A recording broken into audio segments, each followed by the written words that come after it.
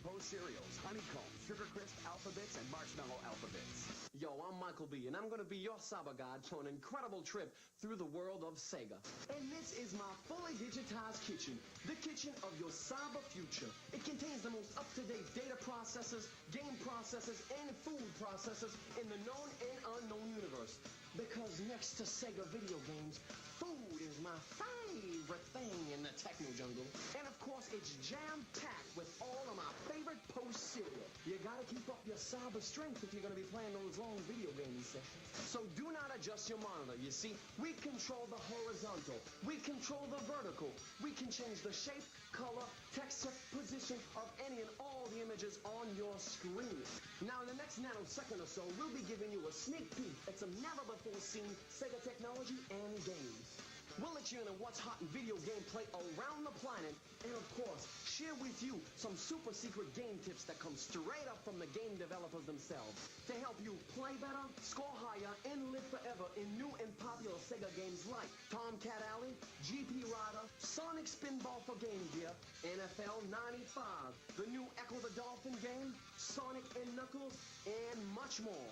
So strap in, game jockeys, and get ready for a thrilling ride through Sega's cyberspace. And that concludes our tour of the Sugar Crisp Factory. It's gonna be a long night. Better load up on the Sugar Crisp. Sugar Crisp. How sweet it is. See you around, Stan. Can't get enough of that Sugar Crisp. You can never get enough. We're back. Now, what is the hottest racing game out on the market? Time's up, chipheads. It's GP Rider for Game Gear. But don't you hate it when you crash, burn, or worse, when that chump down the block keeps on beating you? Well, listen here. We got some Sugar Crisp secret tips that are gonna make sure you stay in front of the pack. Different bikes perform differently in every race. You should always check the weather conditions before choosing your bike. Sharp turns are one of the most dangerous hazards you'll encounter. Look for the arrows to help you anticipate upcoming turns. There are tight turns on every course that can cause you to have a serious wipeout. Use the brake button so you always have control in tight turns. The biggest news in home video game action is coming to your Genesis and Sega CD this fall. And here's an alphabet sneak peek into the future of Sega's 32-bit gameplay. With Genesis 32X, you can upgrade to 32 screaming bits of high-end arcade action. The Genesis 32X plugs into your Genesis system and gives it the superior graphics and power that can only be found in the most advanced coin-op units. The Genesis 32X will be the hottest video game machine on the street. Polygon graphics and texture mapping gives you such detailed 3D art and animation you'll think you have been sucked into the game. Sega is creating over 30 new game titles for Genesis 32X, and other game developers are making even more. Check out these new titles.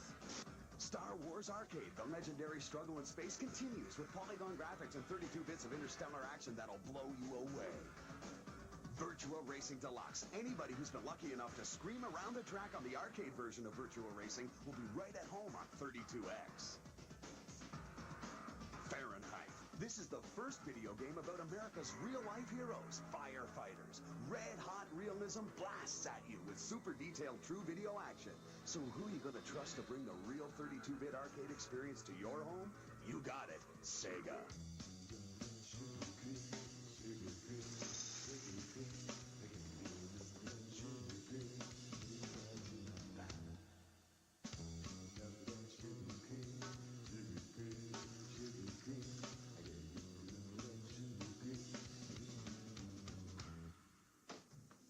Yo, Sugar Bear, what's up?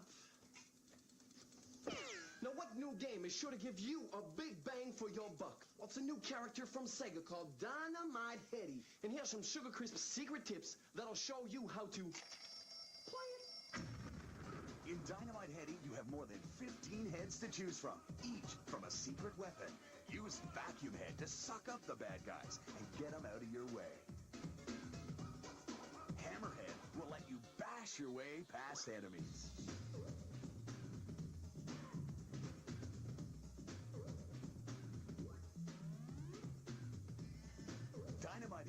movable dynamite head lets you blow away your enemies.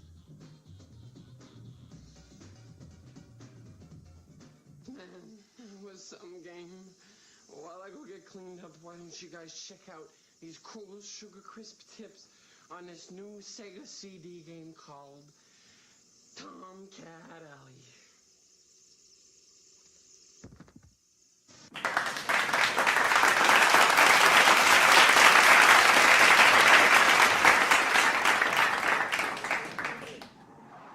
Hey, if your wingman is in trouble, you can use one of your radar-guided missiles to bring down the enemy and save your wingman.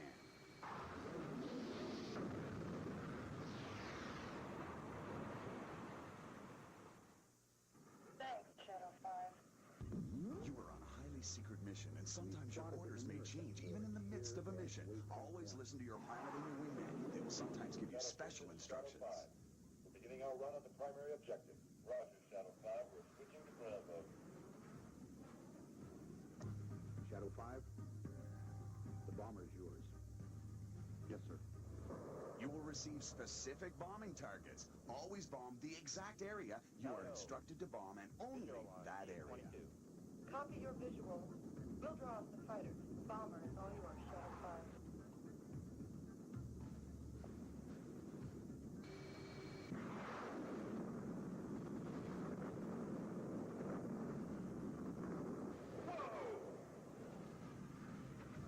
Returning to base.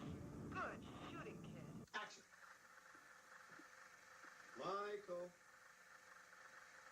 Michael. Yeah. Come in. Check this out. A combination of Knuckles' signature moves get you places Sonic can't reach. As Knuckles, you can climb and glide between two walls to reach higher areas and higher scores. Look for hidden passageways in every level to get you to the 3D special stage.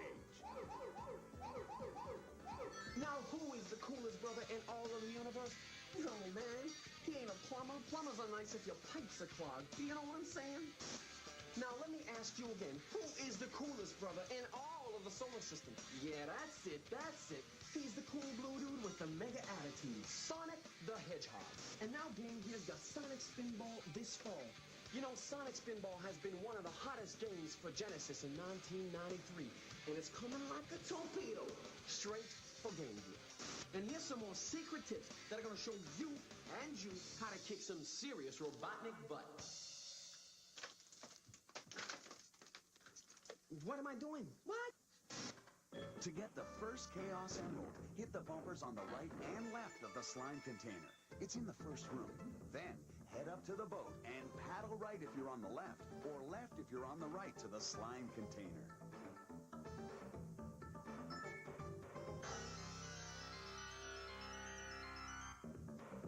To open the doors that lead to Chaos Emeralds 2 and 3, pull the levers on both sides of the tracks. Then go down both sides of the tracks to collect both of the Chaos Emeralds. To get further in this level, get into the cannon 3 times and hit this bridge. Then do it once more to open up the level. So as you all know, Sega is a global force. So let's take a look at what's hot in video gaming around the planet on the Honeycomb's Video Hits Top 10 charts. Hello, everyone! Hello!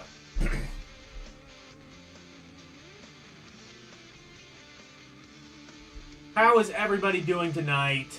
Hello. Hello. Hello. And for the less blasphemous of you, hecklo.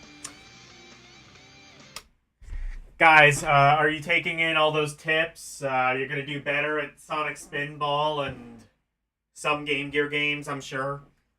It has Game Gear games in it. By the way, if you notice it was only coming out of the right channel, don't worry, it was only coming out of the right channel for me as well. I didn't even realize that until I turned it on. I was like, wait, is my left speaker not working, or is it just the video? And then I checked to my iPad to monitor, and no, it is the video. Yeah, but guys, those are some great quality Genesis and Game Gear tips. This will probably be the last video I show. Honestly, I kind of wish I would have had this idea earlier on in the 2600 Alphacade, because there's hours worth of, like, Atari promotional shit. Not even just including the commercials, but also, like, hours worth of commercials. Or at least, like, several minutes. I think, I forget what the one compilation thing I saw was. It was, like, over 40 minutes. But anyway, yeah, welcome, one and all, to Alphacade. The Cade, that is Alpha. None of that Betagate. None of that Betacade shit. Alright? He's the leader of Korea. He's got diarrhea. I was watching, Vinesauce just did a stream of, like, where he, like, reacted to old YouTube poops, and there was one I never saw of, somebody did a YouTube poop of the, DK rap in Donkey Kong 64. And, yeah, it's pretty good. When his squirt gun, it shoots piss. If it hits you, it's gonna suck, dude. Alright. Enough of that. Let's play some Game Gear. Let me actually... What games are there? Aladdin... Oh! Those are the Game Gear games I guess it would have played. Aladdin, we played that. Sonic Chaos, X-Men... Echo the Dolphin we're going to be playing tonight. Jurassic Park... No... Oh god, Tasmania... Oh no, wait, no. Taz Escape from Mars, never mind. And Columns. That's another one we played. So we've played 2, and we're going to be playing a third of the ones. A third one on that list. Alright. Actually, let me... It is this button to full... Okay, it's this button to full screen.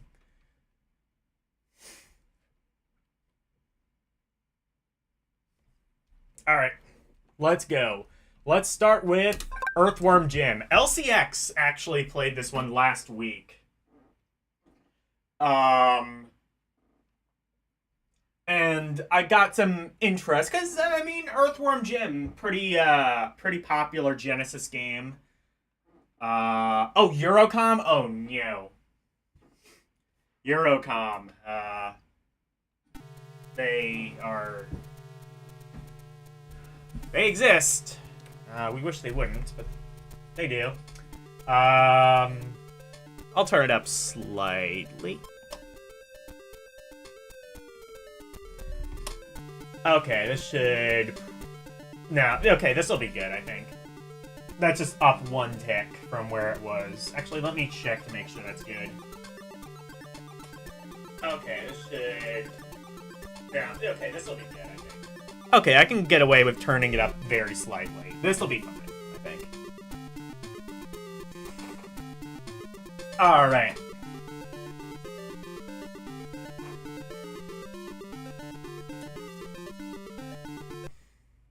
So, Elle played this.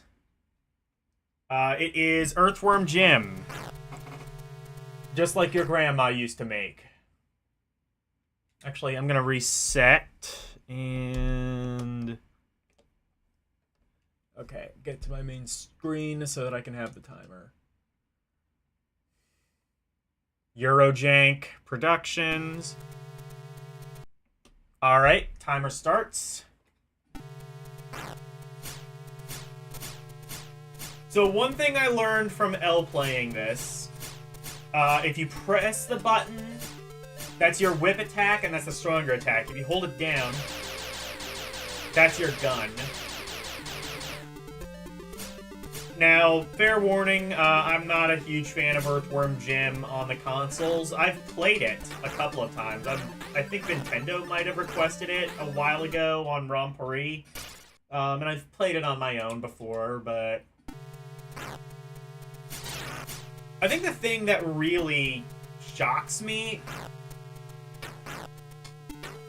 Fuck. How do I see that? The thing that really shocks me is that there's Earthworm Jim, for Game Gear, but not Earthworm Jim 2. That shocks me because, like, Earthworm Jim, despite being on both SNES and Genesis, most people would kind of agree it is far superior on the Genesis.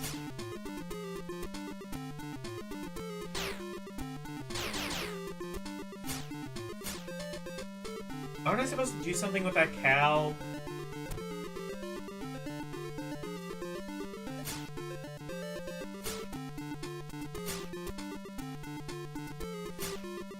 Oh, is it this? There we go.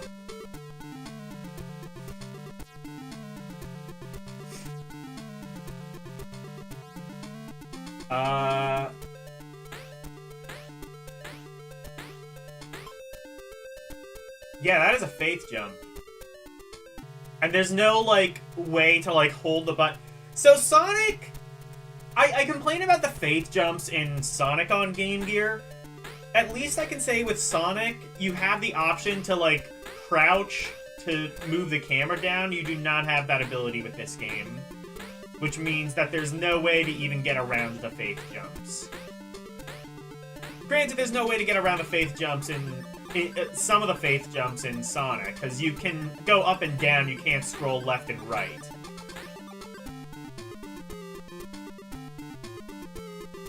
And I really, really wish you could,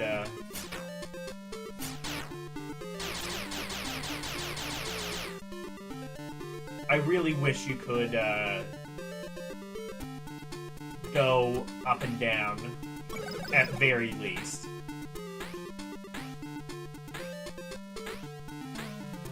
Another thing you could even do is, like, hold down the start button and press, like, a direction to just lock the camera so you can move it that way.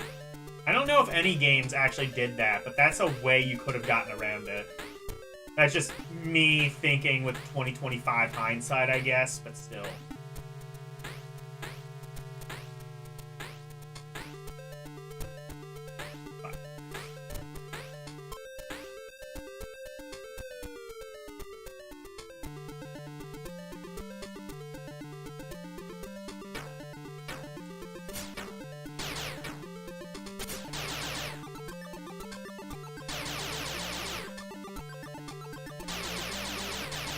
I forget if L said he had this as a kid. I think he said he might have.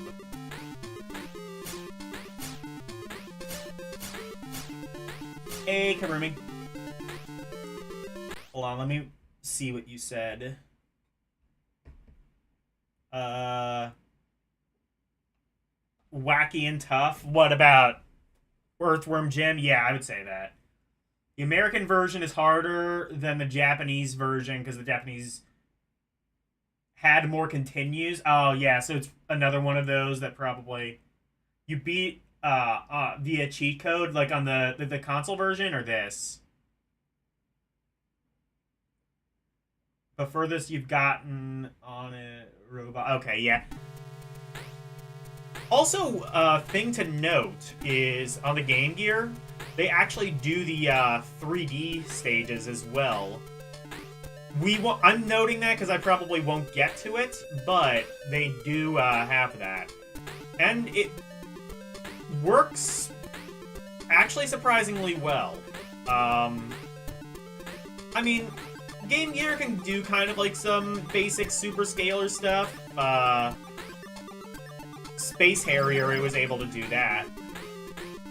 Which we will see later on. Space Harrier is pretty impressive. L's played that a number of times on stream. Fucking... What do you want me to do?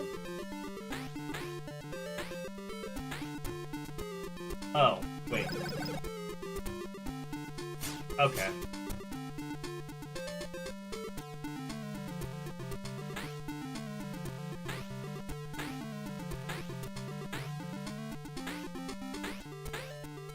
Fuck you. No, I want to go down. Fucking how? Asshole. No, I want to go down. Oh, can I...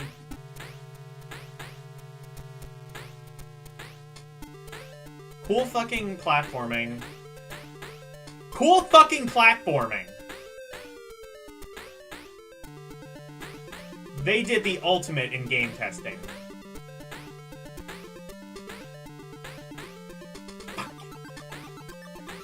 Am I supposed to go... Wait. Oh, there's a thing over there, maybe.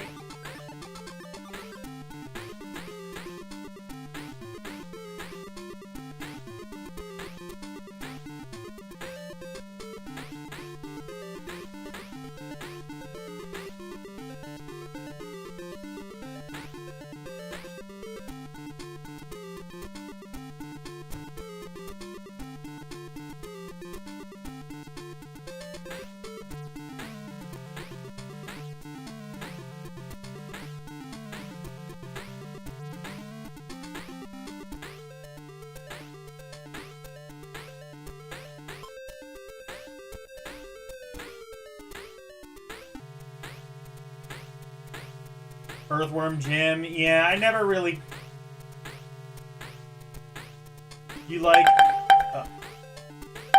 You didn't even know Earthworm Jim had a Game Gear port? It has a Game Boy port as well, and so does Earthworm Jim 2. Earthworm Jim 2 is not amazingly on the Game Gear, though. Again, surprising because Earthworm Jim on the consoles was very much made Sega first. SNES version very infamously kind of gimped. Not even talking about, like, censorship, just, like, things not programmed as well as you would like. These controls suck ass.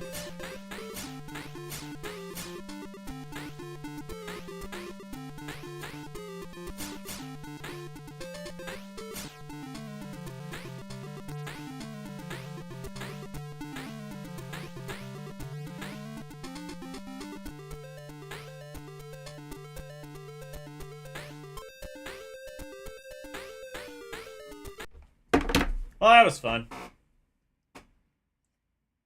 Earthworm Jim on Game Boy makes even less sense. Actually, you know what?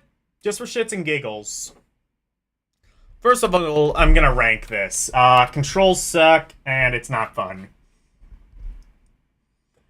I guess it works.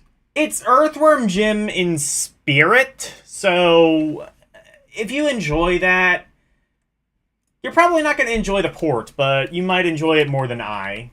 Just to be generous, I'm going to give it flawed.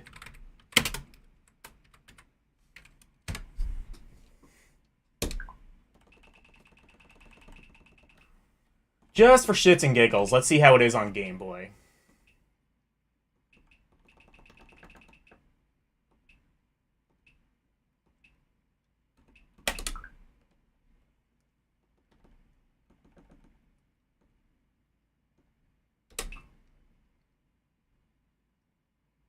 Oh, wait.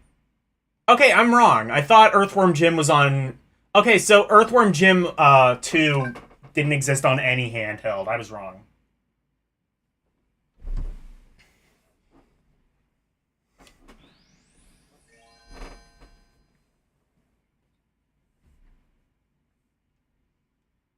I guess Earthworm Jim 2 was console exclusive.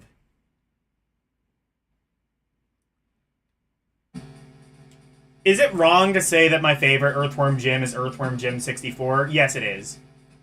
Earthworm Jim should have an NES. Should have had an NES port. No, the fuck it shouldn't have.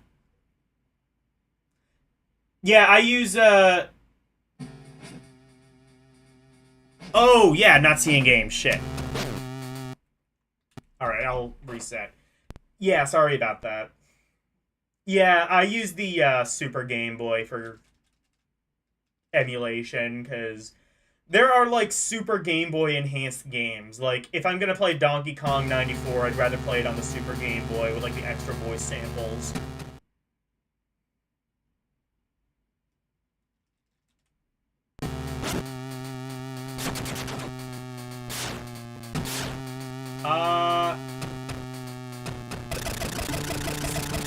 Okay, seems like it has the same controls. Actually seems like it's pretty much the same game, but in black and white. Yeah, fair enough. That's about what I would have expected.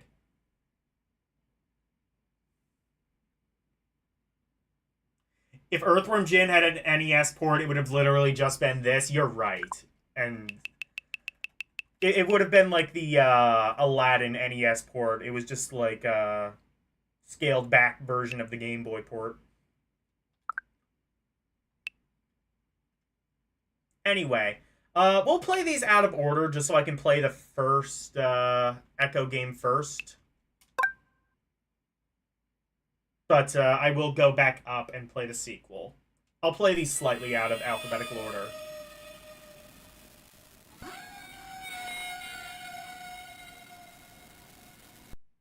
Okay, cool voice sample. Or dolphin voice sample. Okay, full disclosure, I have no idea how the fuck to play Echo the Dolphin. You could argue I don't know how to play most games, but I don't even know how to parse Echo the Dolphin.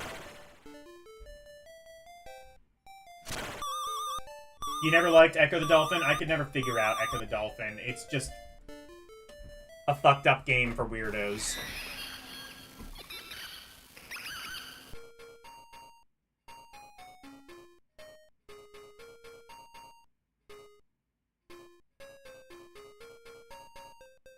The sequel is better, according to other people. I'll have to check that out. I have no idea how the fuck to even do this.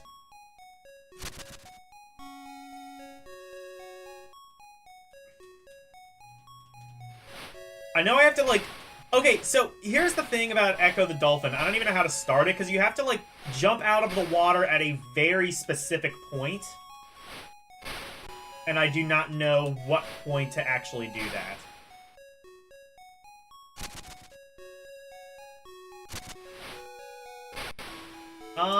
It looks okay. This just looks like downgraded Echo on Genesis. So, I mean, if you're into that, there are people who like Echo the Dolphin. You've never played it, but it's frustrating? Yeah. I might have to come back to this later, because I was hoping someone on stream would know how Echo the Dolphin works. Does not seem to be the case at this current moment. You have to fucking...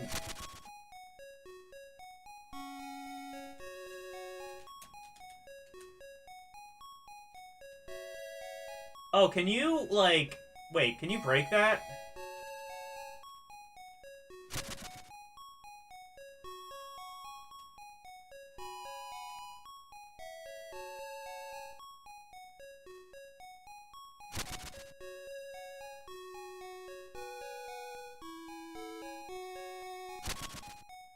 No. Oh, wait, can you... Oh, wait, there's that fish. Do you have to sonar it? I have sonar with the start button. You have two buttons for dash, and you have to press the start button for sonar. Why would you have two dash buttons? You have two buttons, and you made them both the same... You have three buttons, and you make two of them the same thing, so that you don't have a pause button. That's mental. Why would you do it that way?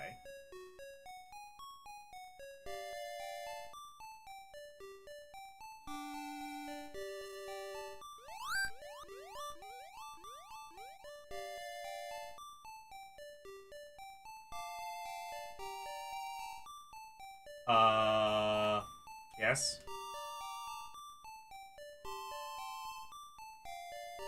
I fully understand.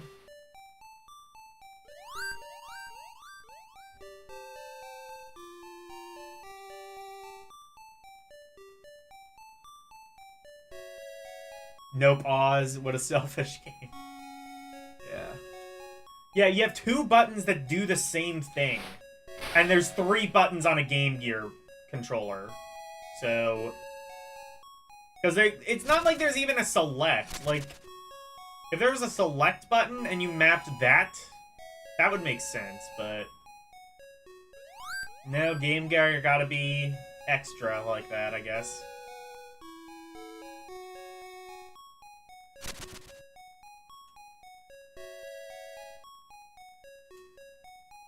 Oh, actually, I take it back. One is the dash and one is a run button. I'm not sure a run button was really, like, that necessary.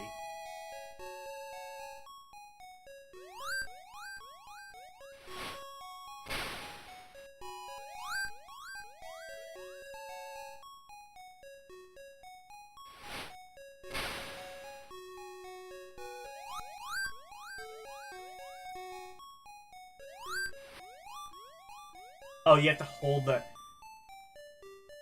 That's a problem, because holding the start button down is a, thing in Steam Deck. What the fuck?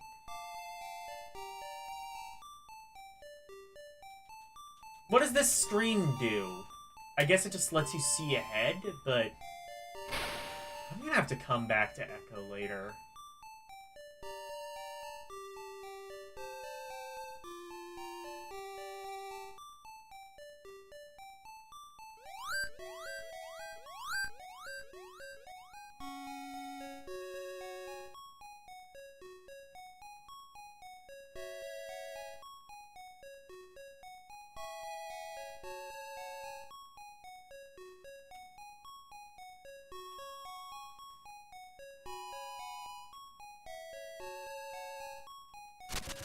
Oh, wait. No, I can't go down this way. Unless, wait.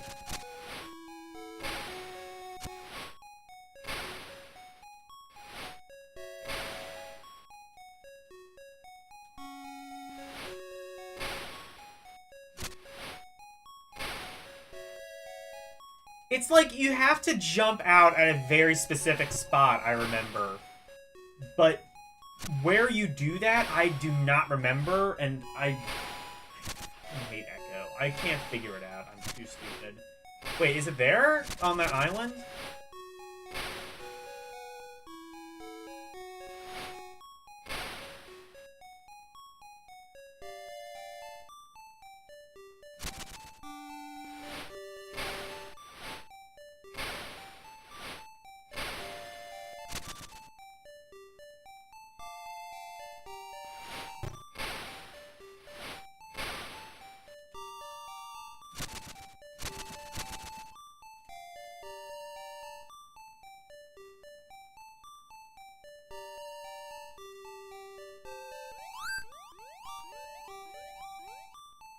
Just does the same shit.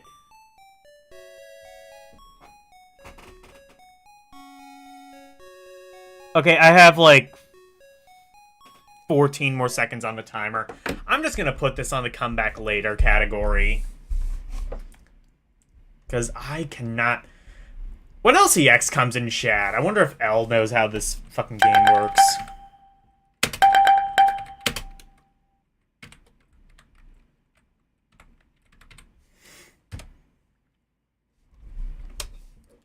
Let's see if the sequel is at least a bit more self-explanatory.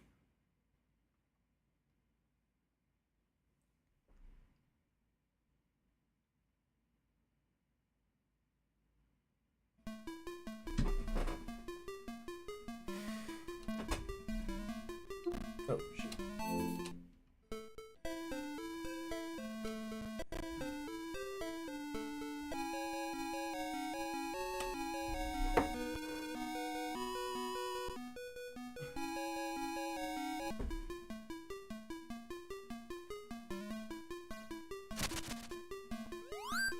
Okay. Well, so this is a game that's entirely built on the same engine.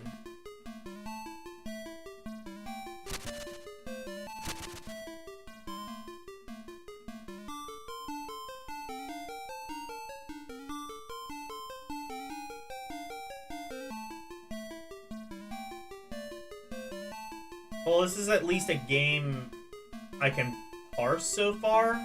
You don't have to do that weird jump out of water thing.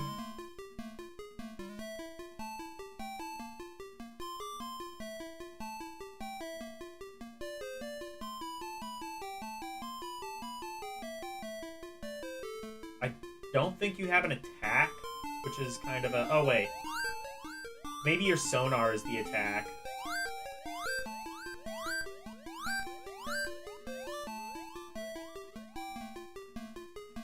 Never mind, I have no idea what the hell that does.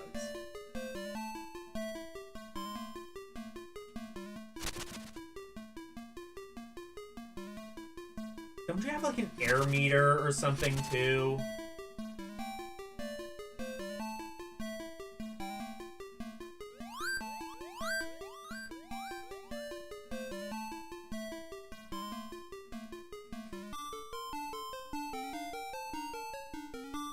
What?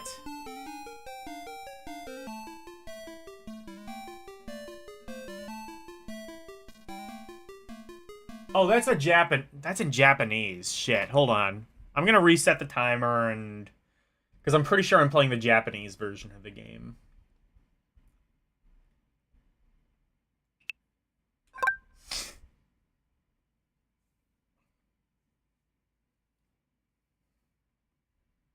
There we go.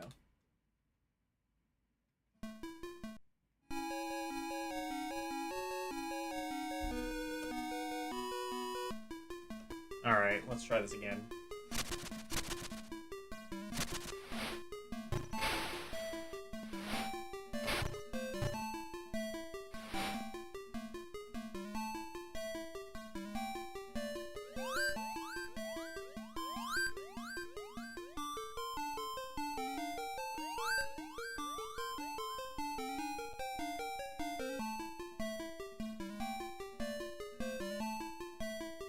Got good music. Fuck.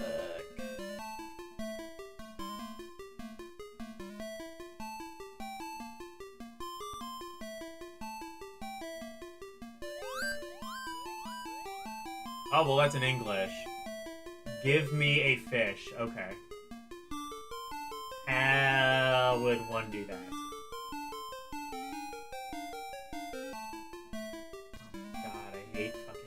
I hate this game.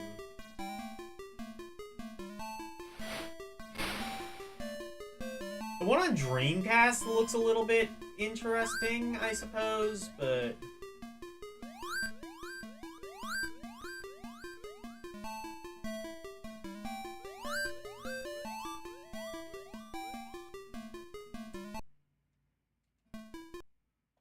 oh, you can pause that way.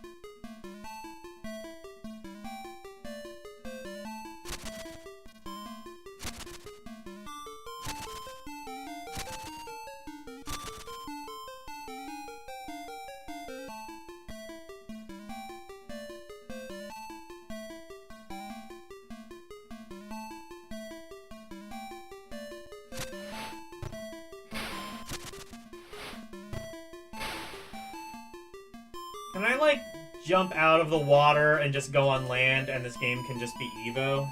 Because then I would enjoy it. So you pause...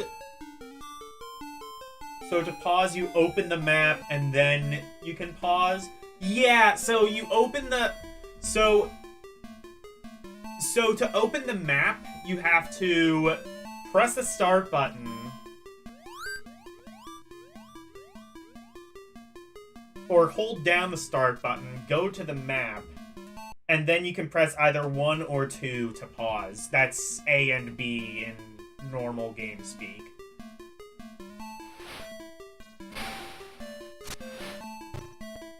You know what? I'm also gonna put this in Come Back Later because fuck Echo the Dolphin. I don't want to figure this out. I'll figure it out later. I'll figure it out on my own time and then probably give it a garbage.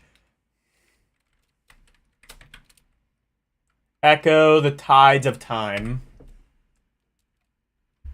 Time has not been very good to this game.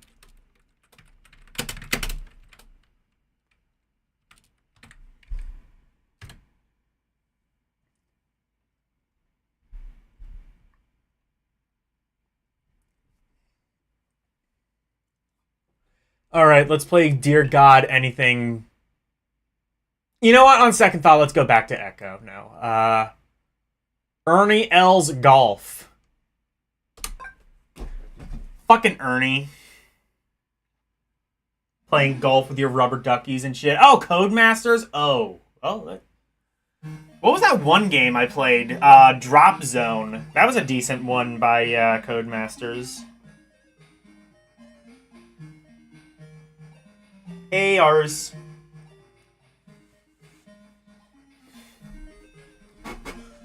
It's golf. I will be back. I'm gonna get something to drink.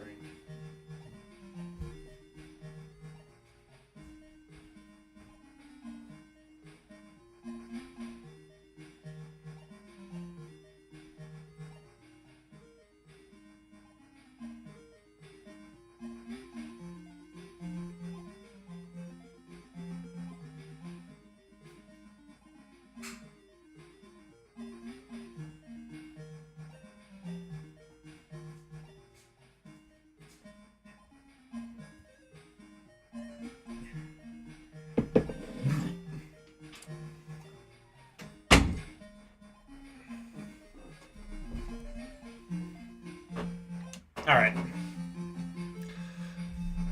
Guess what? It's golf. We can play English, Francais, Deutsch, Italiano, or Espanol.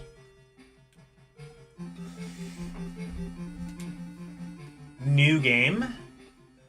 Were there any Game Gear games that could save? I forget if Golden Axe Battler let you save. Or if that made you use a password. I think that made you use a password.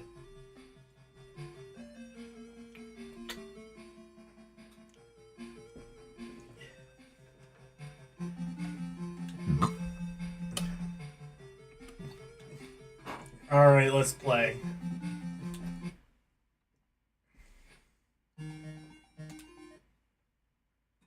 What? This is not a golf course. This is an abortion. Oh, okay. Here we go. This looks better.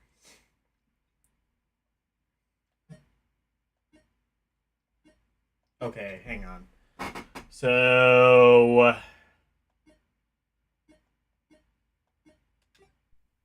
Hey, Logan! Oh, shit. Hey! Fuck. Listen! You're right. Logan! I'll reset, sorry. I'll also reset the timer.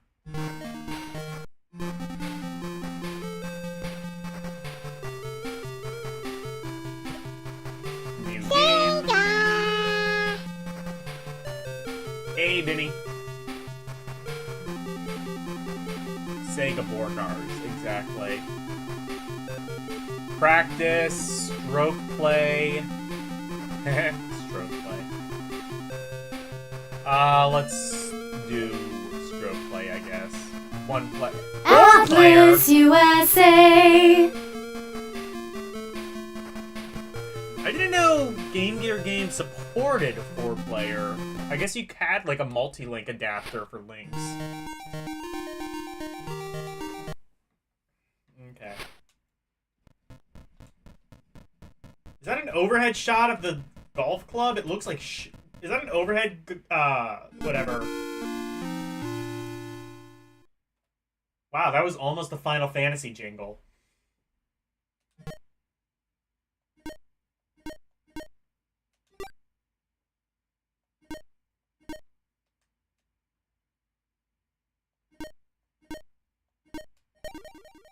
What?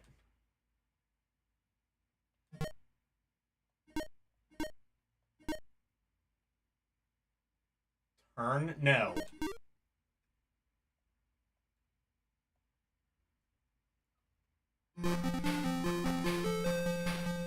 Oh, what?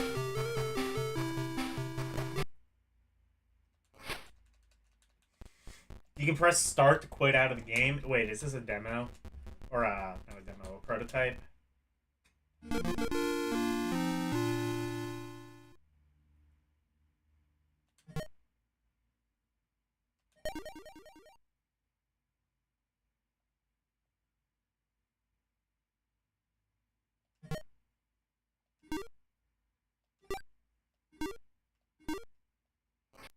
Oh.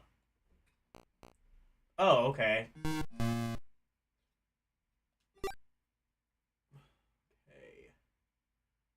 4 mulligan. Okay, I can just take a mulligan off. That's cool. There's a mulligan feature.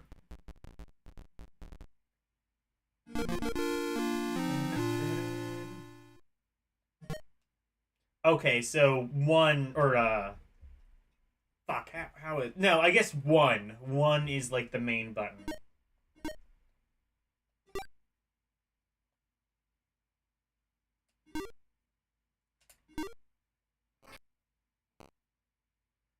Oh no. How is it still okay? Well, you know what? Can I?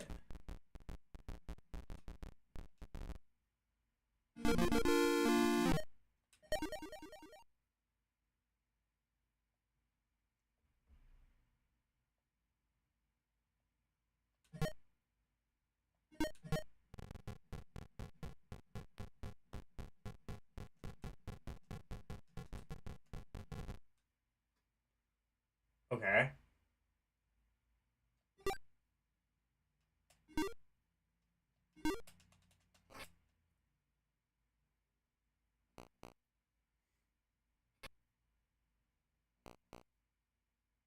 Well, it's on the fairway at least. Oh, what? Oh, buried? What the fuck?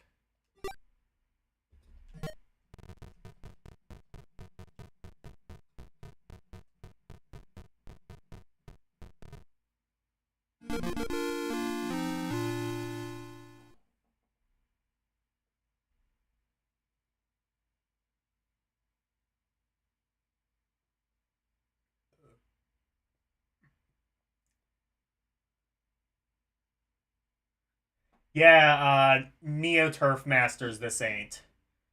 No, on the Queen! What game is this, Pebble Links? This is Ernie L's Golf.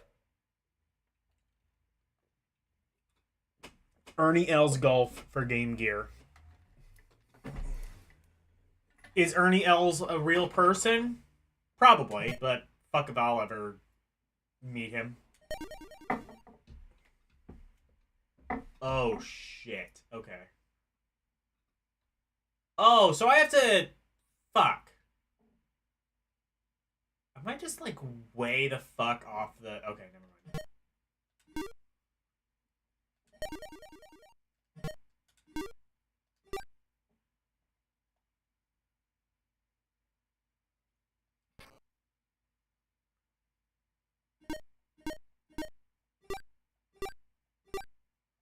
Oh, is that how you... Okay, that's how you change your club. 9-iron, maybe? I probably want something heavier.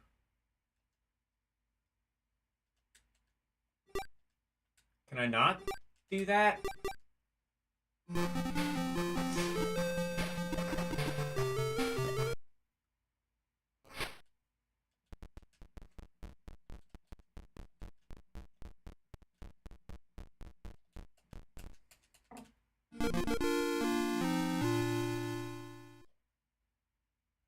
Ernie L's Golf. No, it's pronounced... It's spelled like Ernie E-L-E-E-L-S. Like...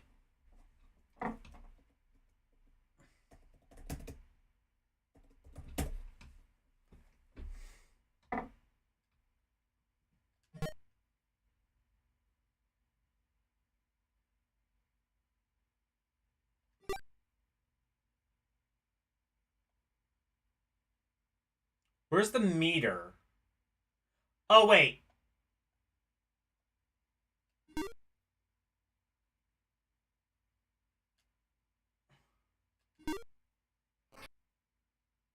I think that's how you do a powerful string.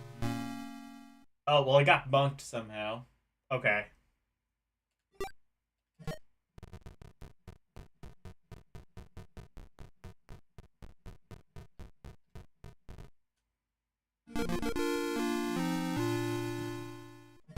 I swear that intro sound is like almost the Final Fantasy jingle.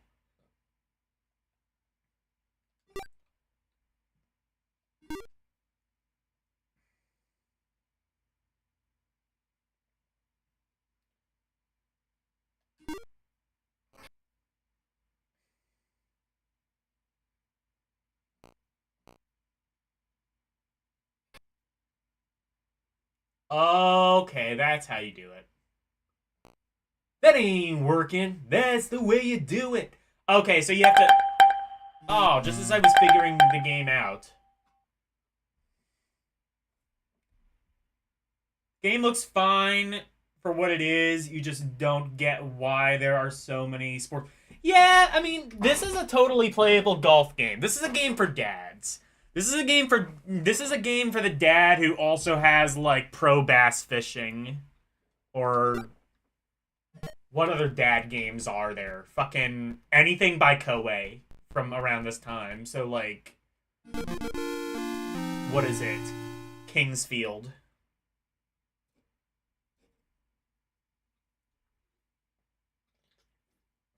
Or Romance of the Three Kingdoms, or any other of those dad games. They should have done that. They should have sold the Sega Game Gear Dad package. Comes with a free copy of Ernie L's Golf, Sega Pro Bass Fishing, Sega Pro Ass Fishing, and basically any game by Koei. Basically any strategy game is a perfect ideal dad game.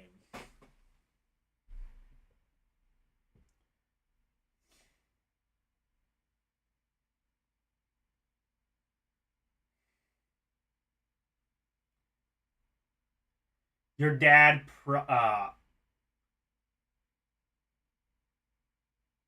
preferred playing history related games. Oh yeah, those games are total dad games too.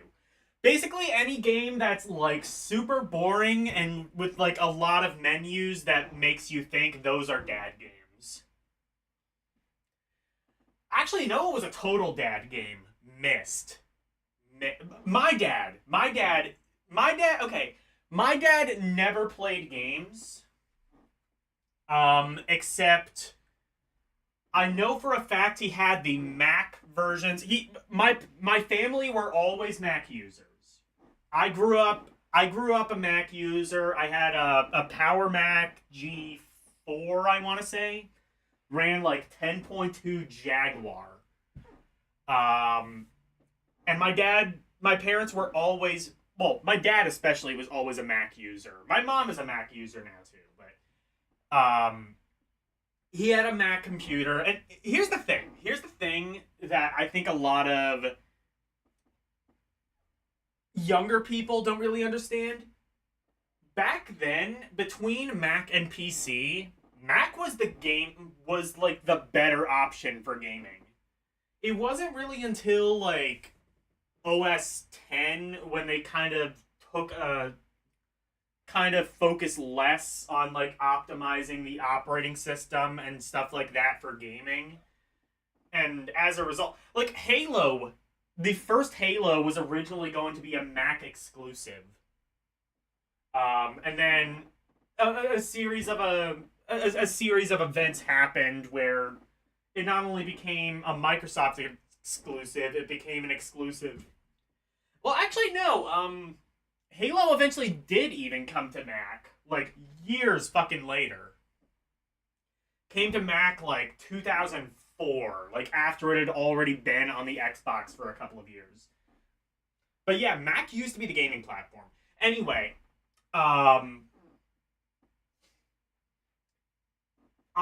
still have these discs at my parents' house discs of Myst and Doom 2.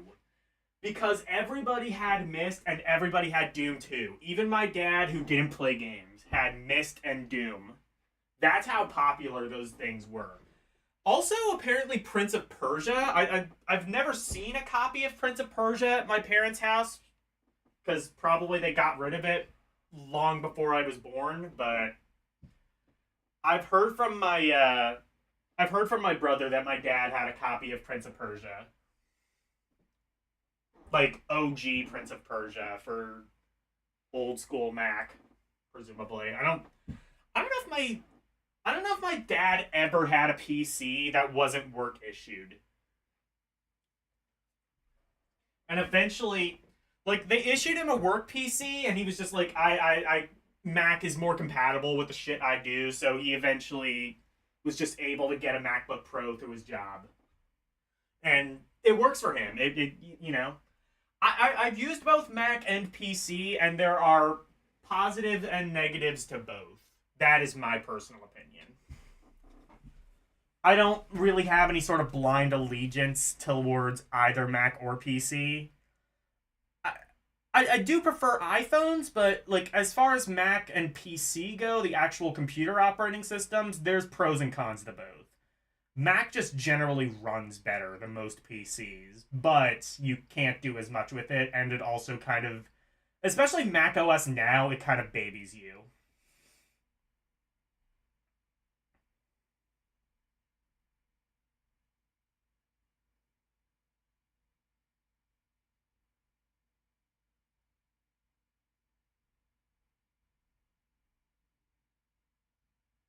You don't dislike Macs per se. You just don't like Mac because it's expensive. Fair enough, but I would also say you kind of get what you pay for. Again, like Mac is just a more stable operating system. You have less. It runs smoother at the cost of things like customizability and also, and also I would just say in general support. Like, you're more likely to get things that are compatible for PC than for Mac.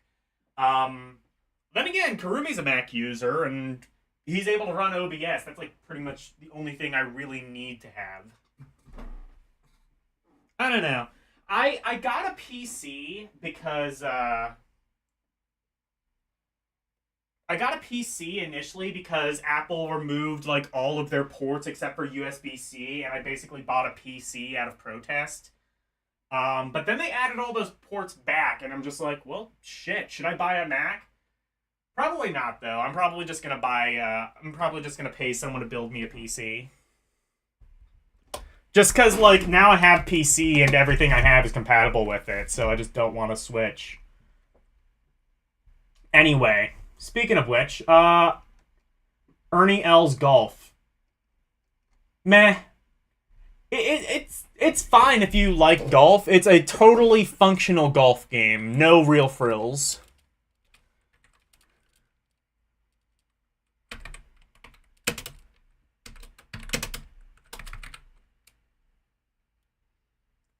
But, I mean, if you're interested in a golf game, it's an option. You use PC because it's cheaper. There is nothing wrong with that. I mean, like, even, like, if you can't afford a Mac, obviously, like, there's a lot of people who can't. But if you can't afford a Mac, get a PC. If you want something more customizable and better for gaming, get a PC. There's reasons to get a PC over a Mac. There's reasons to get a Mac over a PC. I would say if you're a more creative type, Mac is kind of better.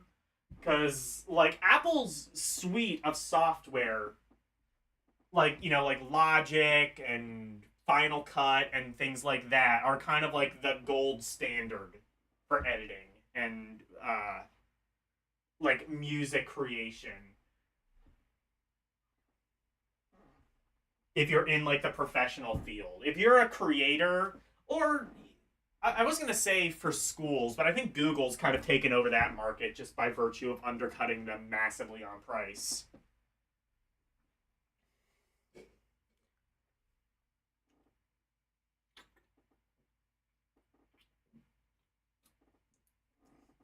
that used to be a market that Apple had, like, down packed.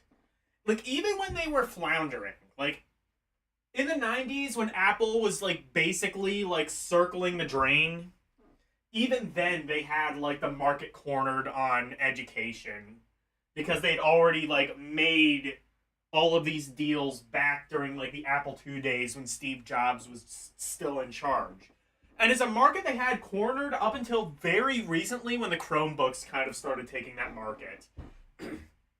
I can even say, like, from personal experience, my high school, I came in kind of at a transition period. Like, they had old MacBooks, and then, like, they switched over to MacBook Airs. And then in my senior year, they just immediately switched all over to, like, these Asus Chromebooks, which did not do nearly as much, but they were cheaper, and therefore they were what my school could afford. Hey, Orc War Chief Review.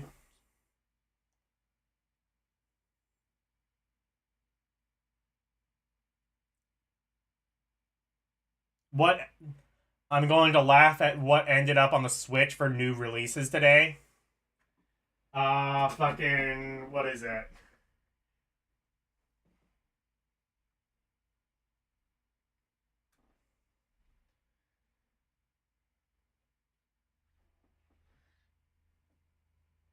There was a question I was gonna ask Orc. I forget what it was. Fuck. Never mind. Oh, no, wait, no, I already asked Orc about Fallout. Never mind.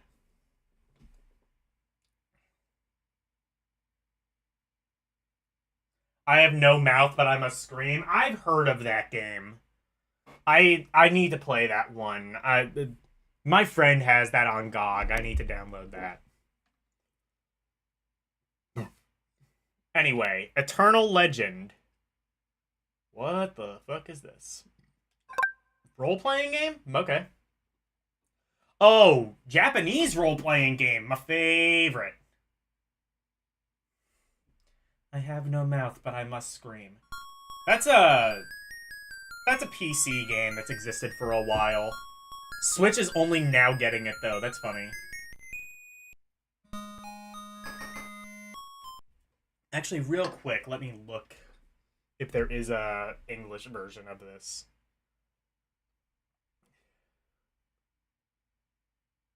I don't think there is. Nope, okay.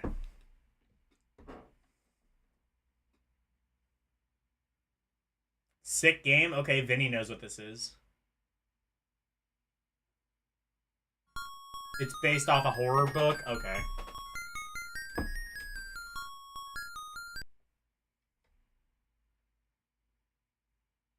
I assume that's new and continue.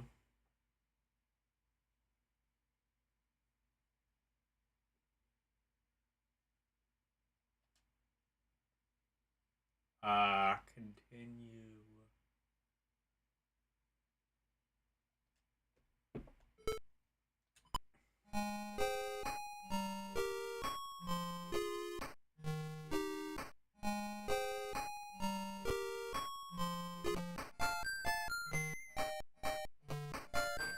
Alright, start timer. I probably won't get very far. Top is continue. Okay, yeah. That's right, Ketsu can read Japanese. But I have the translator. What is this? Parkin. Yes, yes, welcome.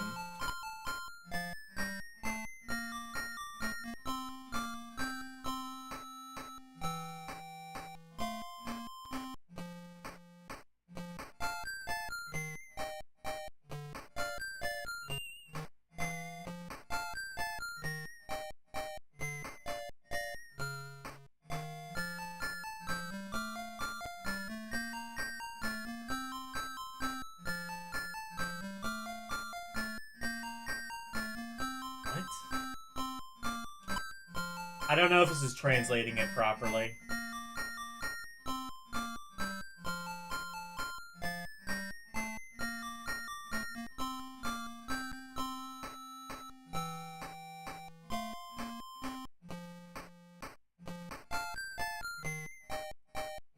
Your objective this time is to search for pirate treasure.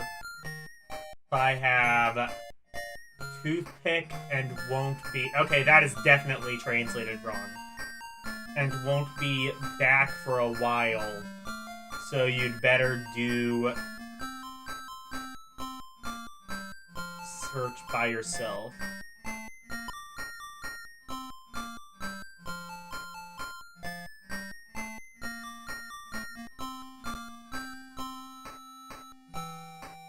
Please be careful. Okay.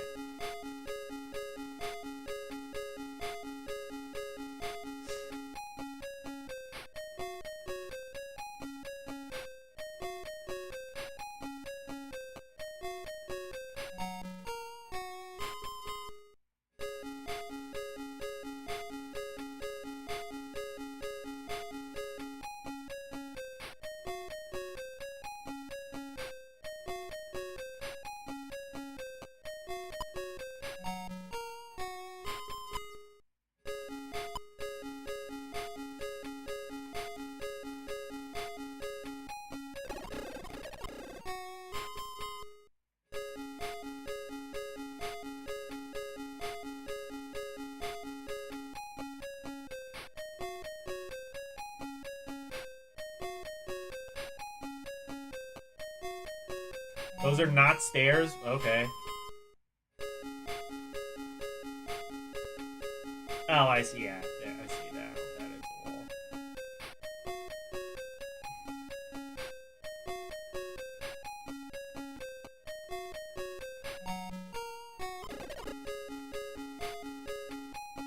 Welcome... Oh.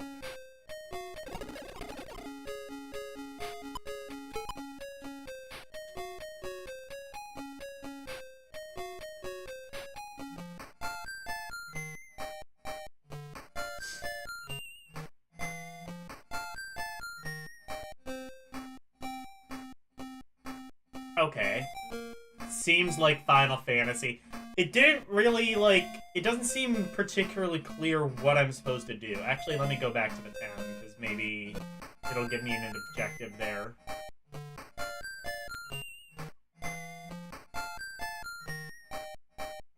A lot of screen tearing on this game. I assume that's an issue with my emulator, but it could be the Game Gear. I don't know.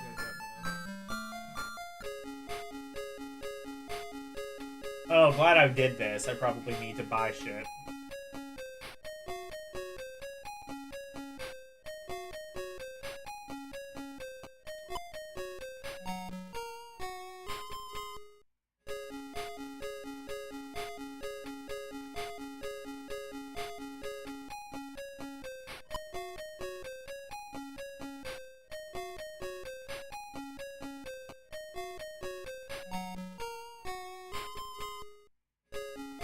There are lots of great things here.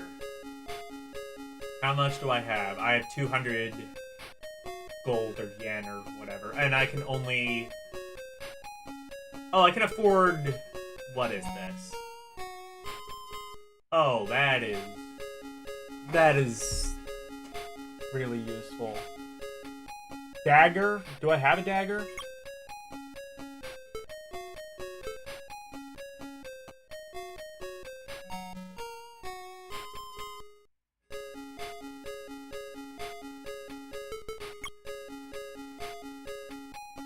Let me see what my inventory is like. Search status.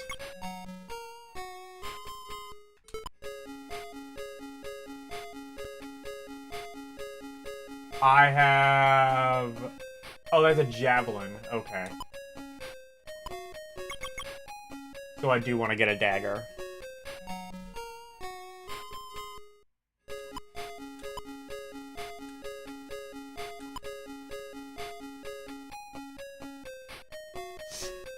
Or actually, I have a weapon. Is there, like, armor of any kind? Cotton? Okay. Maybe I want to get this, because I don't think I have any sort of... Yeah.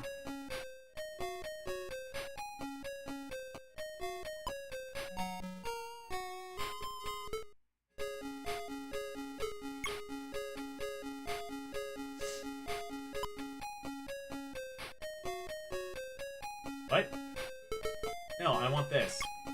Oh, here we go.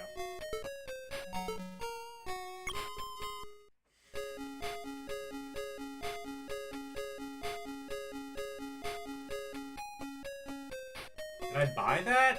I can't tell.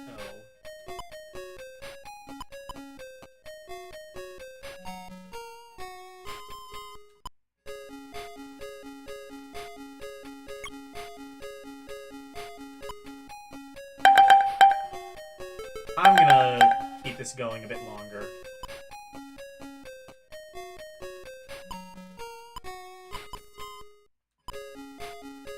Oh, here we go. I bought that. What?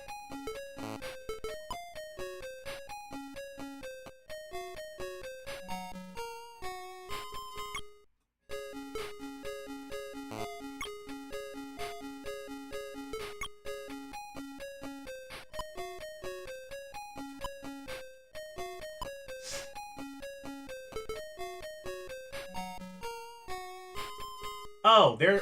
Oh, shit. Okay. Magic equipment. That's.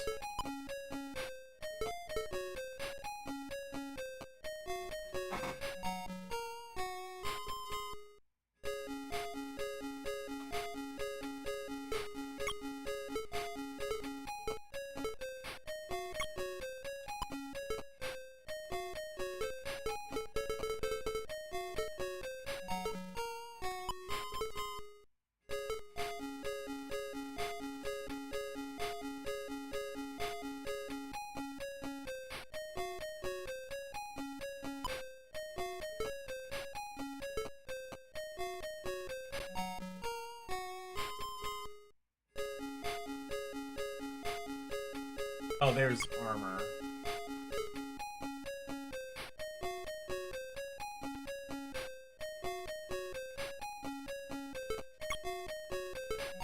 I don't know. Fuck it, let's just see how the battle system is, and then we'll move on.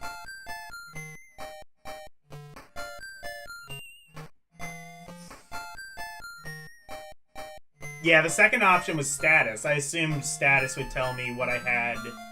And then I didn't see there was an equip option.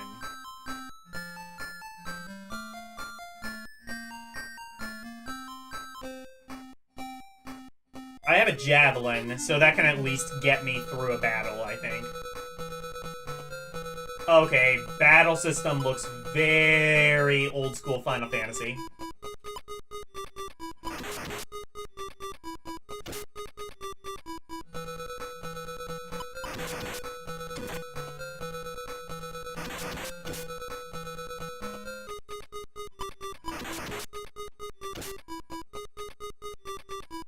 Yeah, it seems like an RPG. I'm not really sure, like, what the plot of this is. I think my AI translate didn't do a very good at translating it, but... Am I gonna win this? I can't even tell.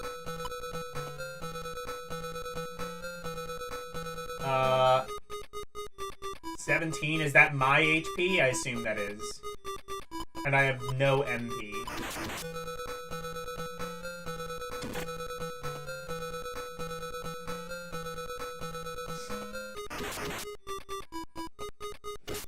I can tell none of the Japanese text is numbers. Oh wait, no, I saw a 3 there, I think.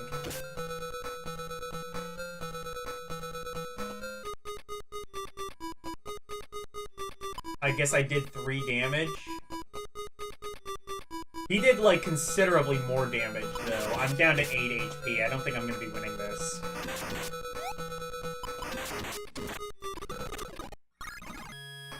Okay, I lost. I might play more of that on my own time, but... for the time being, I will...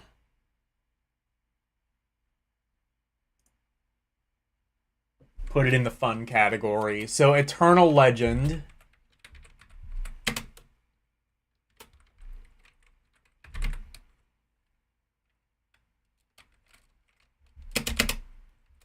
Ellen. Oh no. Eon.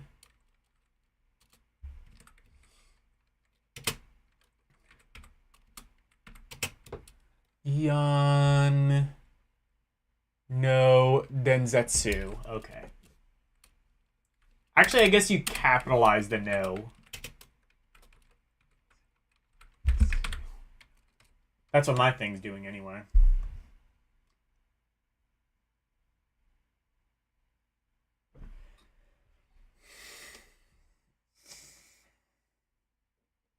It looks okay. You don't like the battle. You didn't like the battle music? Okay. There were a lot of good 8-bit RPGs that had good soundtracks. Pokemon and Final Fantasy were both great at that. Yeah, of course, yeah. I mean, like, Dragon Quest / Warrior, obviously, is another one that needs to be put in that list.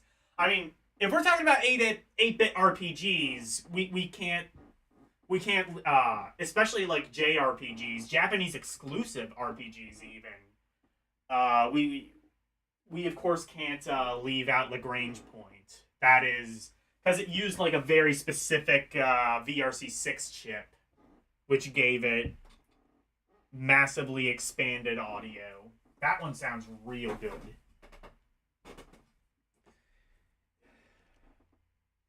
Is sports? What the hell is Evander Holyfield's Real Deal Boxing? Let's go. This is more real. This is more real than Evander Holyfield. This is realer than Evander Holyfield. Speaking of which, rest in peace, George Foreman. Ooh, can we place George Foreman in this? He would have been boxing around this time. He might be a playable character.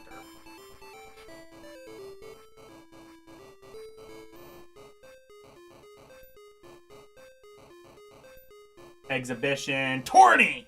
Let's go. My name.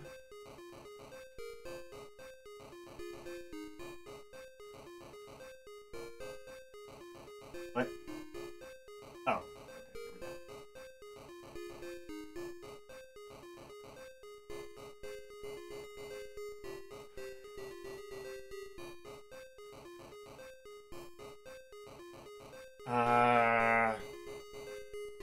My name.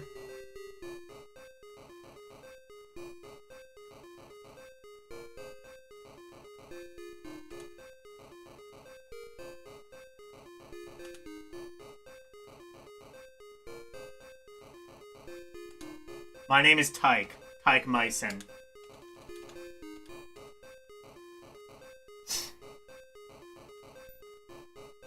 I wonder if I could have fit Tyke Mice in there. Who cares? Fuck the password. Fuck you kids and your passwords.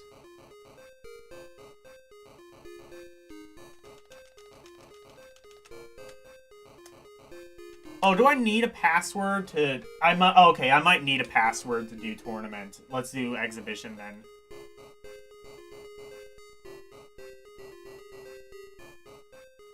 Okay, human versus CPU. Ooh, I can do CPU versus CPU? I might do that later.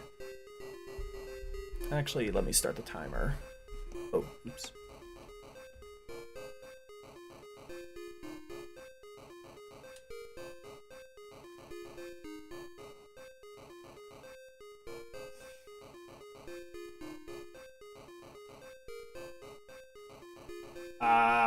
Okay, I can be Evander Holyfield, Glass Jaw King.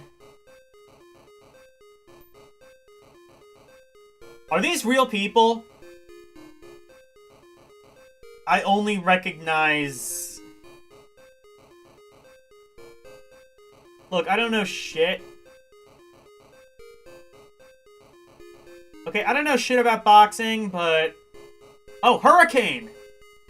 This is the story of Hurricane. The man the authorities get... Wait, is that the same Hurricane? No, they wouldn't have been around the same time, right? Glass Jaw. Yeah.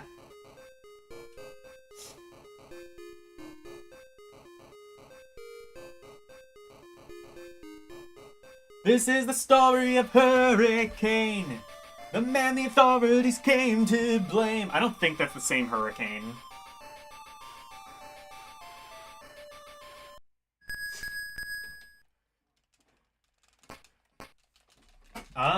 It's a Punch-Out like. Actually reminds me a bit of Teleroboxer on Virtual Boy. It has the same kind of perspective. Gameplay-wise, it is real basic. There's not a lot in the way of presentation. You're basically paying for Evander Holyfield's name and literally nothing the fuck else.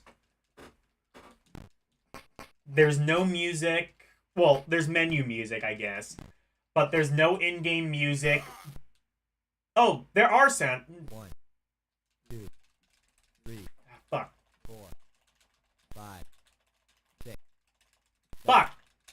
8. How do I get up? Fuck! Fuck! 10.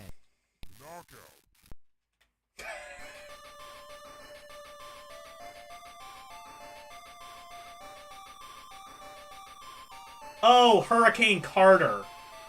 Okay, that's what I was thinking of. I picked the wrong Hurricane. I got my Hurricanes confused. It's not the Bob Dylan Hurricane. Alright, fine. Let's... Just to make, what's-his-face happy, Slim Nim.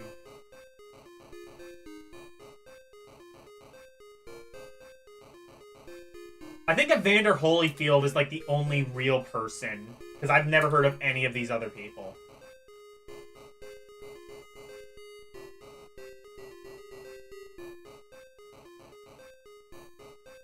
Also, it defaults on Big Missouri Mike. Okay, anybody who knows shit about boxing, are these real people? Yeah, that's the Bob Dylan Hurricane. Yeah, put him in for murder he didn't commit. Ultimately, I think he was released, wasn't he? So I guess that story has a somewhat happy ending.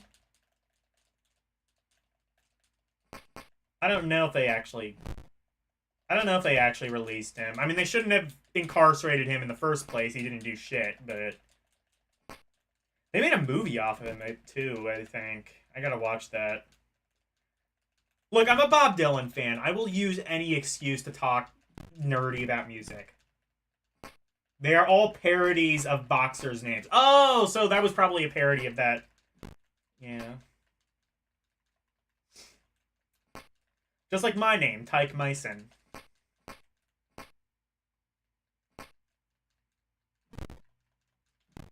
On landing hits on him. This is a real fucking basic boxing game, though. You could have done anything else. This looks like shit blown up. I'm not sure how much better it would have looked even on the Game Gear.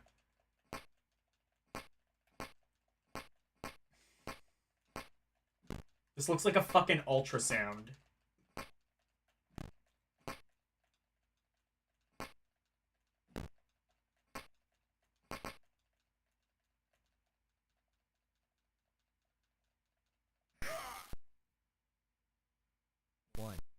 If you don't mind spending years and decades in jail for something you didn't do. Yeah, okay, well...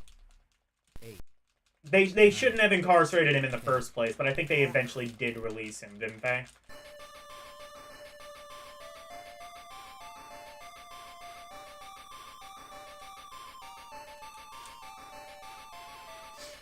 I don't know how to get up.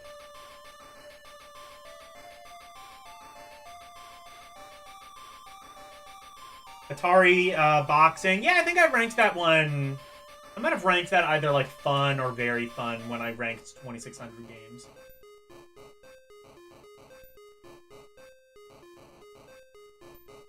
Alright, let's play the man himself. Evander Holyfield.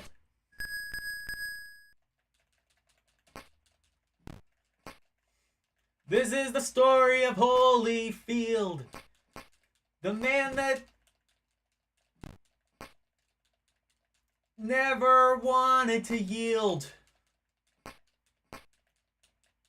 He was Evander Holyfield. He outlived George Foreman, but he didn't make grills, so who really gives a shit? There. Bob Dylan, if you're ever listening, if you're watching Bob Dylan, I got your next song. It'll be great. You'll love it. You'll make millions. Don't let Mike get too close. Yeah. I mean, you saw how that Jake Paul fight turned out. I mean, I wouldn't be too scared of Mike Tyson anymore. He ain't hurt nobody. He's just blowing his money on, like, weird fucking weed dispensaries and shit.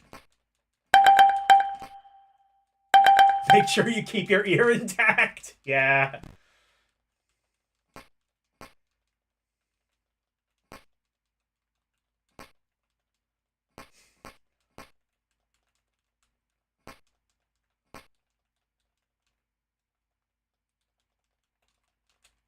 Fuck this. Yeah, the game itself kind of sucks, in fact. Like I said, like, barely any presentation. Clearly just doing, like, the bare minimum. Not giving a shit at all about the license. Just, yeah.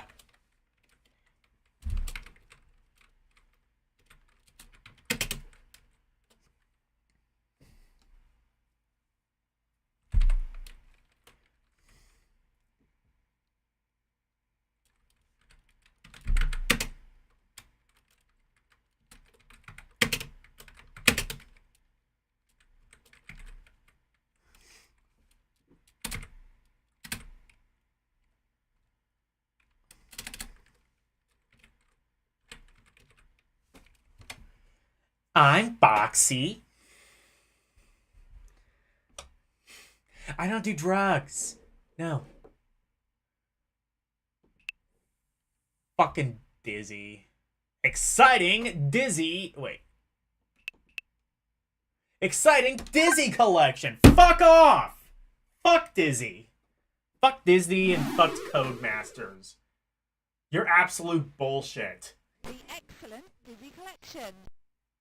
Do not put excellent or Dizzy anywhere in the same sentence. Dizzy is shit. He's a bad egg. Excellent Dizzy collection. Dizzy the adventurer. Fine, English. This is a collection, so I'm not going to play either of these games.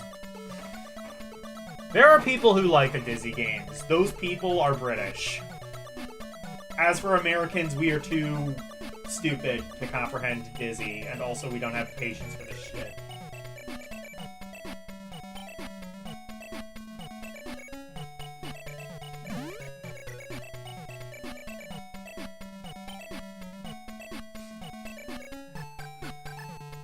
Let's play Dizzy.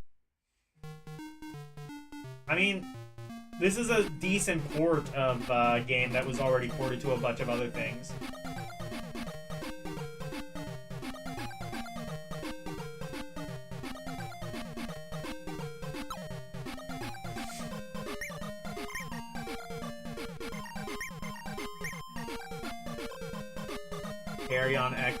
Carry on exploring, yeah.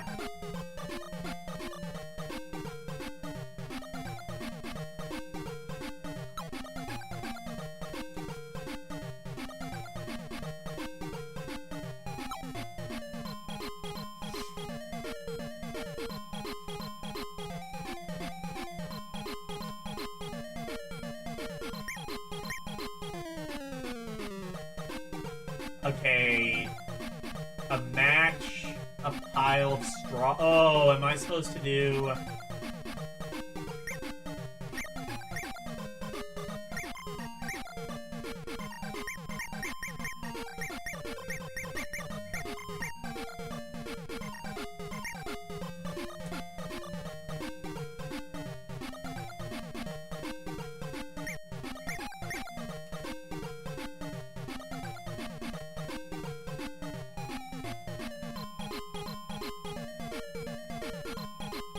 Having problems? Yes, I have lots of problems.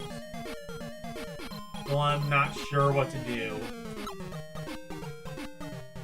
Pick up objects by standing over them and pressing the 1 button. Okay, I worked that out.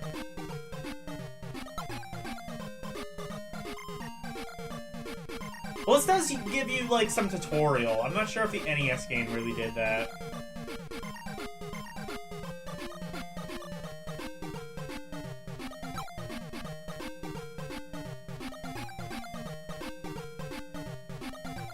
And then selecting the object to use.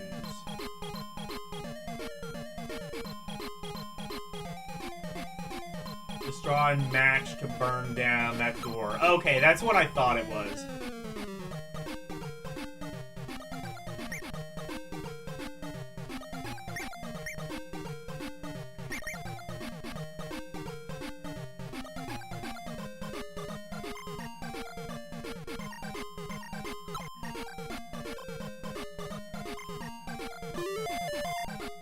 Okay.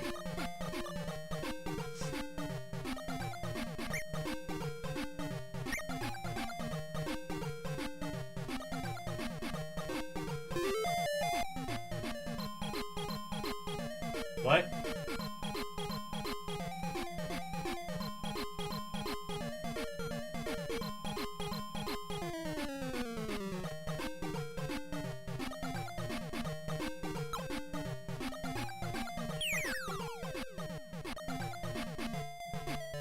Hey, LCX. Okay, that's what I thought. Oh, shit! Oh, okay, never mind. I didn't have to select that again. Hey, El, do you know how the fuck to play Echo the Dolphin? Because I had to, like, skip both the Echo games because I can't figure them out. And then do I have to... What, do I have to get the bucket of water?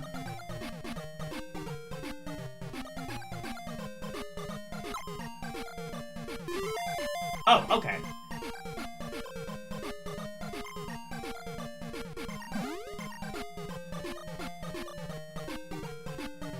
You know what? I think I may have finally understood the appeal of Dizzy.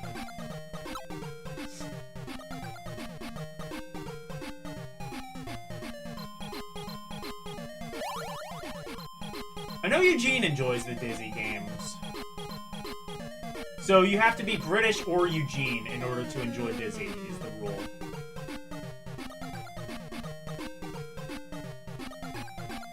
What's the matter, Jester? You look so glum! This game is British, can you tell? Talk to everyone with start button. I don't even know how to, like, start the game. I just put the Echo games in garbage. Would anybody care if I did that?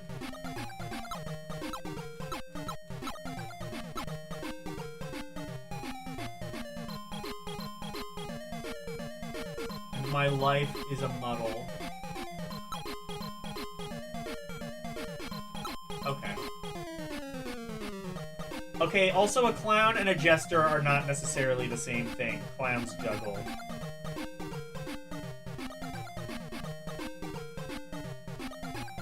Heavy pickaxe.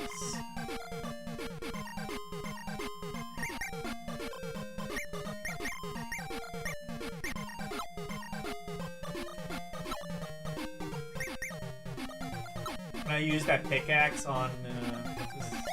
Sega! Oh. Stop right there. Where do you think you're going?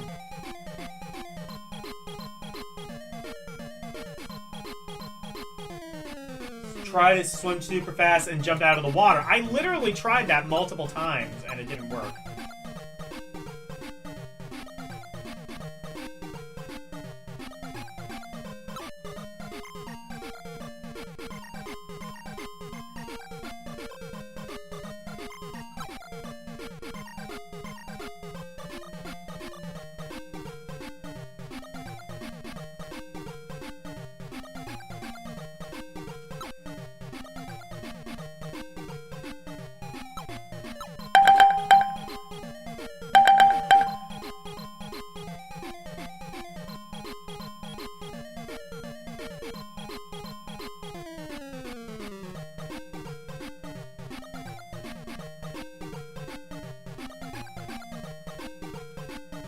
It's got good music. Let me just quick try the other Dizzy games.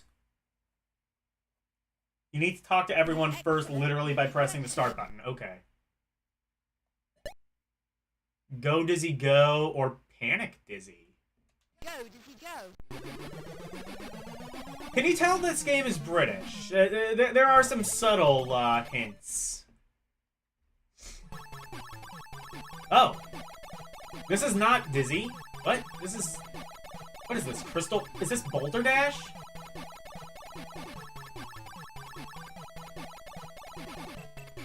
Where is Dizzy?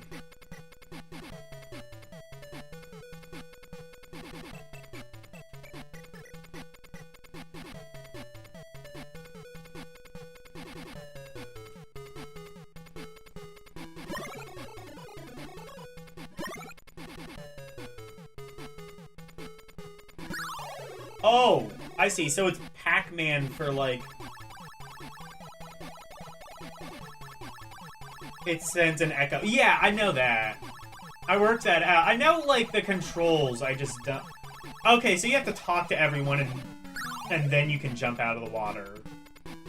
That's what I had to do. Well, I put both of them on the comeback later because... Honestly, like, even if you figure that out, the game looks, like, extremely goddamn dull.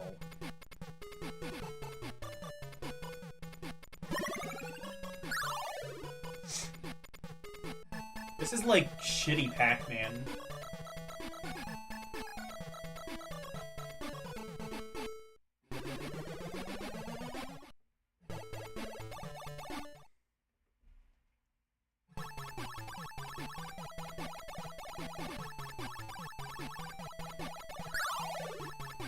Honestly, just by sheer volume of games, I kind of have to, like, say this is at least semi-decent value.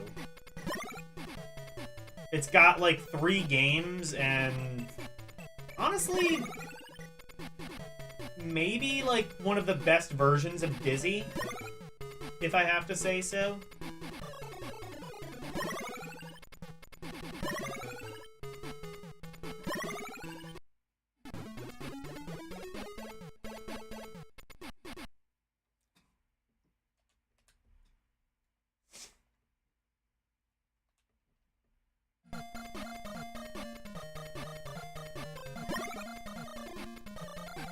Okay, we know how that works. What's the last game? Codemasters. Absolutely British. Panic Dizzy. Is this gonna be like, what is this gonna be?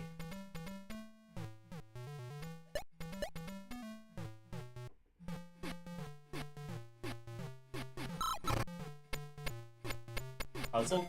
What?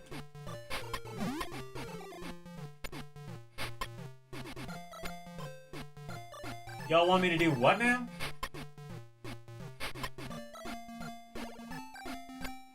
Is this like shitty clacks? Oh, wait, this is fucking... What is this?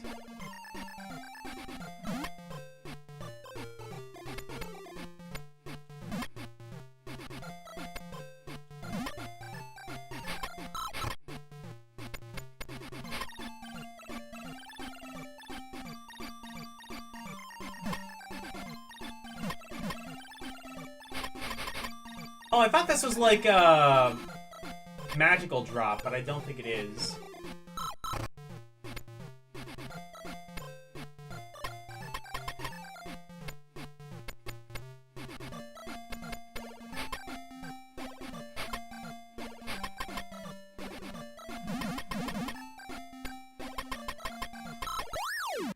What? Hey, Renee. Flip pull? Maybe. No, it's not like flip pull. It doesn't play like that.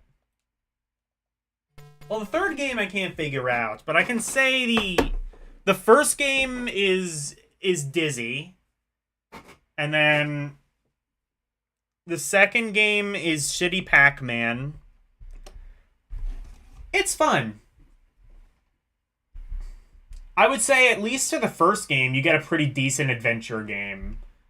Maybe I need to, like, actually play the other Dizzy games. Maybe I've been misjudging. Exciting Dizzy collection.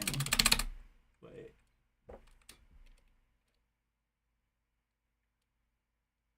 Oh, excellent Dizzy collection.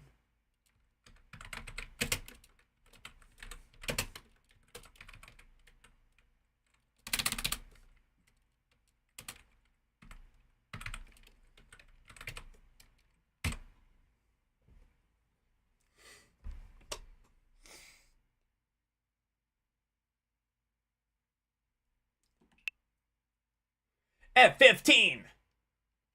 Strike Pilot. Alright, we're already in the Fs. Let's go. Not a lot of B games. We can get through, at very least, 2 letters today.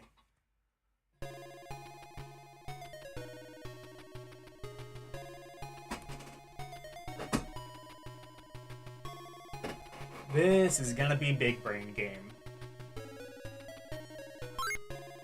Let's fucking go.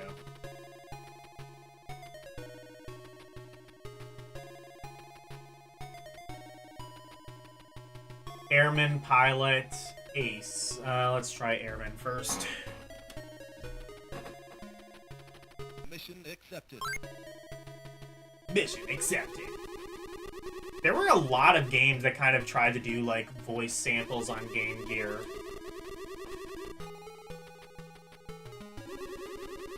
That's why I always say, like, Game Gear, I think, might have had a little bit more horsepower than Master System, because Master System games didn't really do, like, the voice samples.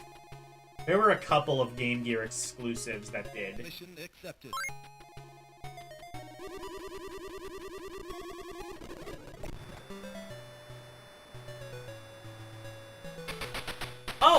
Oh, never mind, it's shitty Afterburner. I gave this game way too much credit. This is just shitty Afterburner. I gotta say that. I don't think Game Gear actually had a port of Afterburner. Master System did, but I don't think the Game Gear did. It had Space Harrier. But not Afterburner for some reason.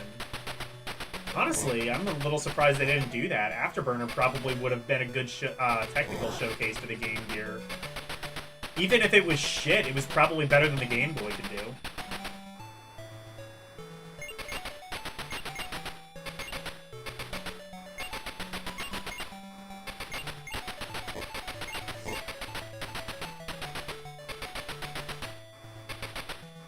Oh, this... Yeah, it's... I say it's Afterburner. It's... Actually, I'd say it's more like Top Gun, but, you know, less boring and with more things to actually shoot. It's still kind of boring, but not as boring as Top Gun. And as far as I can tell, you don't have to land a plane, so that's a plus. Not that landing the plane in Top Gun is actually that hard. Even I've managed to do it. It's just not very self-explanatory. And the manual doesn't do a very good job at even explaining it.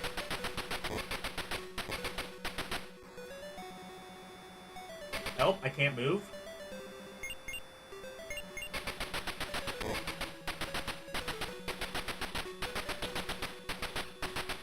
Wait till I get to FIFA? Oh no, am I gonna have to play FIFA? I might rank... If all the FIFA games are gonna be, like, the same, I might just rank them all as one. That way I don't have, like, 5 identical entries for FIFA. I might do that for sports games that have multiple entries and don't actually change the gameplay or graphics in any meaningful way. I will at least look at all the FIFA games, but I'm guessing they're all going to use the same engine and play exactly the same.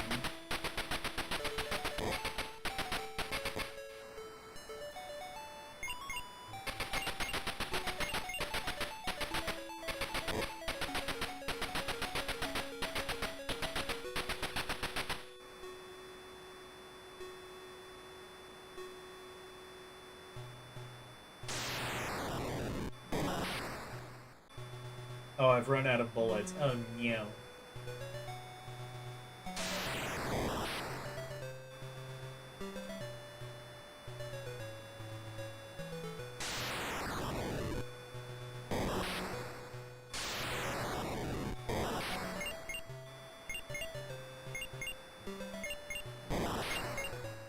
Can I crash?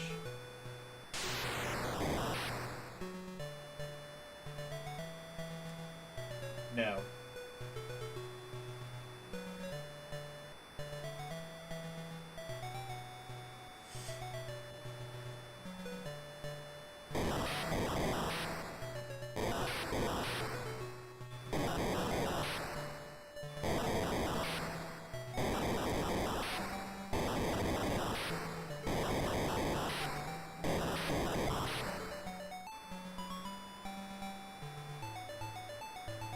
Oh, there's a radar at the bottom. I can just do that.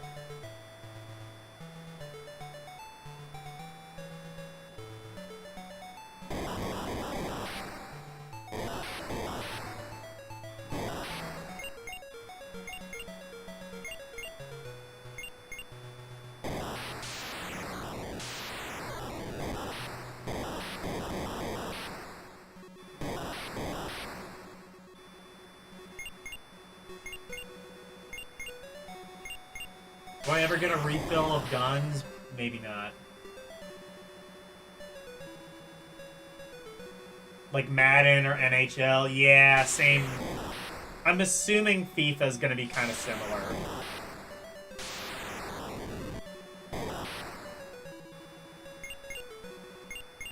I wonder if the Game Gear was any bigger in Europe. I kind of doubt it. I hear a lot of Europeans talk about the Mega Drive, but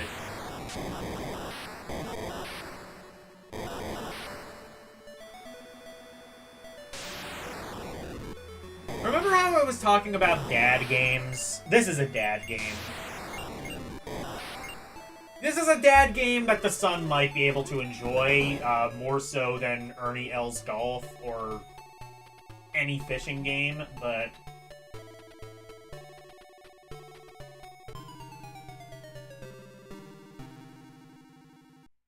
yeah.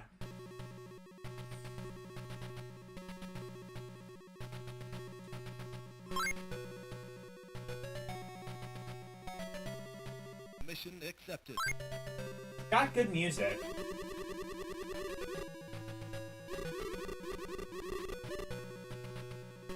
Mission accepted.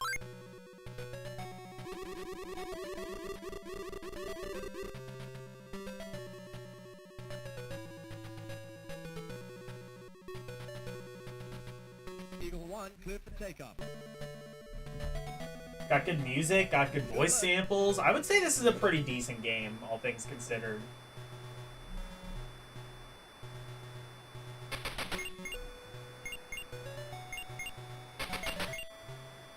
Oh, now we're at night. Okay. I think we've seen enough of this game to judge it. NBA Jam was fun with... Yeah. I've played NBA Jam multiplayer on the Genesis version. That is pretty fun. Even I enjoy NBA Jam a little bit. I haven't played it in years, but I enjoyed it when I played it. That game? Fun. F-15 Strike Eagle.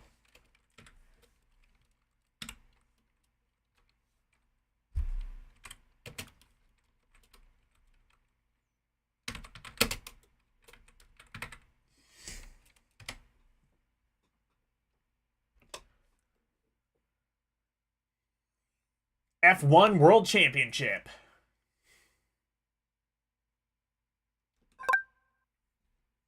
Is racing.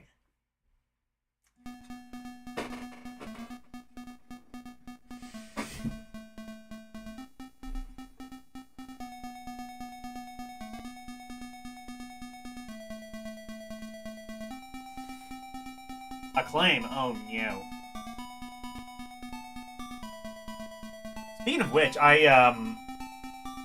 if you want a good reason to, if you want a good reason to become a member to LCX's channel, L just did a community post for members only. And he's now giving away his voice pack. So all of the redeems that you hear on L's channel, you can just download that through Google Drive if you're a member. And you can add them to your streams at your leisure. I might sift through that. I have a couple. I obviously don't want to take all of them, but I might look and see if there's anything of interest.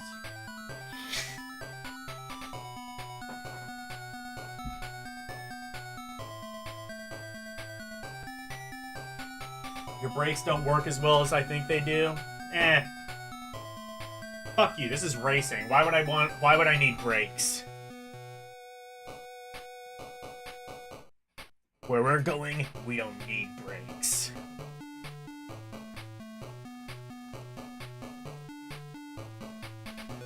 I expect music almost...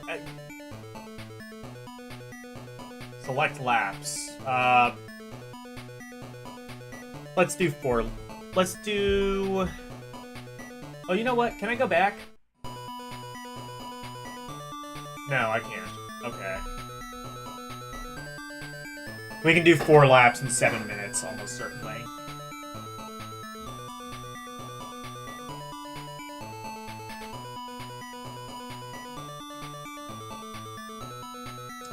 Come to Brazil! Come to Brazil!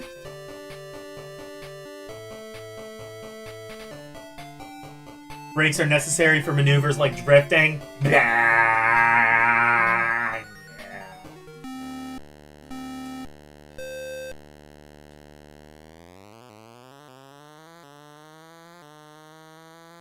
Oh, it's racing. You are a racist, and you're on the tracks,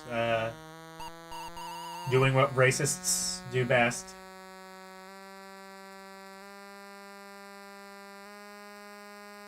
It is entirely functional.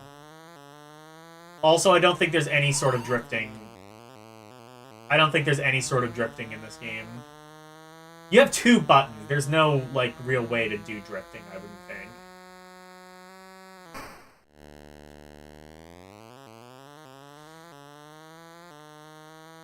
I mean, it's functional. It looks fine. If you want a racing game on the Game Gear, this is one of your options. Why did I pick 4 laps? You can pretty much see all this game has to offer with 1.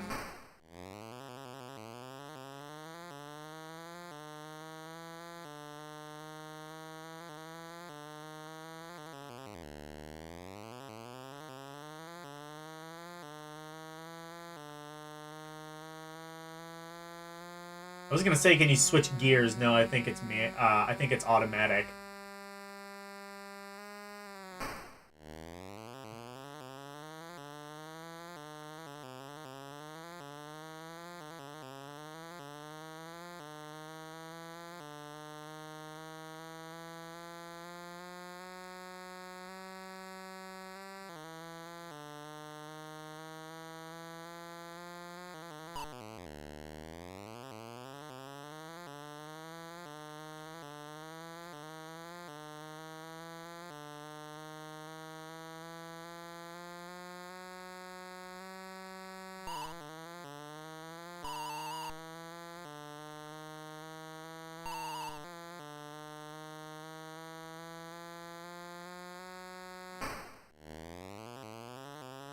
Also, I don't think you can... Can you blow the car up, even? No. 0 out of 10 game. What? Go back and do it again. Come back when you can make a decent explosion, and then maybe I'll rank your game fairly.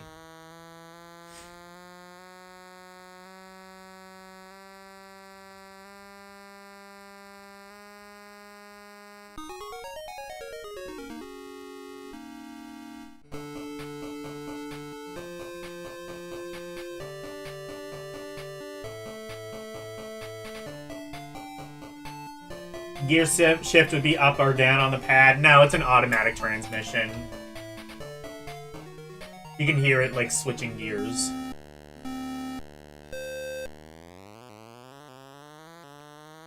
Also, I picked 4 laps, and I swear I only did 2.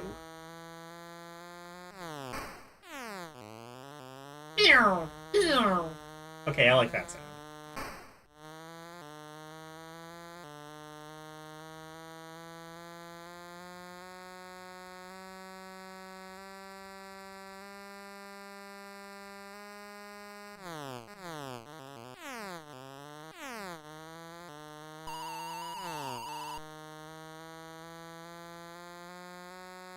Hey!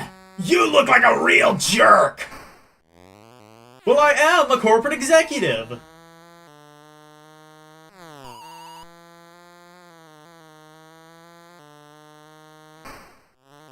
This is one of the racing games of all time.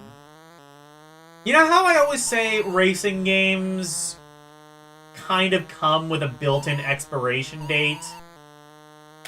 This is, like, living proof of that. This was outdated the minute, like, anything more advanced than a Game Gear came out. In fact, I would even argue it was outdated after that. There are definitely more impressive Game Gear racing games. Can I name any of them? No, but I'm sure they exist, and I'm sure we will see them.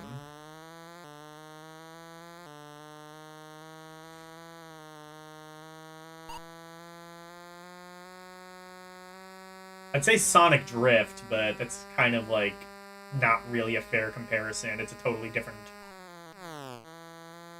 Runs at a smoother frame rate, but granted, it's doing a totally different thing, so I'm not sure it matters. Also, that game doesn't play very well either, from what I remember. I guess we will see when we get to Sonic Drift. This game is, like, straight 5 out of 10. It does exactly what it's meant to do.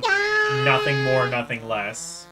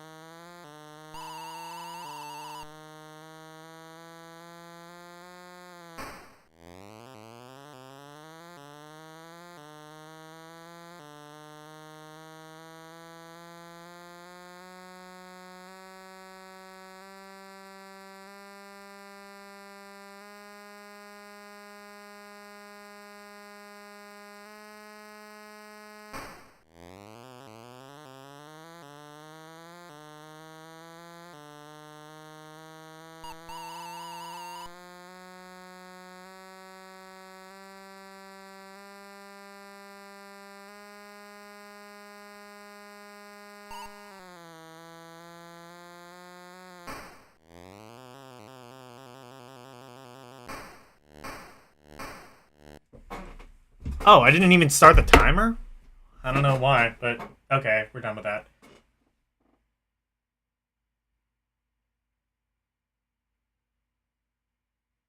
This game was outdated when it came out. I was kind of thinking the same thing, but... Inside the Sega Game Pack Volume 3, there's an awesome game. Okay.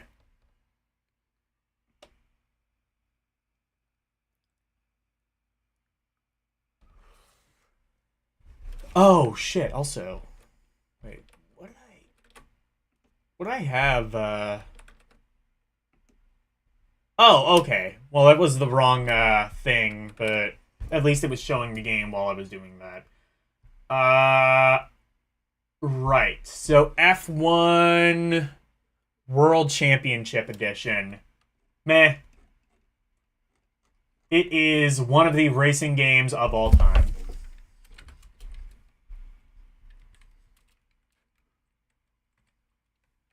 Is it? Oh, no, it's just F1.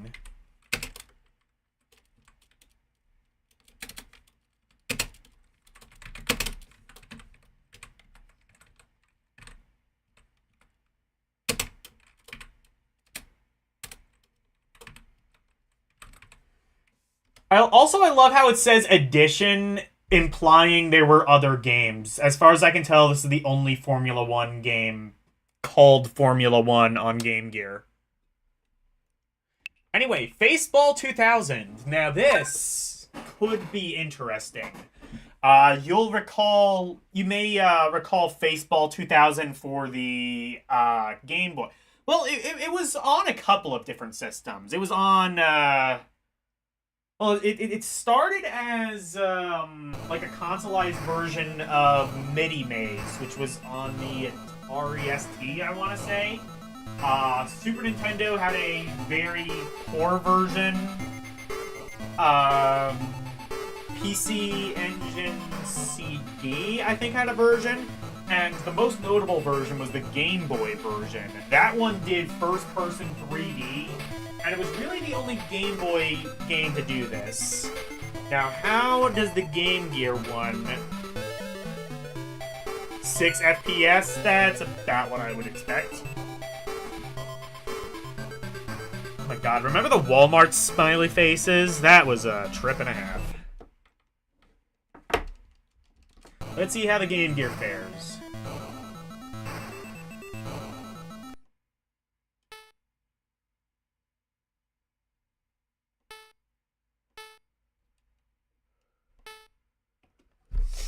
Let's go. Oh, well, it runs at a slightly smoother frame rate than the Game Boy version, I would say. Oh god, it's also harder than the Game Boy version.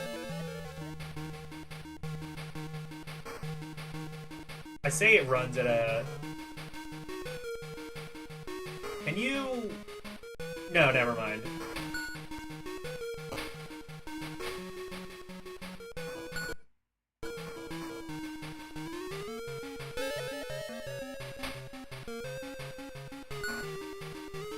I wondered if there was a strafe option. There is not, as far as I can tell.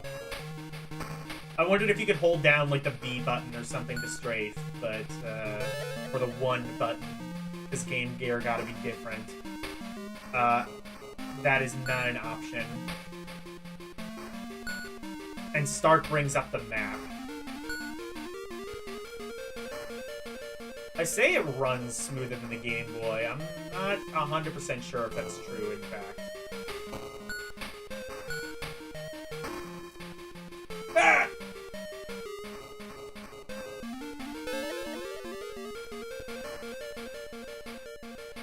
FPS in this case stands for 1 frame per second.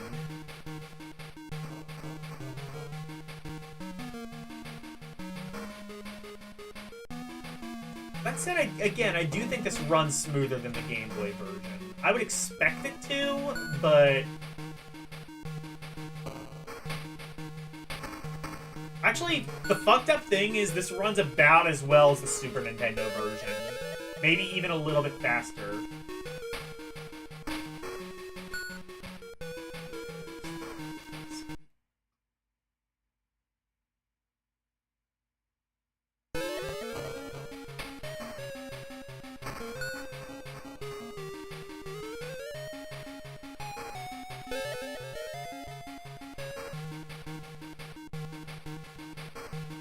Oh, is this...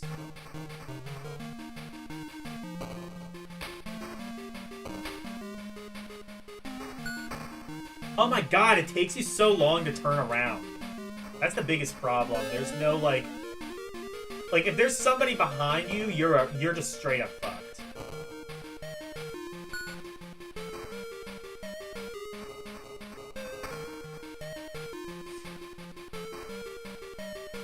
Unless, wait, I wonder...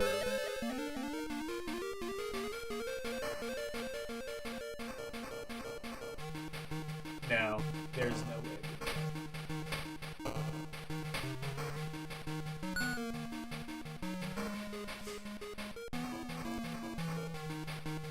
I would say the Game Boy version, despite not running as well as this, I would say it's a better game. Just by virtue of... I think it's a little bit less bullshit in how it plays. This is still pretty impressive for Game Gear, don't get me wrong. Then again, how small would this screen be on a Game Gear screen? Because this doesn't even take up the full resolution of the Game Gear. And the Game Gear had a fairly small screen to begin with, so this would be like Post-it note size, basically. Where's the fucking exit?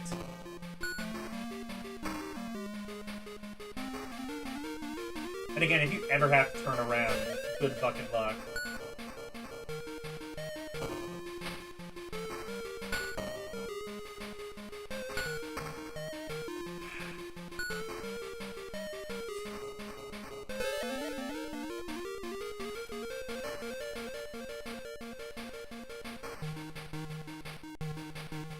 There are a lot of things we take for granted. Modern FPSs have, like, a button that automatically lets you quick turn around. They have things like strafing. They have... You don't have any luxury like that. You get, like, a shitty pseudo 3D maze with a bunch of faces. There you go. There's your first-person shooter. This isn't the first-person shooter you wanted, but it's the first-person shooter you deserved.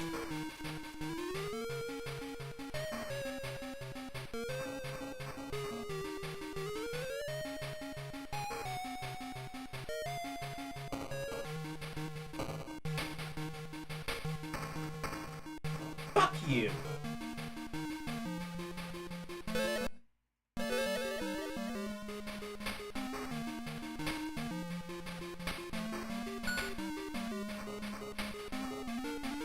Where's the exit to this, though? I wonder if I need to, like... I wonder if I'm using a different mode.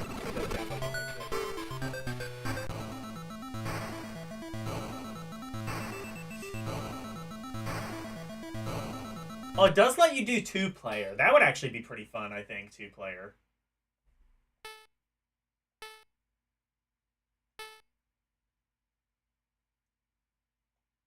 Oh, that was set to very easy. Let's set it to average, actually.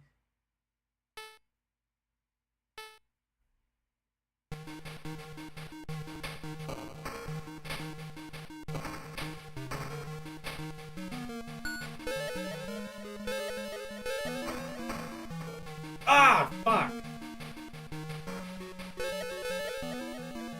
This game is way goddamn hard. I like how the faces frown when you shoot them. That's fun. Oh, okay, so average is bullshit. I understand. Let me do my slow turnaround. This version is just straight bullshit.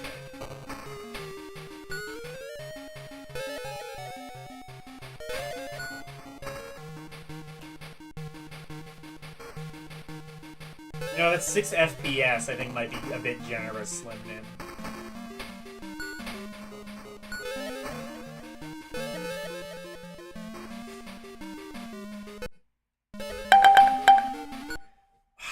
Fuck, how do I rate this? I can't really rate it garbage just based off of how, like, ambitious it is, but it does not play well.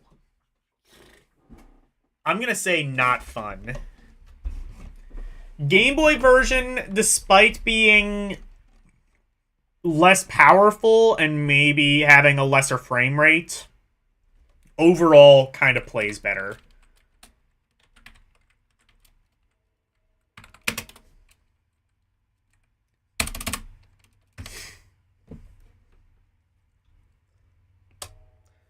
Also, for the record, Super Nintendo version, almost the exact same frame rate and general graphics, from what I recall.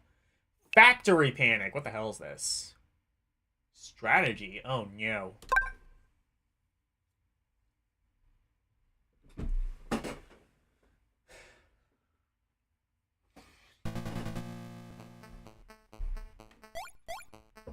This isn't a strategy game, it's a platformer. What?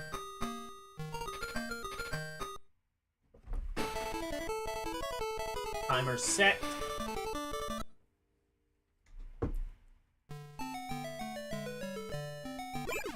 What?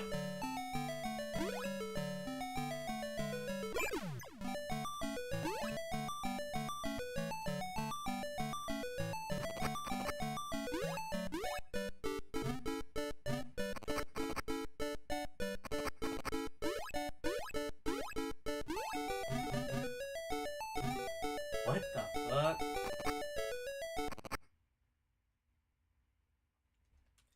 You want me to do what now?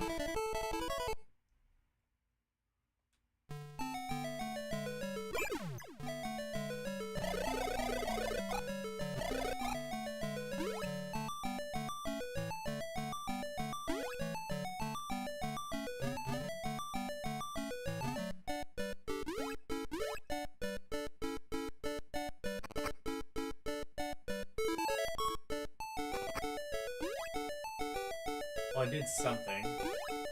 What was that something? You'll have to tell me. I'm not sure. You have one button, which is a shoot button. You play as a, cool bald guy. You play as a bald old man.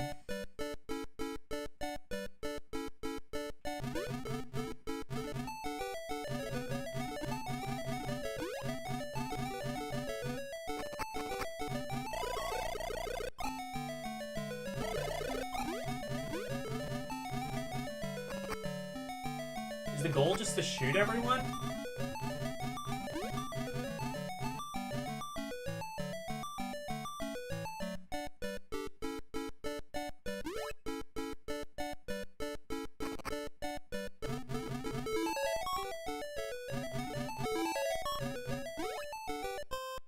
Oh. Well, I did something. I guess the goal was to just shoot everyone. Charge!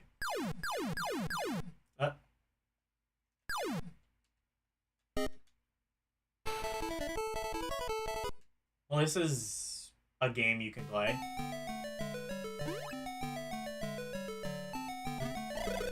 It's playable. I'm not sure you're going to be winning any awards with it.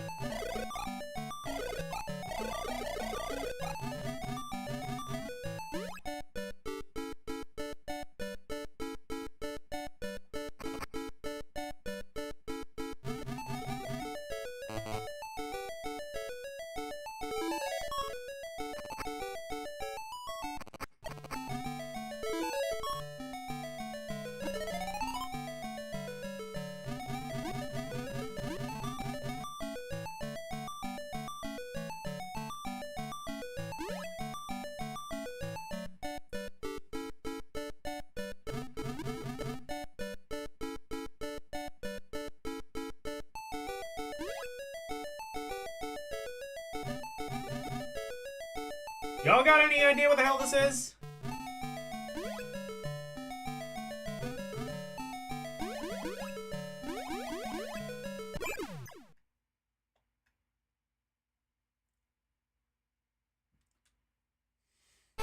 Continue, I guess.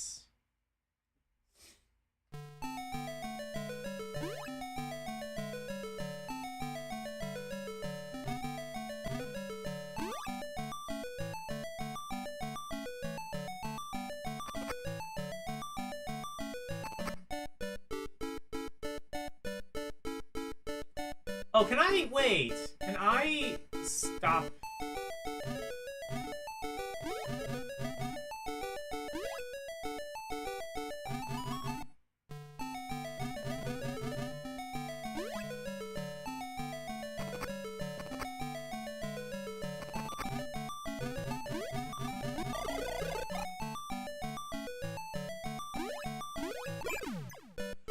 I wonder... Oh, I think I understand.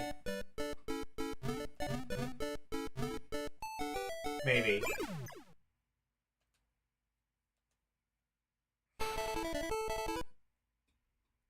I think, do I shoot those onto the switches?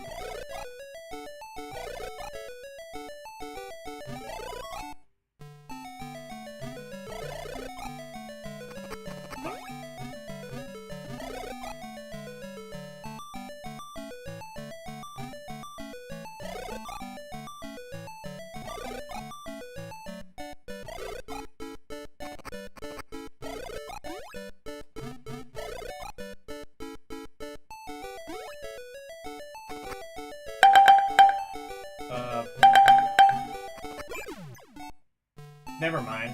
I'm not sure I understand.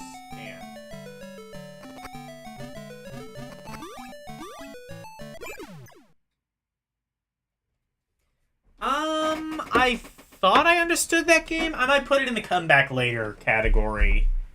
What is it called? Factory Panic. I thought I understood that. I might have to come back later to make sure. But I thought it was like you have to shoot them onto the switches, but that seems nigh impossible.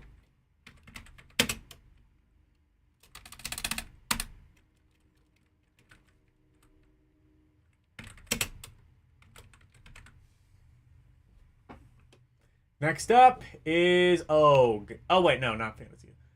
Fantastic. Is this the same game? I think this might just be the same game we played.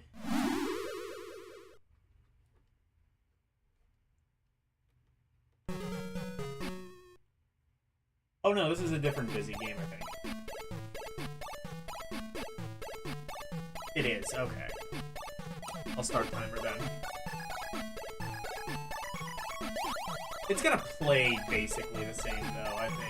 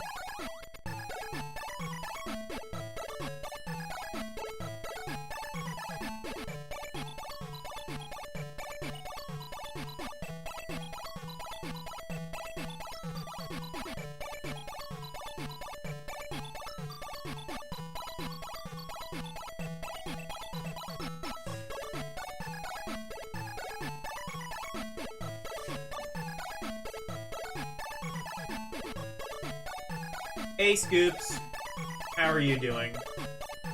We're playing Fantastic Dizzy.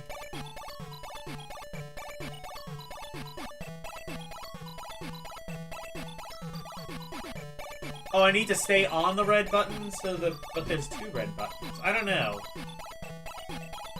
There were 2 red buttons on that.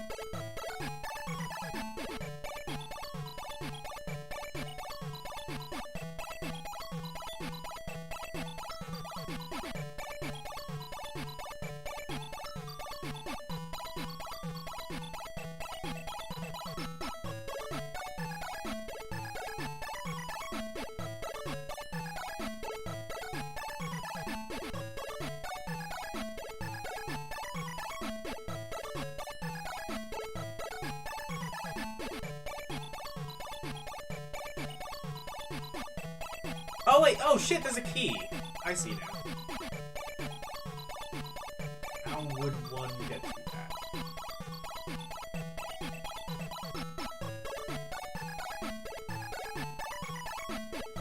Oh, here we go.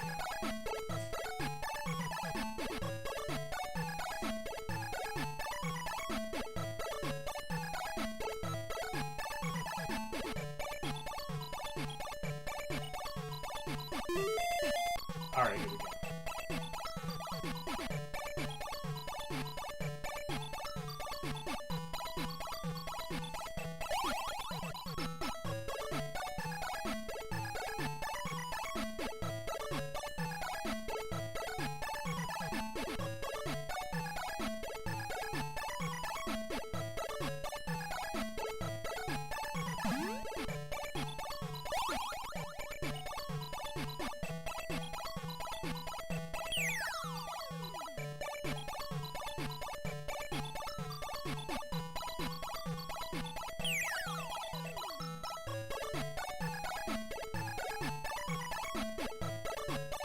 Incredible Egg Boy physics, exactly.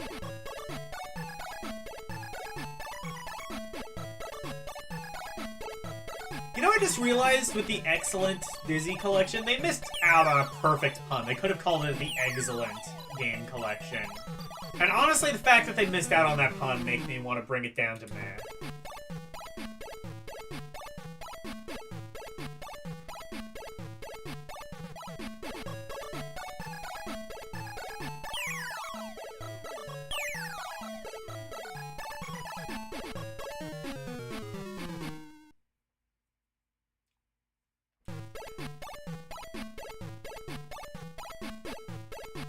Imagine if egg-based games were worth the same amount as, actually, they would be quite cheap, actually, for Game Gear games, I would imagine, at that rate.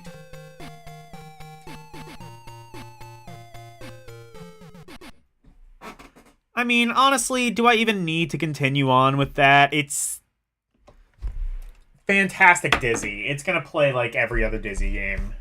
Fun.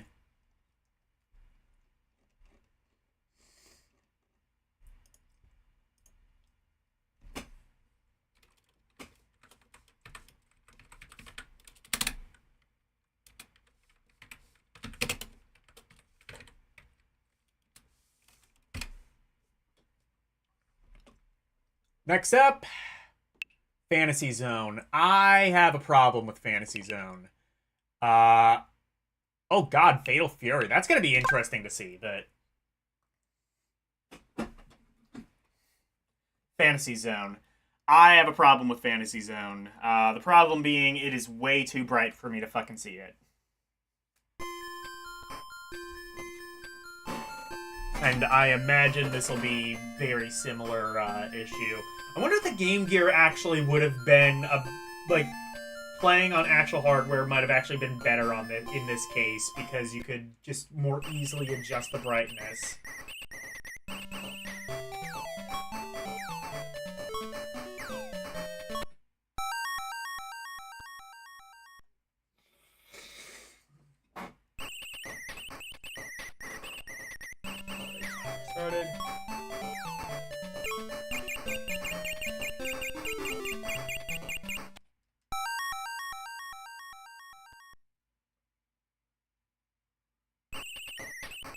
It's not Twin B. Yeah, it's kind of like Twin B, but plays more like Defender, because you can move in multiple directions. Also, you can, like, collect you can, like, buy upgrades and grind to buy upgrades and stuff like that. It's a pretty involved game. I would argue it's one of the better shoot-'em-ups.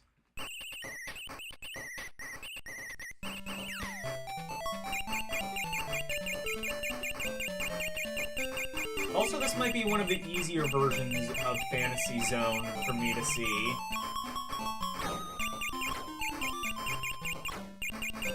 Maybe partially because of the screen crunch. I think there's also like a thing where you have to pollinate flowers.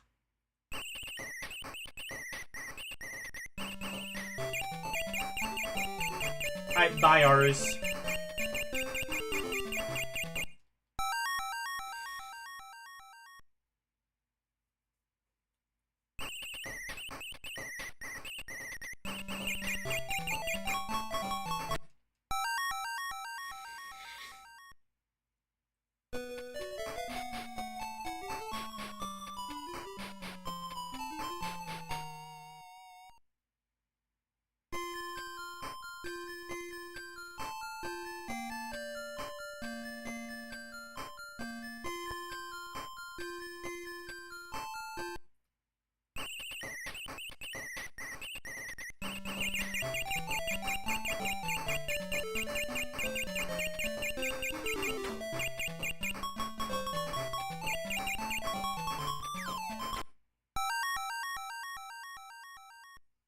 Oh, I see. That's your bomb. Okay.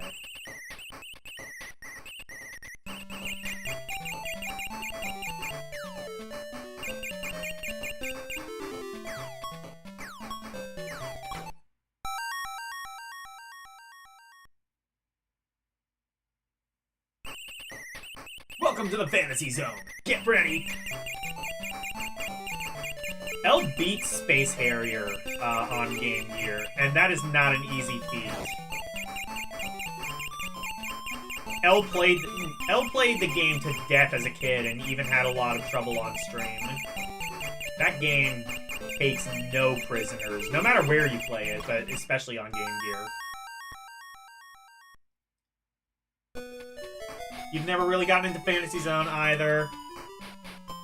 This might be, like, the easiest version... Well, not easiest, but this might actually be, like, the most possible version of Fantasy Zone for me, because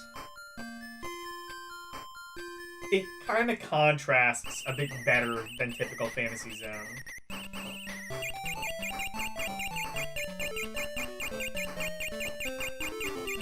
Also, I don't think I fully understand how all the mechanics of Fantasy Zone.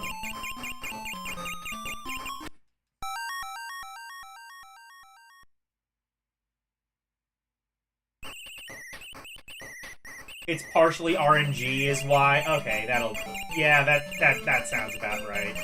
I assume you're talking about Space Harrier, Elf?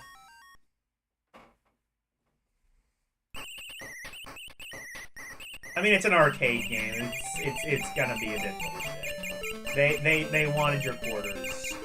They wanted to rob you, and they wanted to do it in the most legal way possible.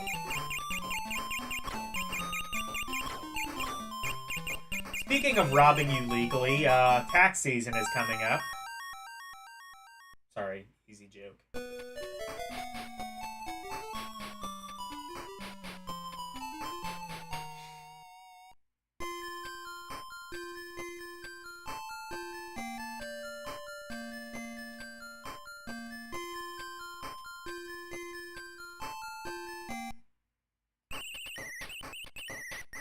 Yeah, the pillars spawn where you go. That sounds about right.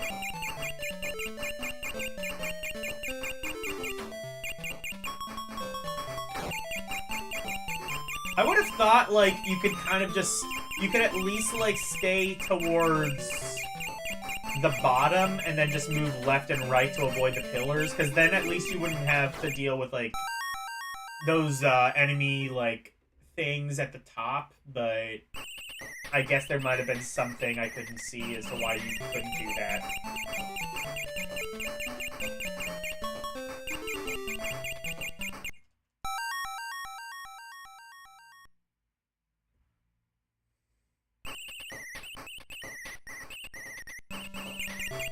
I just realized this has like a pretty cool stereo effect. This game is, to be fair, like, kind of bullshit hard for normal people, too, though.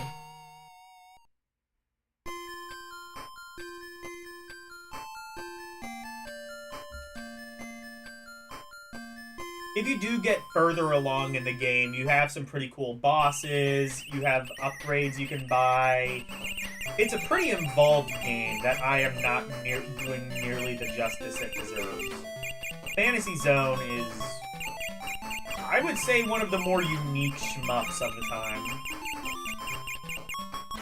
There's really no other game that does what Fantasy Zone did, and honestly, I wouldn't mind seeing, like, a new entry in the Fantasy Zone series. I don't think that's actually going to happen, but it would be cool if it did. Maybe one with, like, an easy mode for babies like me.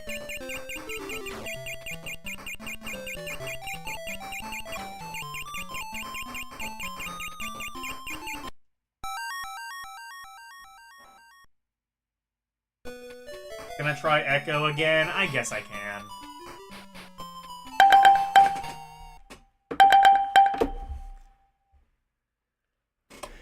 But for now, Fantasy Zone, again, I'm not doing the game nearly enough justice, so I'm going to put it at very fun. Again, if you are in any way decent at the game, I think that's a fair rating. If not, then I still say it's a fair rating. I'm terrible at the game, and I rated it that way. So, therefore, I say it's fair, and you cannot argue that.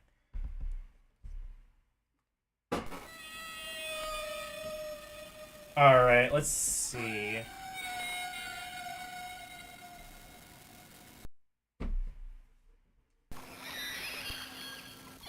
Honestly, even if I learned how to play the game, I don't think I would like it. This game just... Everything I've seen of this game just makes it look like a chore. Oh, that's how you get to the password screen, okay.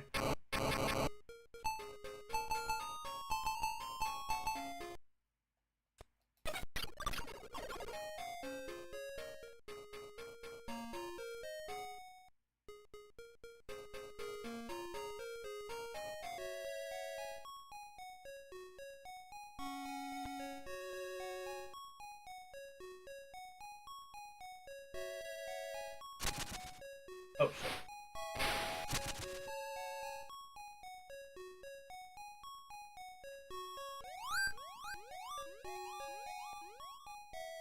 Well, that pulls up a map, I guess. I don't know what I'm supposed to do here. I guess that's a map.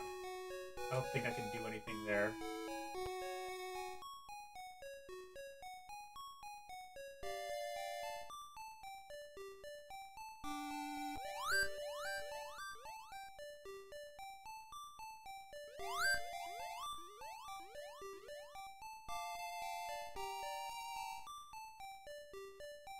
Unless...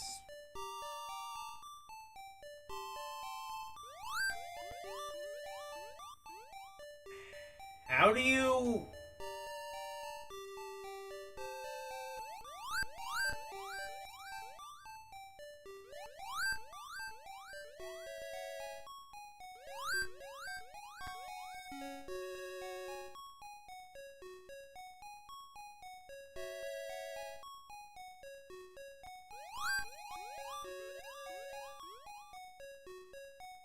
Am I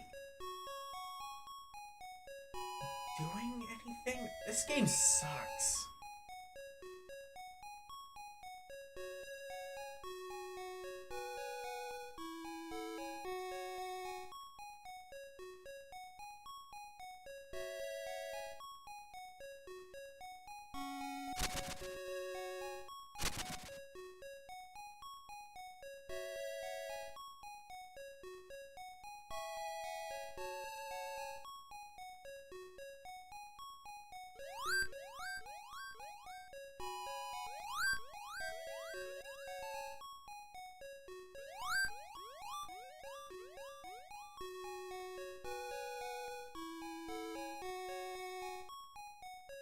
hell you fucking play this? I hate this game. I keep, like, trying to talk to the fish, and it just brings up the map.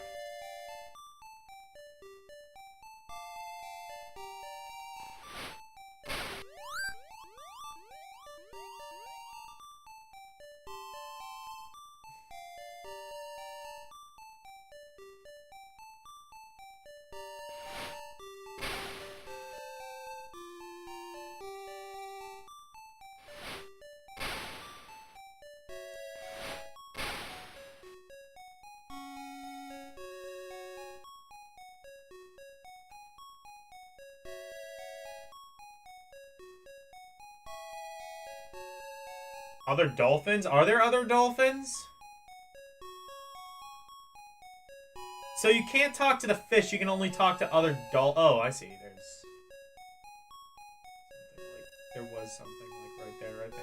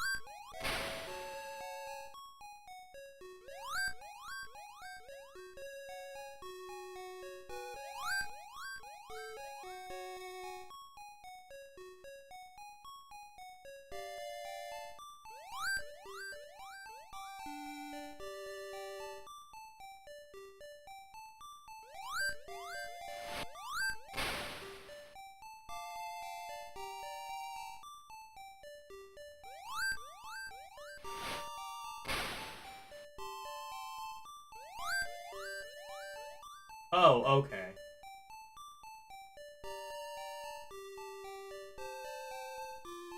How high in the sky can you fly?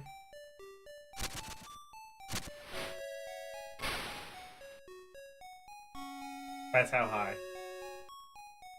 They're supposed... Okay, like, I know, like, you're supposed to, like, jump into the sky.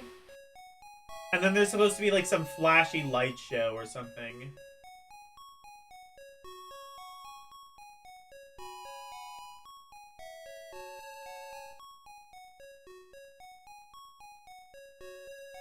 Oh, go straight down?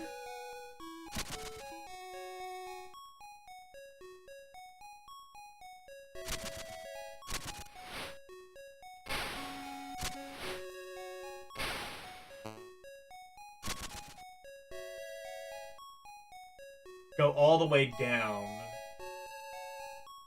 Oh, do you hold down the... It's not hold down the 2 button, is it? No.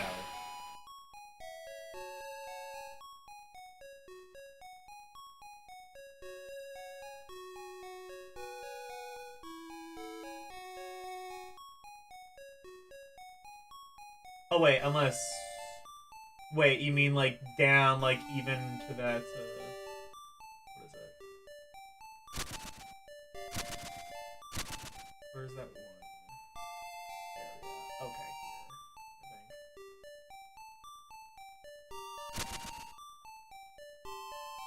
Like, here?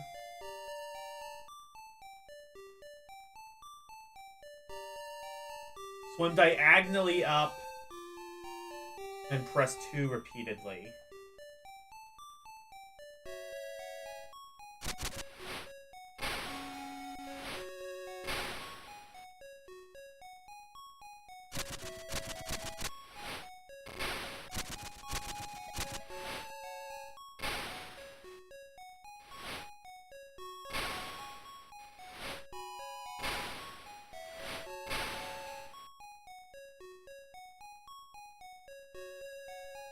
Is 2 your attack? I mean, there's a run. Oh, that's not an attack. It's like a dash, but I guess that's the 1 button, I think. Right? Because the 1 is like the B button.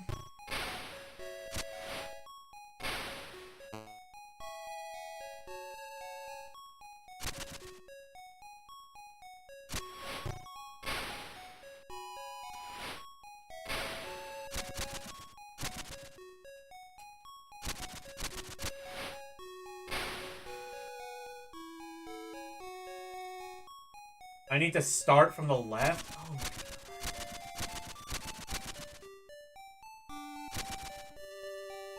Okay.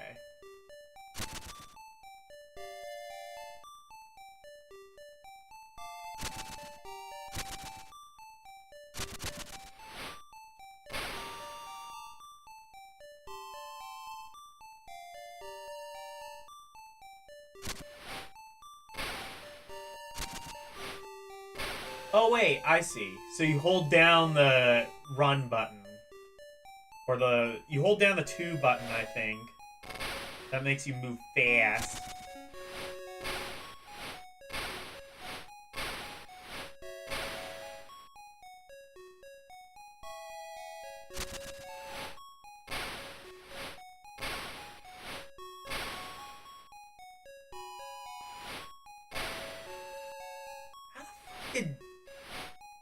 How the fuck did kids figure this out?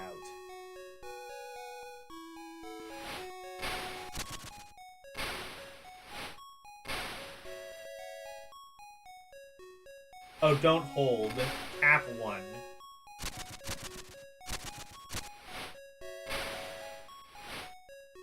Hold it! I thought you said don't hold it. Sorry.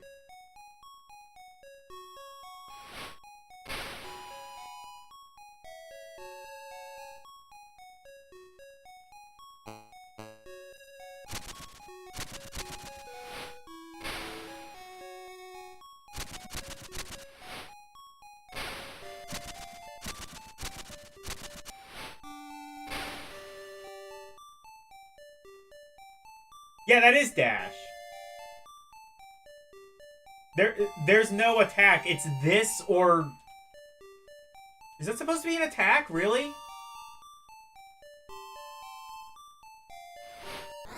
Oh! So that is the 2 button.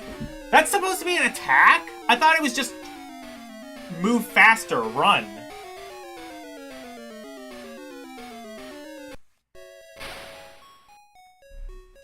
Well, I figured out how to start the game.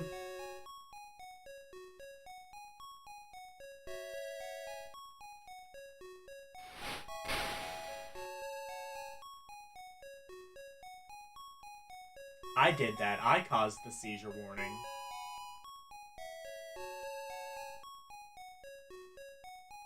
That's a dash attack? Okay.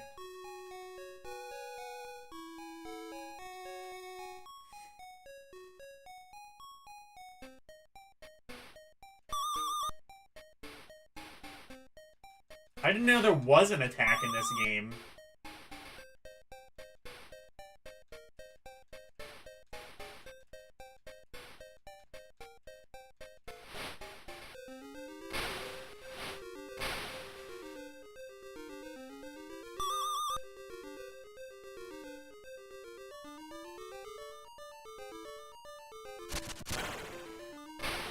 Oh! Actually, that's an attack. The 1 button seems to be an attack. 2, I think, just seems to dash. 1 seems to attack.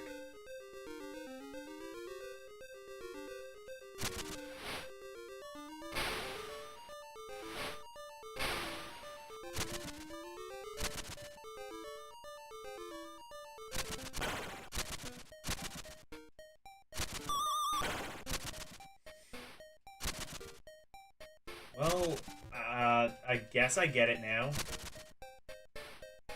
Still not sure if I like this.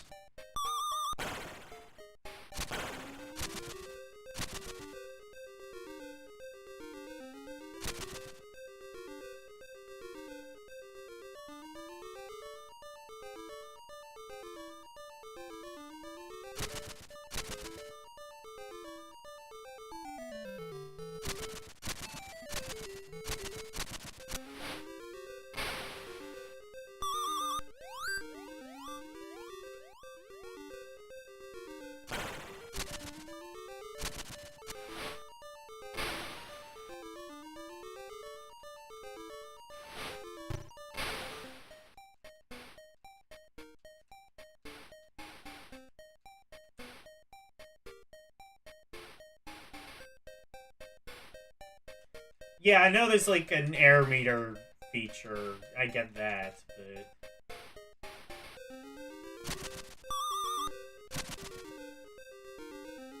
I'm still gonna keep this in the comeback later, because I think there's more to this game that I need to learn, and I don't really want to waste that much time working out how to do it.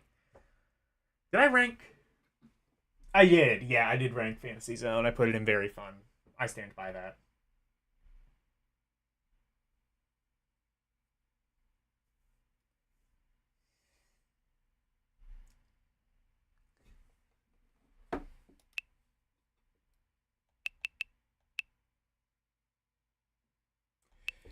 Fatal Fury Special. How is this gonna work? There are two kinds of fighting games on portables. There were at least two kinds of fighting games on portables. There were playable ones and Mortal Kombat and Street Fighter 2. Actually, I don't know if Street Fighter 2 had a Game Gear port. It had a Game Boy port, and that port was horrible. Let's see how Fatal Fury... Actually, wait a minute. I think Elle might have streamed this. If this is the game I think it is, this plays pretty well. Elle, you streamed this, right? I don't know who any of these people are, so I will be that one.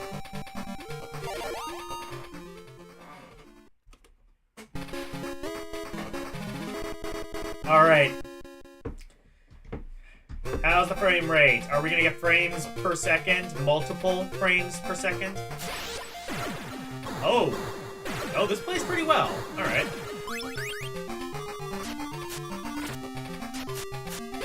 I mean, I'd probably rather play Fatal Fury on a console, but...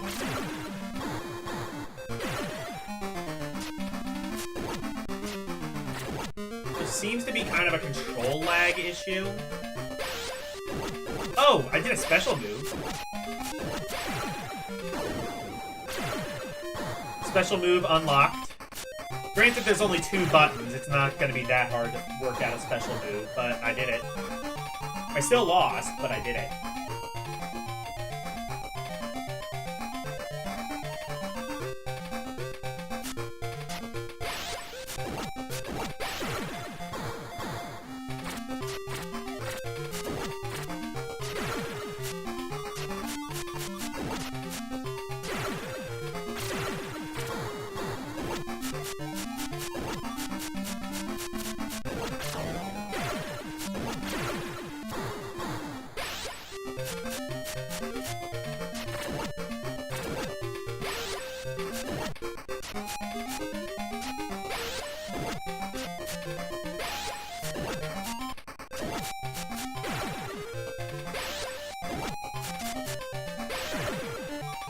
Overall, I would say this is a perfectly... I mean, I don't know really a lot about, like, regular Fatal Fury, but... This is a playable fighting game. This is a fighting game... Okay, there's no, like, third button. Start button actually pauses. With, like, Mortal Kombat or something like that, start would often be just, like, the block button.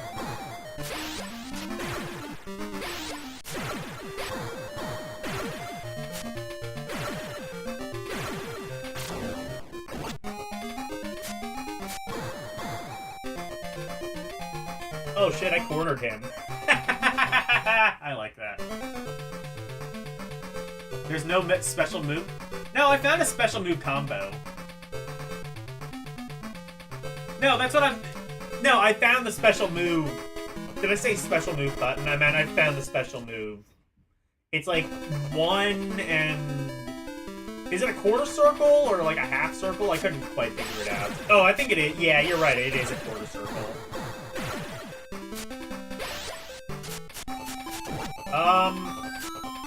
I mean, I hate fighting games. But this is a playable one, and really for a portable console, that's not saying nothing. We will see that when we get to Mortal Kombat and Street Fighter 2, but... I can assure you already this... Oh, both buttons work? Okay. Oh, you're right. Wait.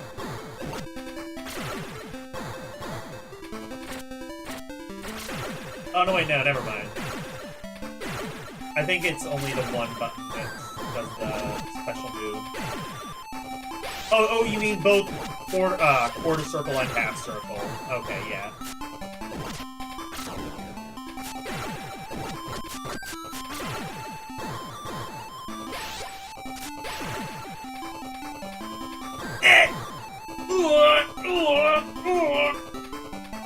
Those.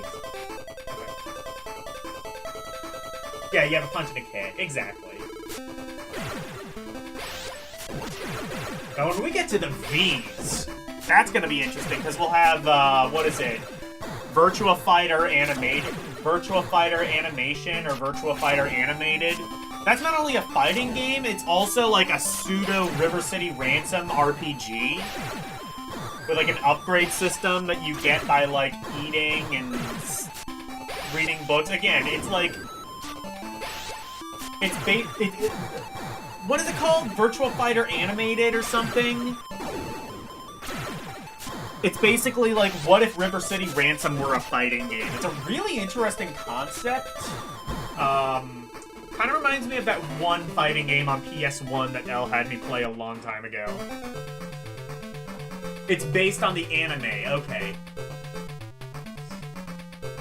Forward kick. Oh.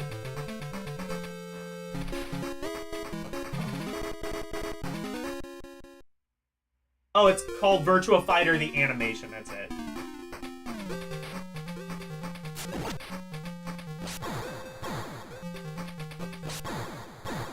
Oh, there's a grapple move. Or, wait, is that what that is? Yeah, okay, there's a grapple move. Good. Holy shit, okay, never mind. The grapple move... The fucking juggle or grapple move... Is that a grapple? I don't know shit about fighting games. I'm probably using the wrong terminology. I don't know what that is, but that move is fucking OP. It just, like, stun locks him.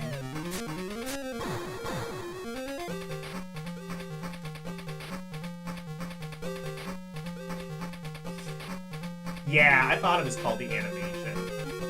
That is a cool game. I can't wait to get to that. I don't even like fighting games, but I am really excited for Virtua Fighter the Animation. I mean, it's just like, you know, there was no fucking way they were going to get Virtua Fighter on a Game Gear, so they didn't even try, and they just did its own thing, and quite frankly, I'm glad they did.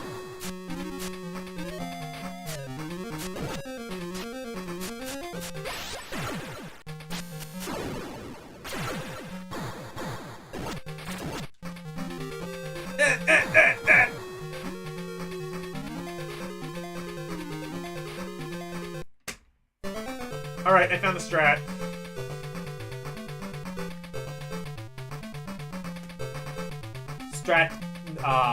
Strat's unlocked. The 4th stage. I can't believe I'm saying this, but I'm actually, like, kind of sad that I have to turn off this, but I guess I didn't have to, but... Yeah, I guess I didn't have to. Fatal Fury Special, right? Yeah, Fatal Fury Special. Very fun. I wouldn't say it's outstanding, because there are a couple... As much as I talk shit about, like, Mortal Kombat for Game Gear, there are a couple of good fighting games. There's, there's a couple Power Rangers fighting games. Power Rangers the movie, and... Is it just called Power Rangers the Fighting, or something like that? I forget, but...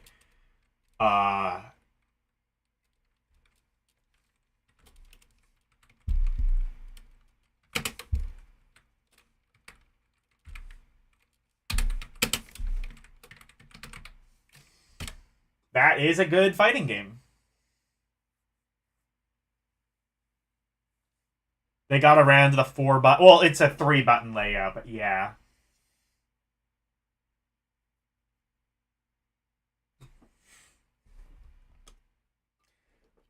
Yeah, I mean, it's a very simple game, just as a result of the Game Gear only having 3 buttons, but...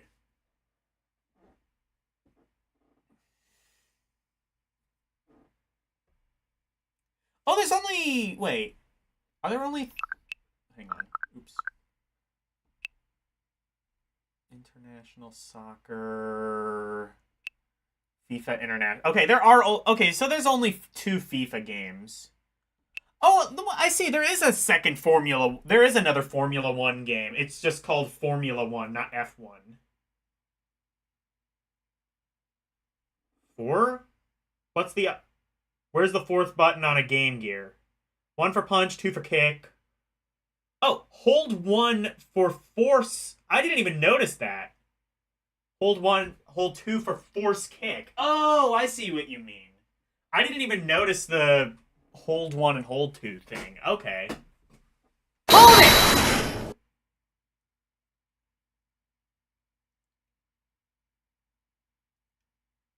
It was the same controls as the arcade. Oh, okay, yeah, I see. Alright. Let's see how soccer is. I'm gonna hold off on ranking FIFA 96, ranking this until I play a bit of FIFA 96.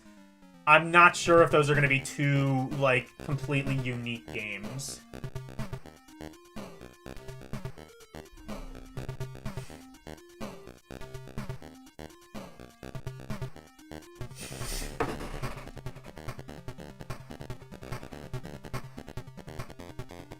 Come to Brazil!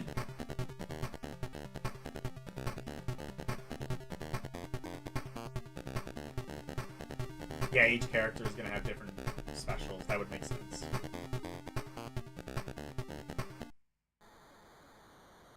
Oh, they made it isometric. I don't know about that. For a portable 8-bit Game Gear game, I'm not sure that's the right move. There's actually supers in Fatal Fury GG. Oh, interesting. I don't know how I feel about them making this isometric. You don't have a lot of screen real estate to work with. It looks nice. Looks pretty good, actually, for Game Gear, but... Fuck. I don't know how I feel about them making this isometric. That's not a great idea.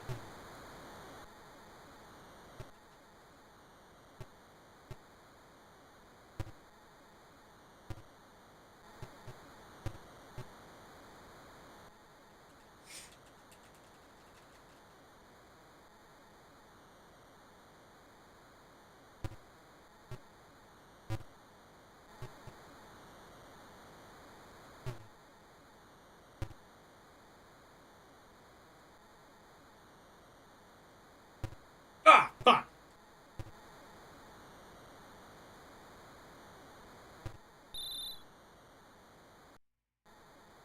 Wait, did I get yellow carded? What the fuck happened? Oh, cause... Oh, did it go out of bounds? That's why.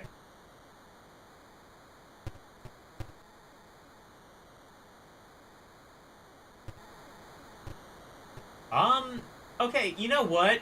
Upon further inspection...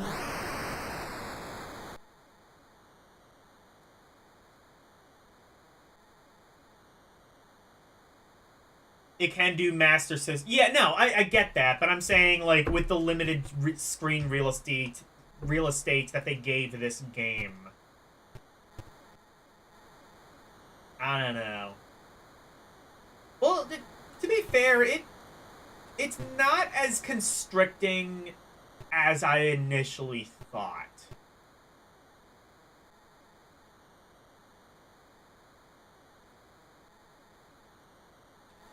Oh, fuck, no! No! Come on!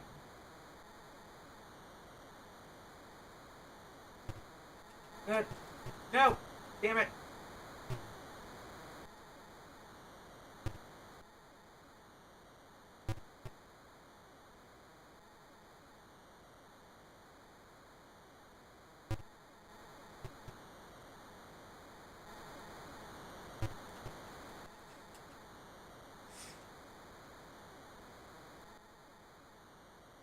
Yeah, well, no, yeah, the Game Gear can play Master System games. I mean, there was a physical, like, Master System converter that was made for the Game Gear, so it can play Master System games. Just a lot of Game Gear games, for whatever reason, would zoom stuff in. Presumably, I think just to make it easier to see on the lower resolution screen. It could technically handle Master System games, but they didn't usually look the best. IIRC.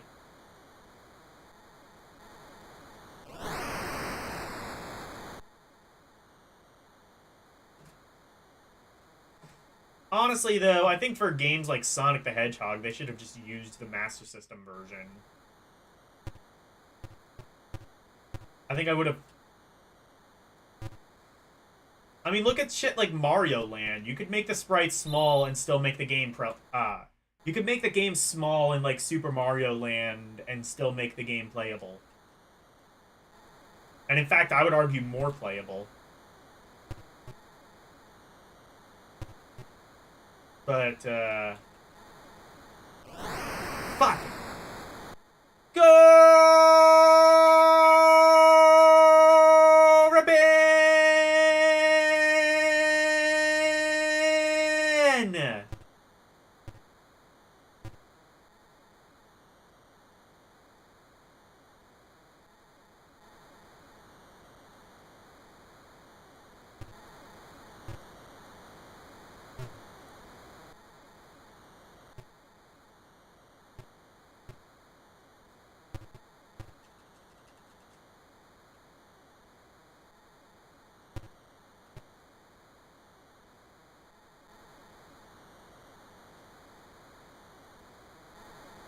No, God damn it! Super Mario Land 2 had giant sprites and looked and played better than 1. Well, it looked better than 1, and I'd say it played fine too, just because, like, Mario kind of had, like, slower movement, and the game was was kind of made around the screen crunch a bit better. If you want to see, like, an instance of a Mario game not built around the screen crunch, take a look at Super Mario Deluxe on Game Boy Color. Because that's literally just Super Mario Brothers, a game that expects the screen to be... There are accommodations that kind of make the game work, i.e. you can press select and make the screen go left and right, and then you can push up and down to make it scroll up and down. But Mario Deluxe is not the ideal way of playing Super Mario Brothers. Go!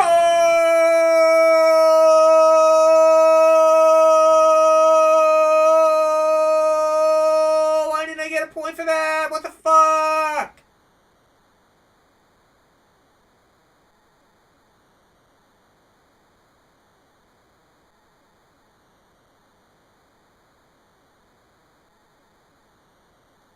Yeah, exactly. Scroll up to see up.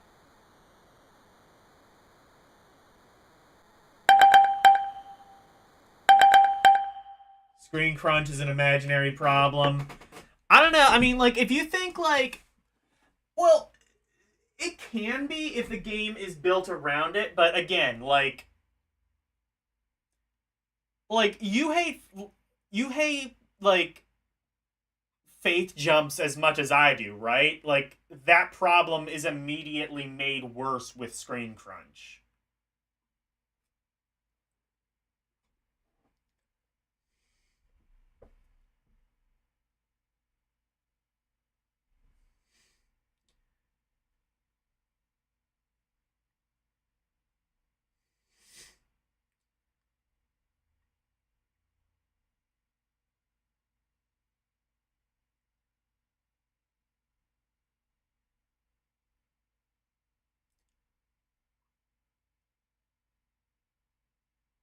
How was Earthworm Jim? What did I rank that as? I mean, honestly, like, the biggest problem was just the controls and, like, kind of just... Well, like, kind of iffy kind of just iffier level design, I would say. Sort of what put it under... did I put it under flawed or not fun? I can't remember. It wasn't really... Like, the controls were fine. Like, they had to compress it down to 3 buttons somehow, so they just had the whip be, like, tap button 1 and hold it down for the gun. I didn't mind that too much, but the actual level design, I put it under flawed. I thought the level design was very flawed.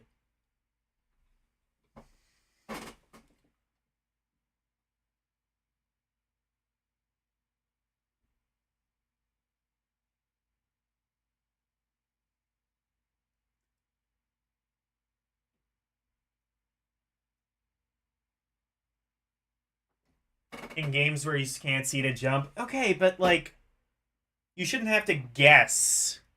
You shouldn't have to guess. You should just be able to see where you're going to jump. Anyway, FIFA International Soccer. I'm actually not gonna rank that meh. I'm gonna rank that,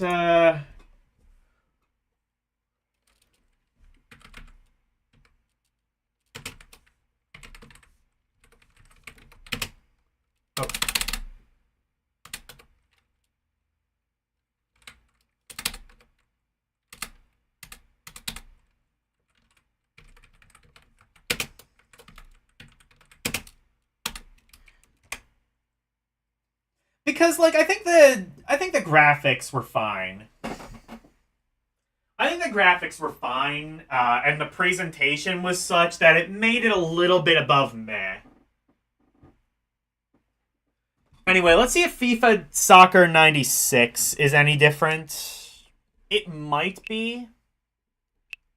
Oh, it already looks like it's a different game. It looks a little bit darker. Oh, does it have the EA Sports? Do it. Do it, you fucking cowards. Do it, you cowards. 95, it might have that. Oh, you fucking cowards. Come on. Come on. I wanted to hear EA Sports. It's in the game.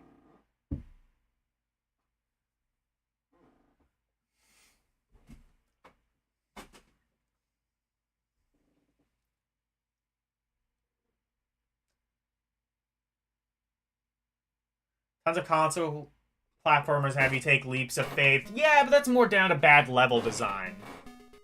Actually, I guess in this case it would also be down to bad level design. Still, though. I think both the console and the Game Gear versions could have been better. Oh, no! Oh! Hold on. I'm counting like 5-6 frames a second. No sound. Cool fucking game. I like what they did here. No, I don't think you could make a worse soccer game if you tried. I think that is genuinely impressive. Is this even released? I hope this wasn't released. This is what the Europeans got for trusting in Sega. The Europeans and the Brazilians. Because you know that Brazilians got like an inferior Master System port of this. This is what they get. This is what they get for trusting in Sega.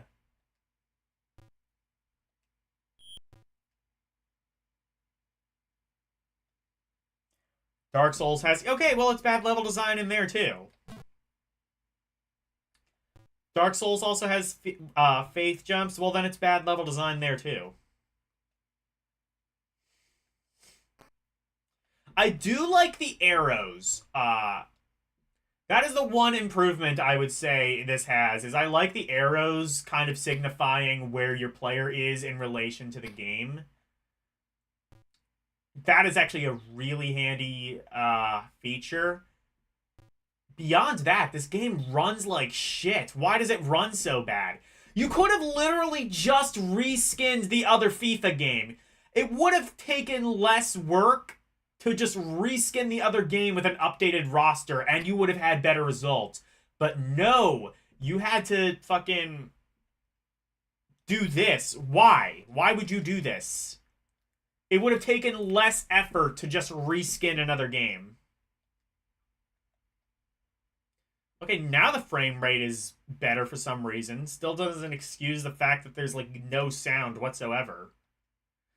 Granted, then again, I think a lot of Game Gear owners probably wouldn't miss the sound because half the time the sound capacitors are blown on those things anyway. Most of the Game Gears I've played, the sound doesn't work because the capacitor's blown. They used really shitty capacitors back in the day. Oh my god, this game, it, like, moves too quick. Okay, so it now goes from 6 frames a second to moving too fast for the naked eye. Oh my god. Elle, look away. Look away from this. Look away from this. This is... No. No. Bad. Bad game. Bad. Go to your room. Go to your room and think about what you've done. Oh, I didn't even start the timer? Good. I'm not playing any more of that. That is borderline satanic. Wow.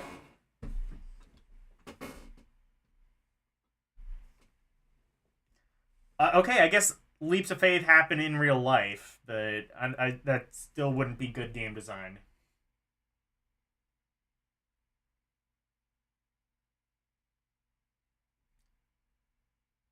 Your Game Gear worked fine until you graduated from law school.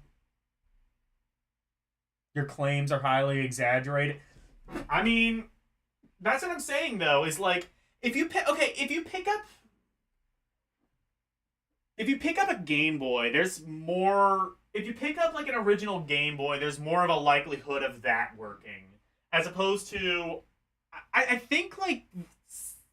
Well, to be fair though, I think like there was just like a run of bad capacitors going around from like 1989 to like 92 or 93. So like a lot of handhelds kind of had that problem, but the Game Boy, I don't know, Nintendo just seemed to have access to the good capacitors because Game Boys, you've seen Game Boys. Game Boys will literally last through the fucking Gulf War. Like you can have like there's a Game Boy that was like hit by like a frag grenade and it still worked.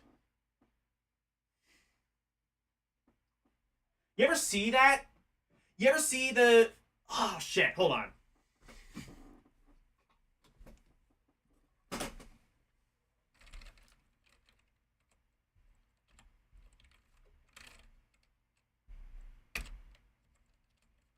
Okay.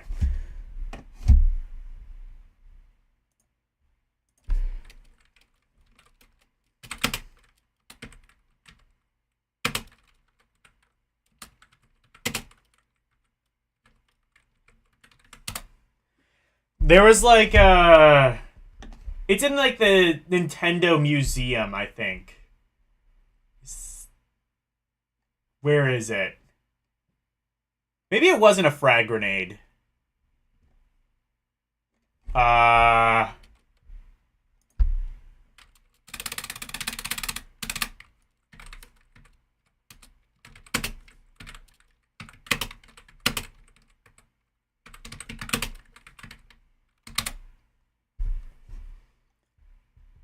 Is it oh, I think it's this one. Yeah, this is it.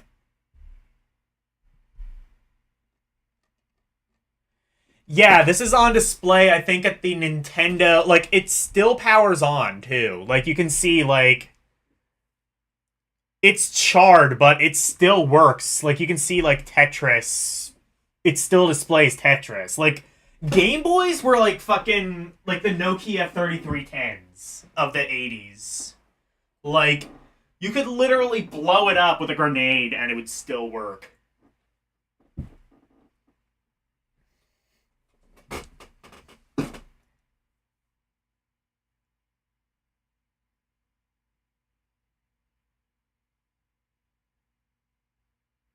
They can also be refurbished easily. Yeah.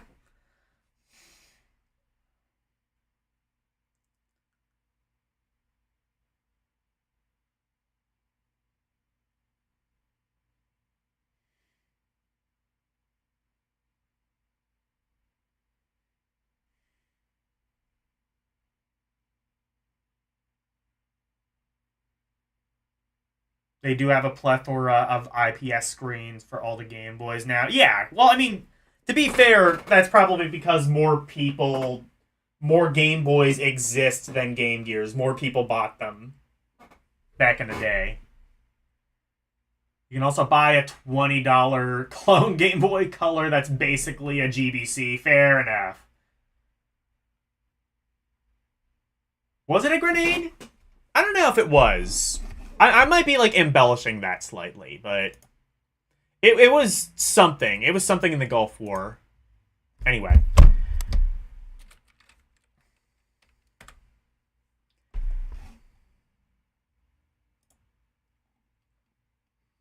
FIFA Soccer 96. Garbage.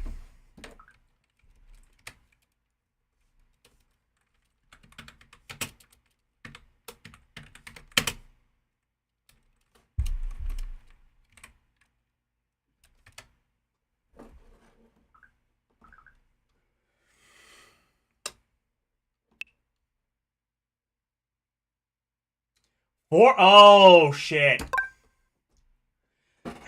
Well, rest in peace. Are we gonna do a good job at honoring Foreman, or what's this gonna be? Oh, a clan? Oh, never mind. Oh no. I'm sorry, Foreman. May God have mercy on your soul. Okay, the intro is pretty cool.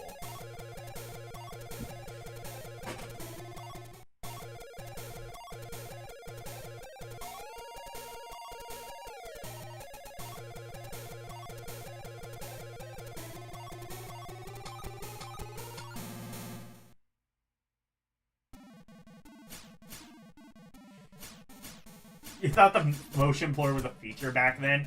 To be fair, like, I say, like, the Game Boy's indestructible. Those screens are, like... The screens will basically get, like... Like, the motion blur... If you pick up a Game Boy now, the motion blur is probably worse than you remember. Because, like... Like, the screens basically fade over time.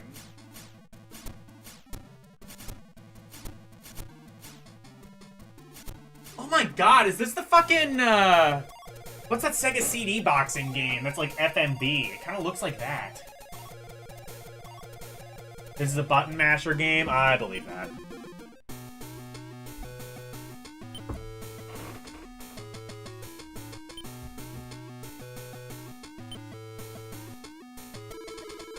Alright. We're gonna win this. We're gonna buy a whole bunch of grills. It'll be great. I love it.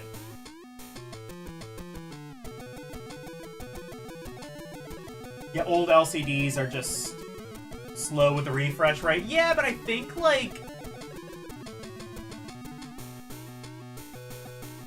Oh, I see. George Foreman, and I have to pick either...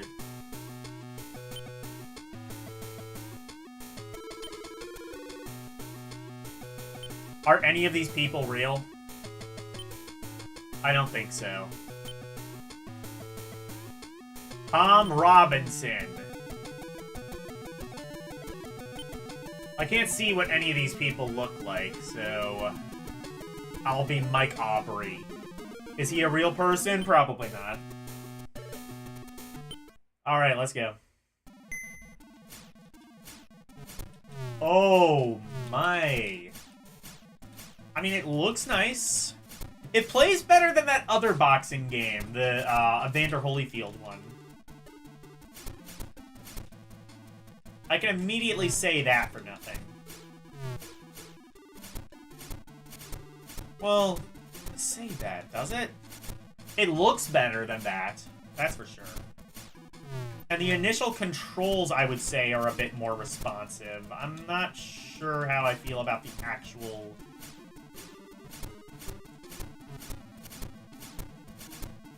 This really is just kind of a button masher, though. Oh my god, I'm getting my ass kicked. Come on, Foreman. Hit him over the head with a grill. That's all I know about George Foreman. Is he... He has nice grills. I have a George Foreman grill. It's a good grill.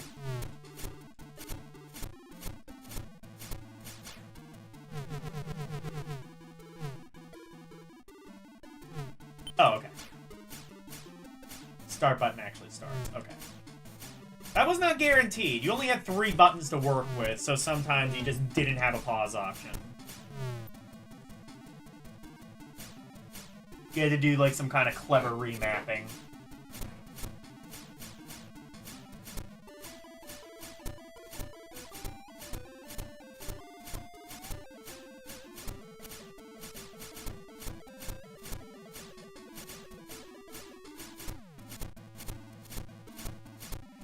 Foreman threw more punches in this round than in his entire career. Oh, no. He was the pacifist boxer. It's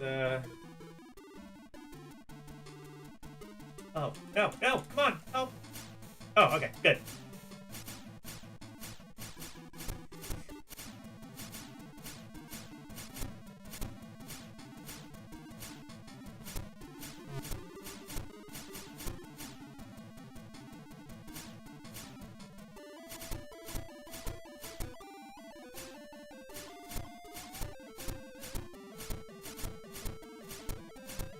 Wait, hang on, how do those meters work?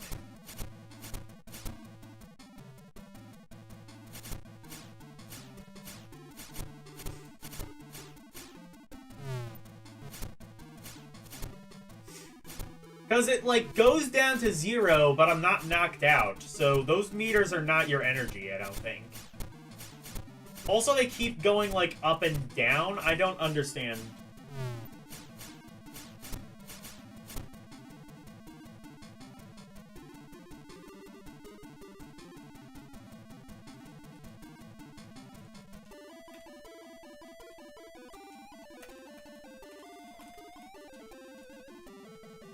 KO.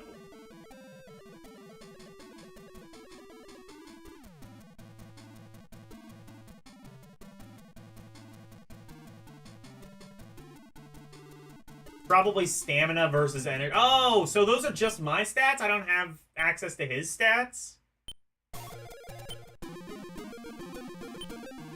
I did start this one.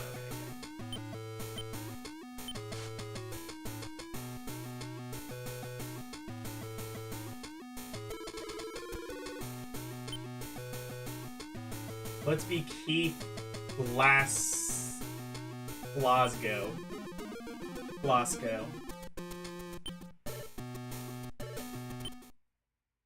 Or let's go up against him, rather.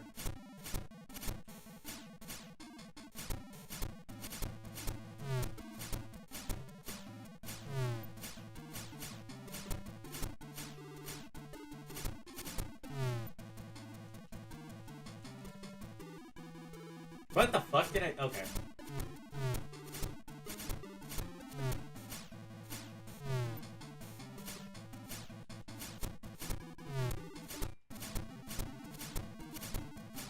He was a literal tank, yeah.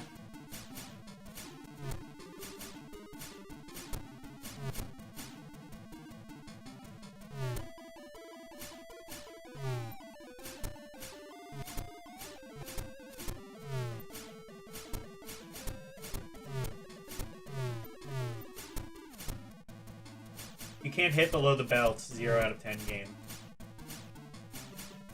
You can't hit below the belt and get disqualified.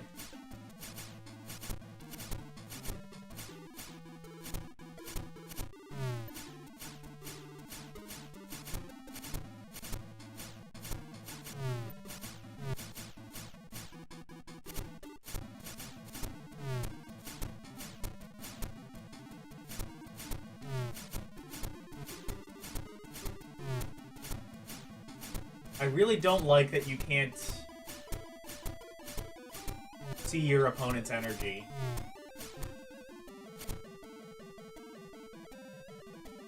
Oh, wait. Oh, never mind.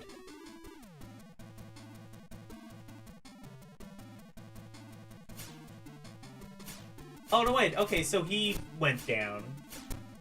That's good.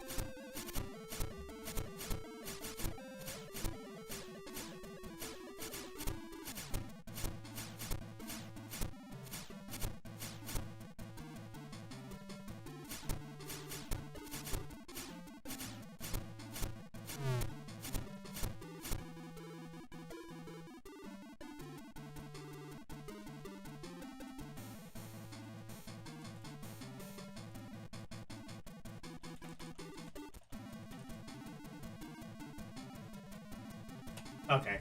KO!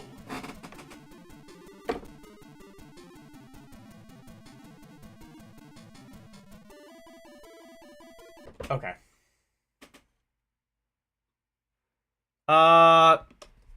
Yeah, that could have been worse. It's better than the Evander Holyfield boxing game. I don't know by how much, though. Not really enough to make it anything more than just meh. Foreman for real. Meh.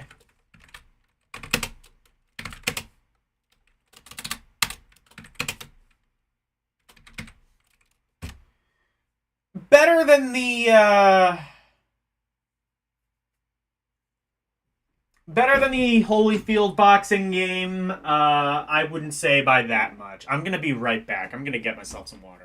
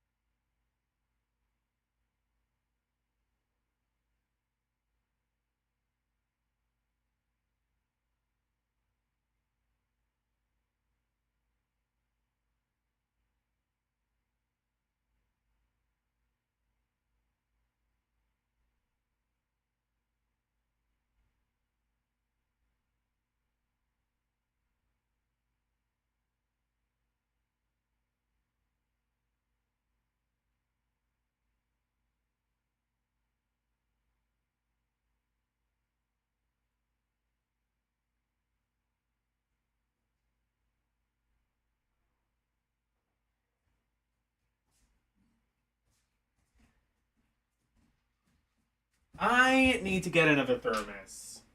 I had a thermos, then Tyler started taking it to work, and he broke it, and then now I don't have a thermos. And neither does he.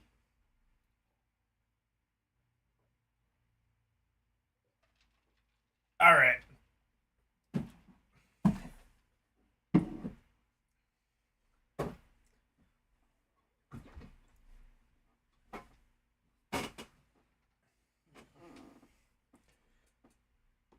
Formula 1! Formula 1's so good, why is there no Formula 2? What the fuck does Formula 1 mean anyway?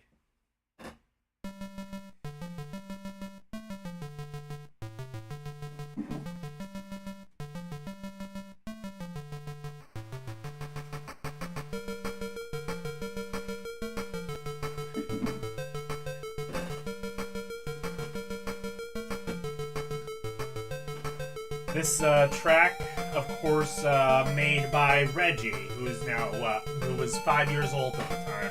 Don't judge. Let's do arcade. Hard or easy? There's no average option. Let's do easy first.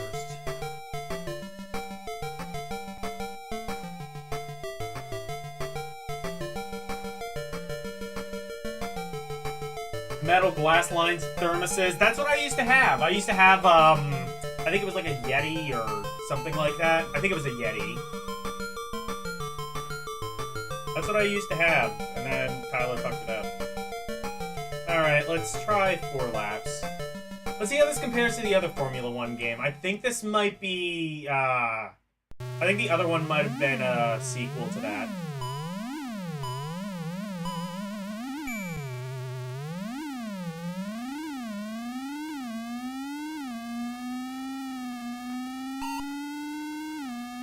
Oh, wow, really, really loose controls. I don't think that's necessarily a bad thing in this case, but the controls are definitely kind of weird feeling.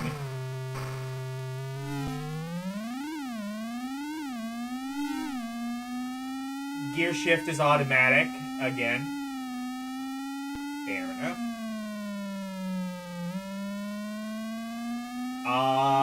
This is another game that exists.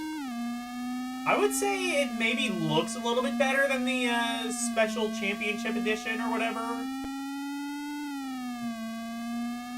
Just by virtue of... It doesn't have that weird, like, checkered line thing in the background that a lot of racing games, for whatever reason, had. I think it was just supposed to kind of, like...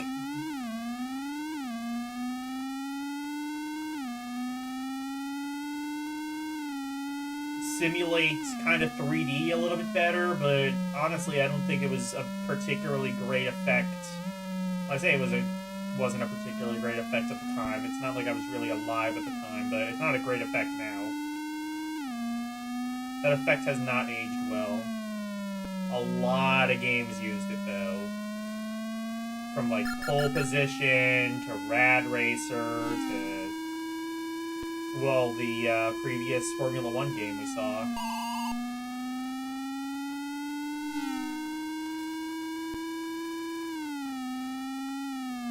Actually, no, Pole Position might not have used that effect, but the other two games definitely did.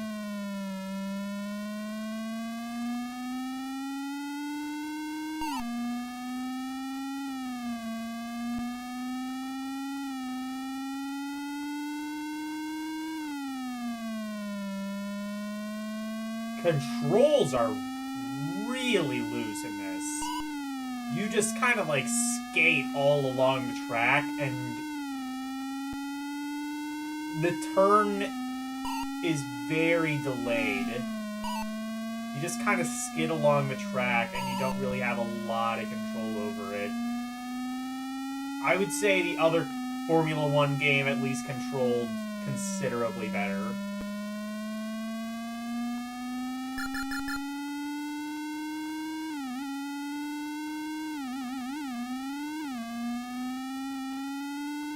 Also, I don't think you have a brake in this one.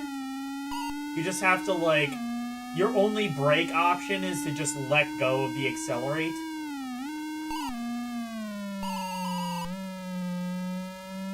Also, that engine noise. This is definitely the worst game. Which leads me to believe that these are, like, 2 games in a series. Formula 1 and F1 Special Championship Edition.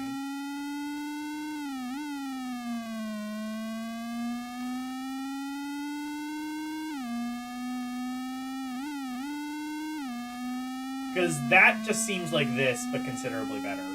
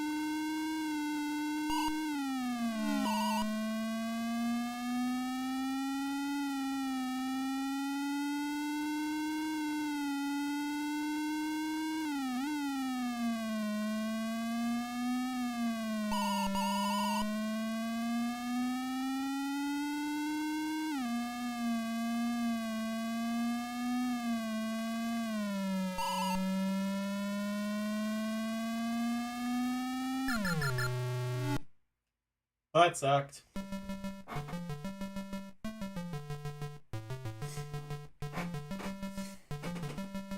Oh, I don't know. I'm pretty sure I tried down on D-pad and it wasn't break.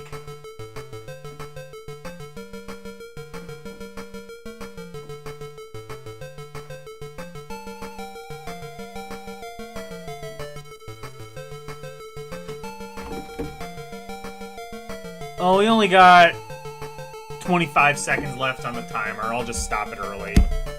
That existed.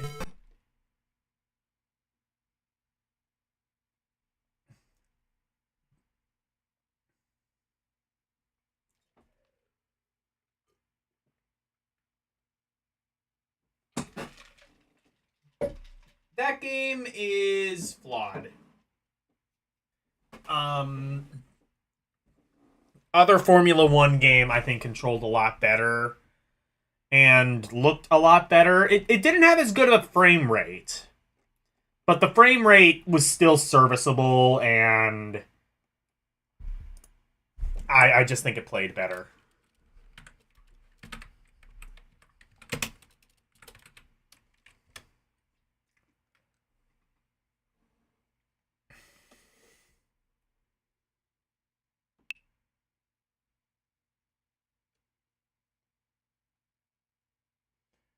Frank Thomas, Big Hurt Baseball.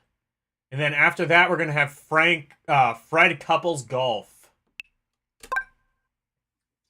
Hope you like sports. We're getting a lot of that.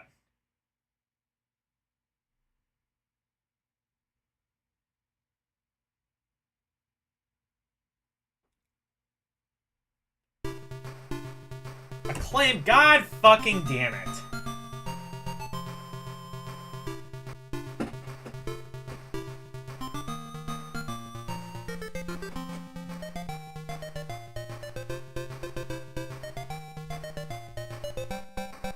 Okay, I like the music.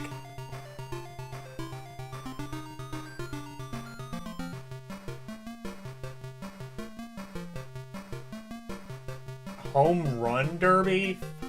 Okay, I'll do Exhibition. I don't know what Home Run Derby is gonna be, so...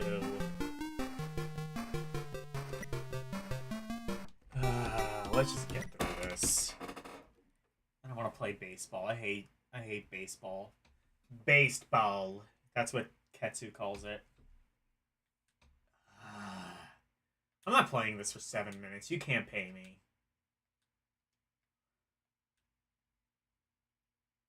Oh, you can just choose your... Okay, you can just choose your pitch from a menu? Okay, that's interesting. Split. Fast? Why would I want... Oh. Good. You can just choose that from a menu? Fast forward to Iron Man, XO Man Award. Yeah. I would rather play that.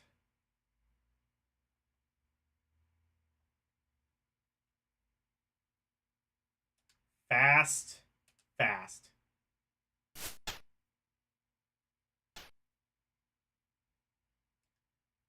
Okay, so you've officially made baseball the most boring game in the universe by making it menu-driven. Why would you do that?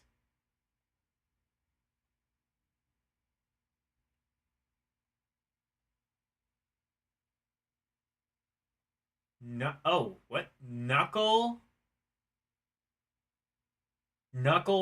curve? What? Are you, like, medically okay?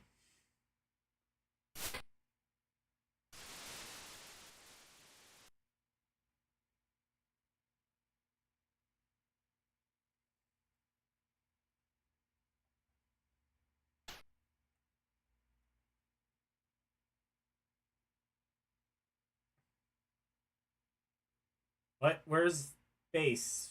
Baseball? I don't know.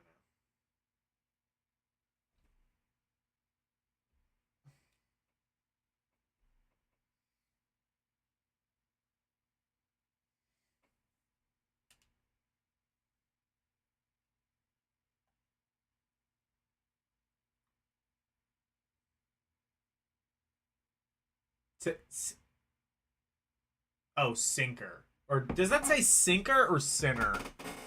No, it says sinker. What?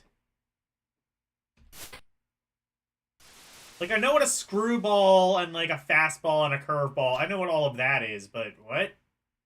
What is this shit at the bottom?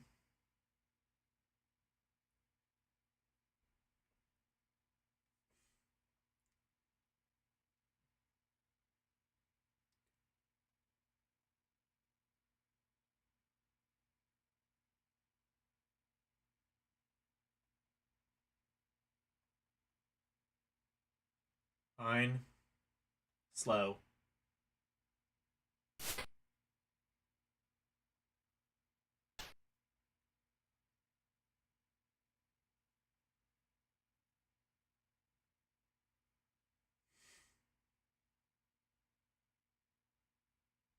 Okay.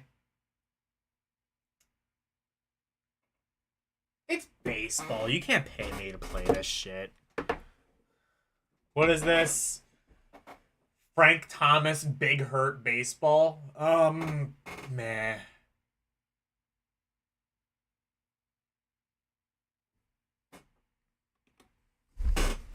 It's baseball.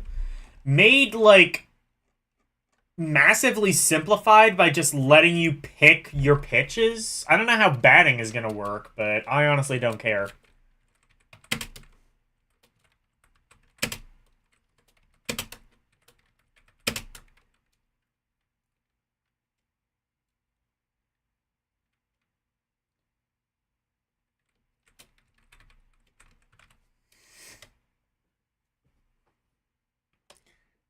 Next up, Fred Couples Golf, a game I know how to play. Crimes for Kibble. I've seen you before, I think. You always loved the Game Gear. Your sister had one, and you had a Game Boy. So we would share... Yeah. The Game Boy had better games. Yeah. I've seen you before. You can get rich.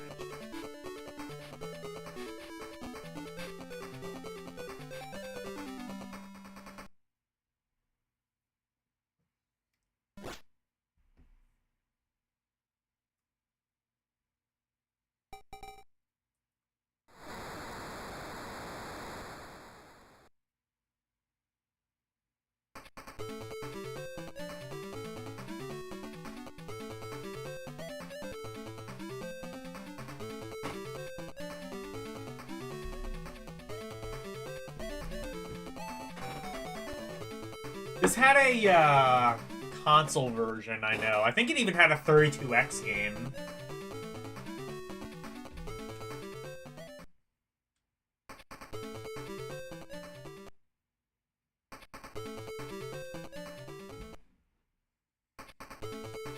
Oh my god.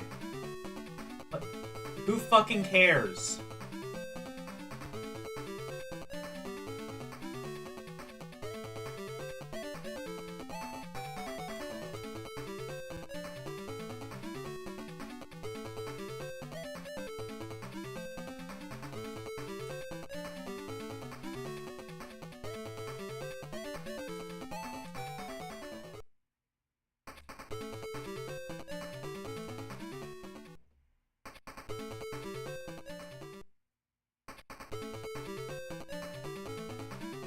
How many... It's fucking golf! Just let me play some goddamn golf.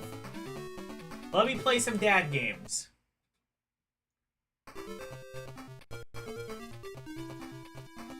But we don't need...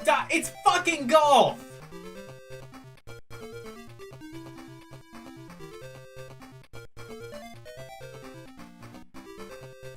Shot?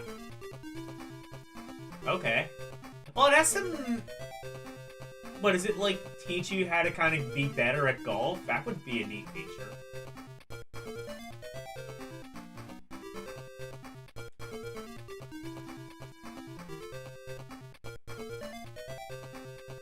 You have to go through, like, so many goddamn menus.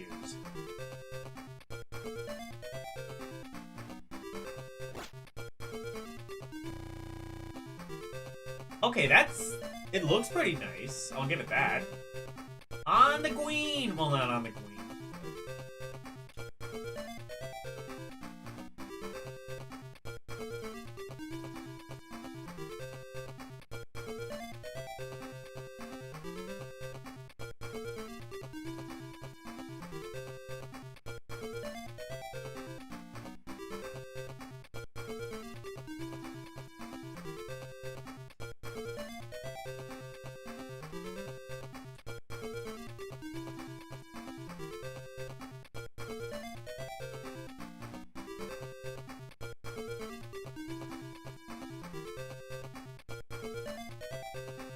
I'll do a three wedge stance.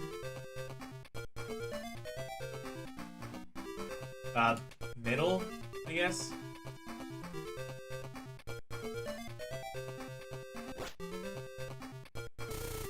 Oh, it's in the fuck.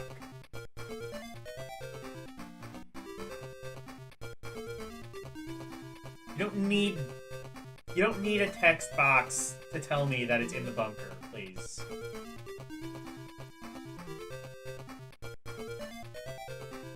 I'm gonna do a sand wedge. Or, is that a sand wedge? I think is what it's called.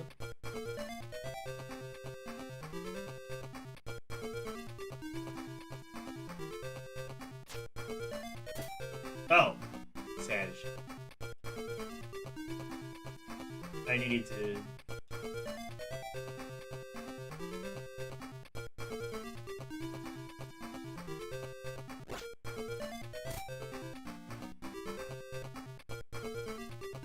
Oh, well, it's out of the bunker at least.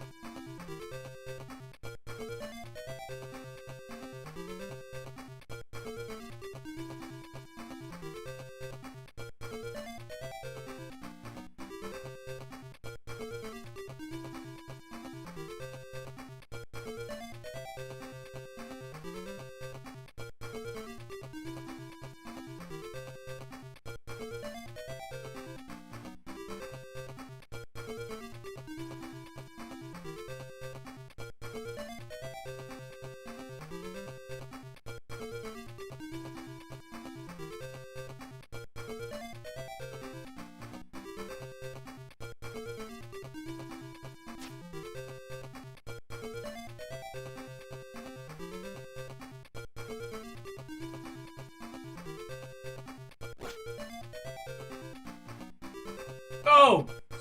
Shit.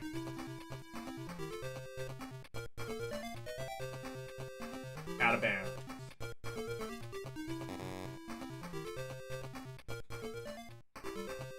Oh, did I hit that? No, I didn't.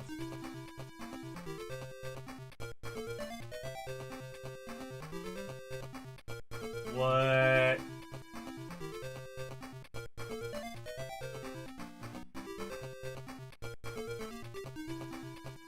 I'll do a 9-iron.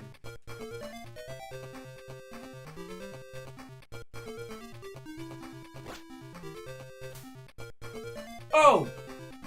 Oh no.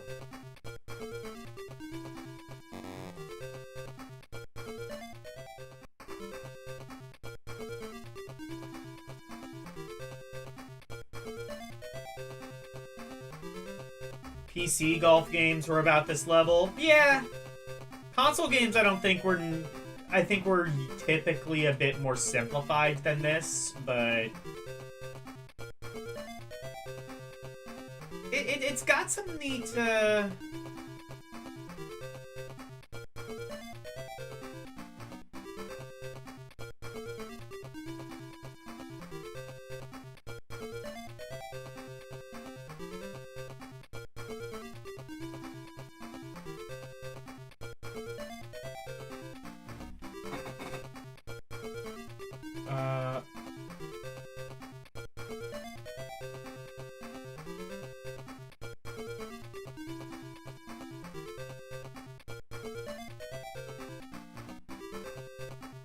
Oh wait, am I on the green?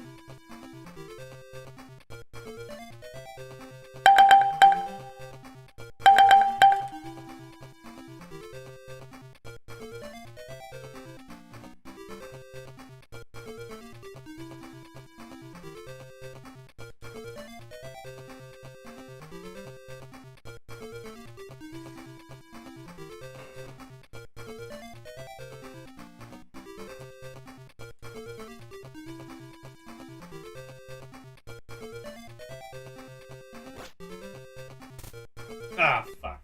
Okay. Oh, I am on the green. Never mind. I was on the green. Fred Couples Golf. It's got a lot... It's got some cool quality of life stuff. I don't know if that necessarily makes it more fun. I mean, I'm probably not the best judge for that, but... It's at least a high meh.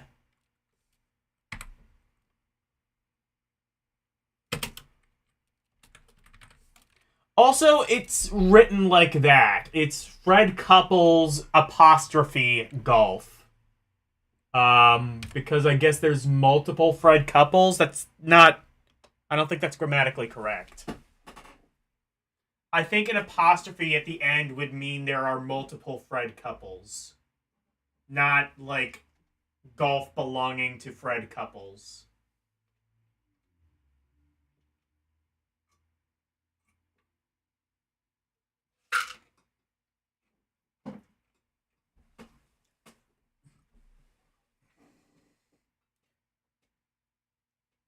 Well, yeah, Mario Golf GBC is better. It's a kind of, like, different golf game, though. This is, I think, meant to be a bit more realistic.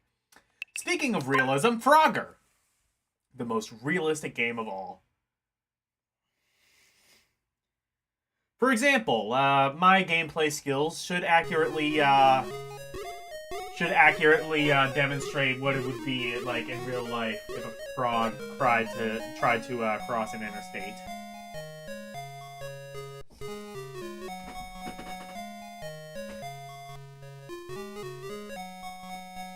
Timer started.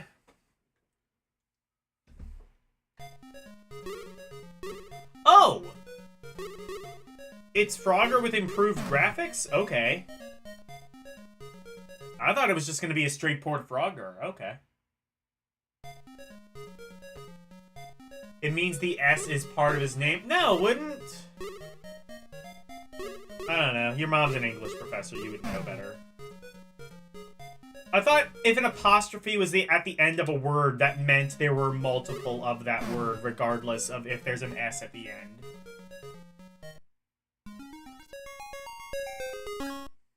Well, that was the fastest game over ever.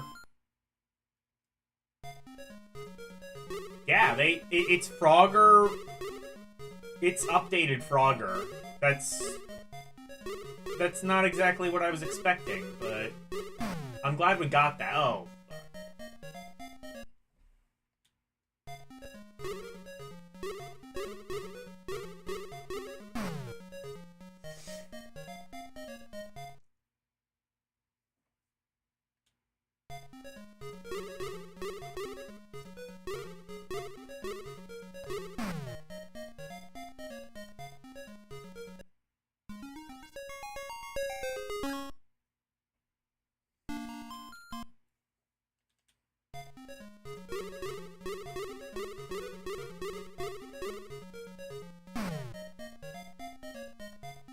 Oh, wait, okay, never mind. Let's see.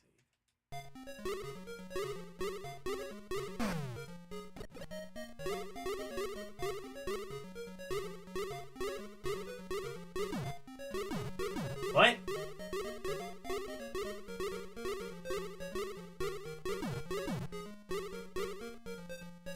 Oh, you have to press... Okay.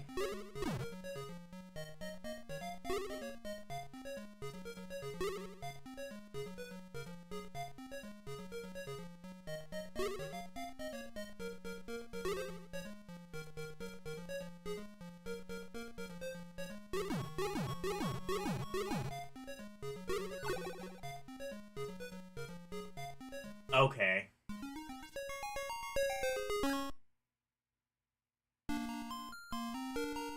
Alright, bio.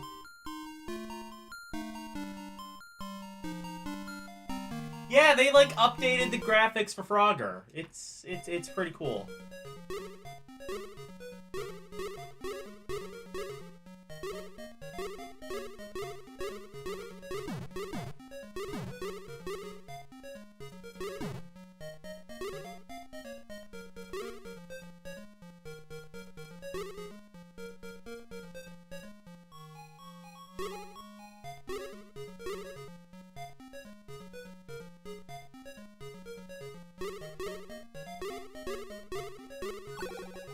What? I should have hit that. I should have gotten that.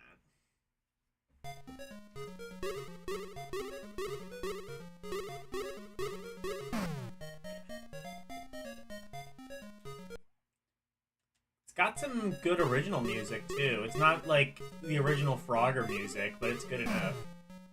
It's kind of good on its own right, is what I mean. Oh, look at the little frog crying. I did that. I made Froggy cry.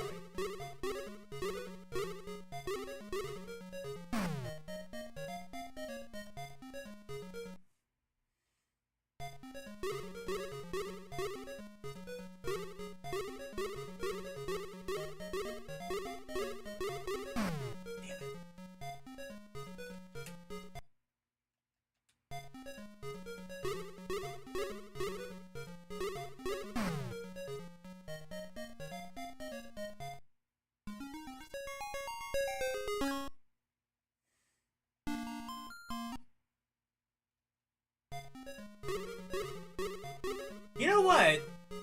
Sega were the... Oh, no, no. Never mind. Sega weren't the ones who did. They distributed it in the US. Konami originally did Frogger.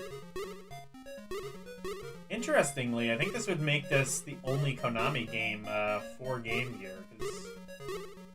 Oh, wait. Well, there were some treasure games on Game Gear, but it's... Those were ex-Konami games, I think. I don't think Konami had a presence on the Game Gear. He definitely didn't have any, like, Castlevania or Contra or any of the major mainline series.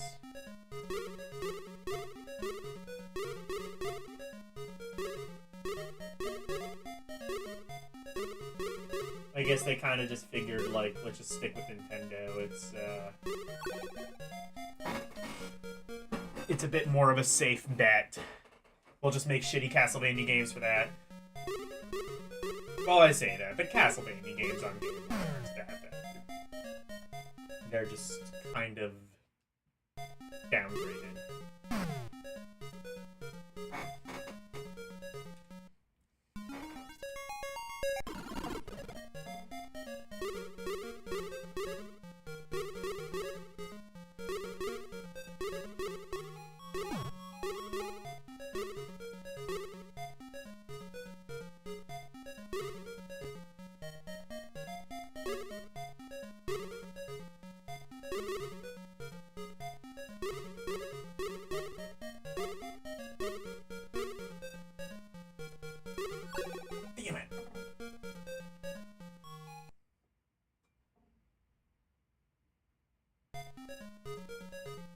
You have to rescue the... Oh, yeah, I guess.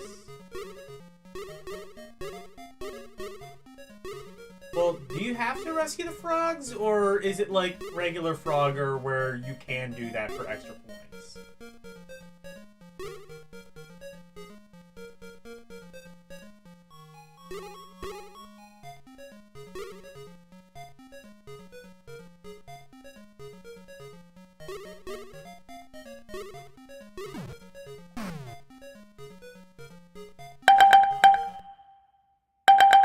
Okay.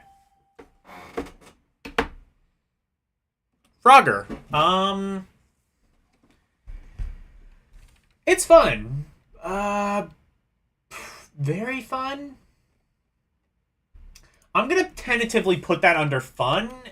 I might look into that a bit more, though, and maybe re-rank it if it does...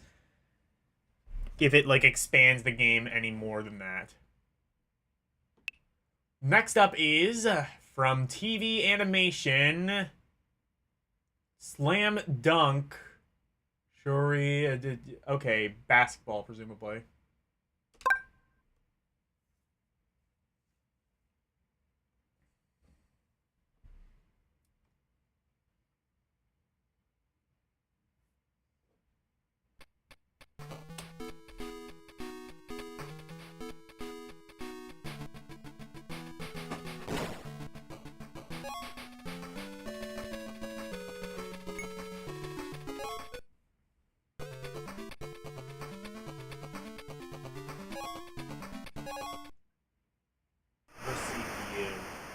Oh, actually, you know what?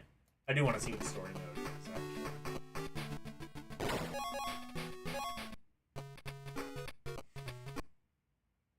I won't be able to read any of it, but it'll be cool to see.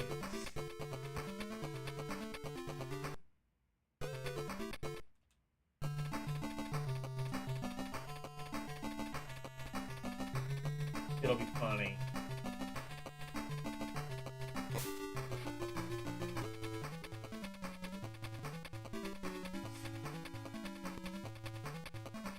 Whoa. Oh, because it's anime. Okay.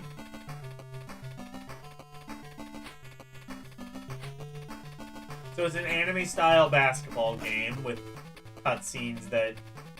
I'm not sure how I feel about the cutscenes. They kind of just... The scenes kind of change a bit too often.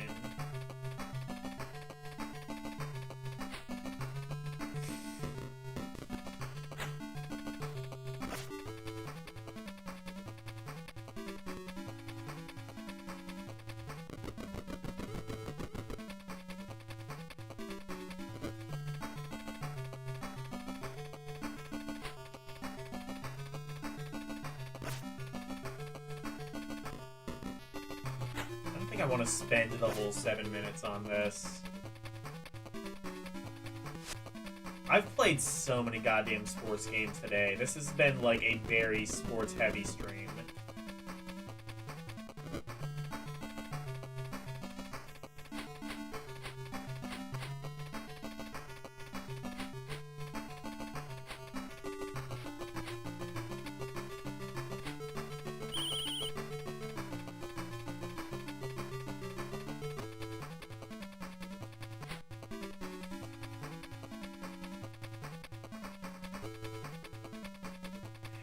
I think we get the point. It's basketball. It plays fine.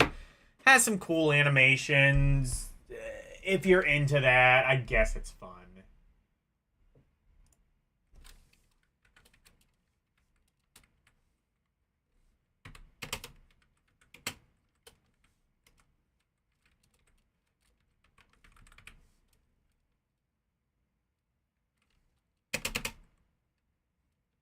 Slam dunk.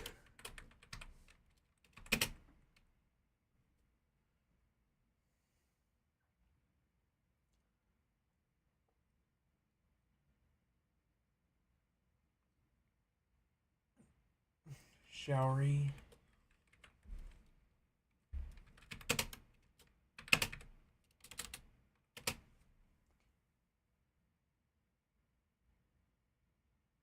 No starting 5.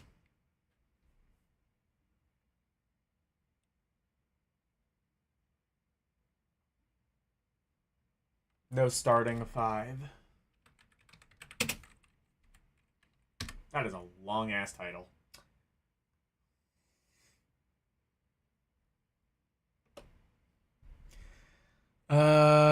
Okay, we are on the G's. What time is it? 12:36. How many G's do I have? Galaga 2. I have a lot of G's. Let's do, there's another George Foreman boxing game? Holy shit. Okay. Alright, well... G-Lock. I've seen that game before. That's a pretty good shmup, I think. Alright. We will do G games,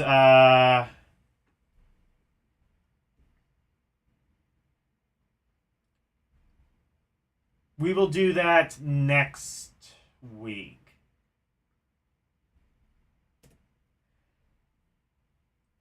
In the meantime, I will send you off with...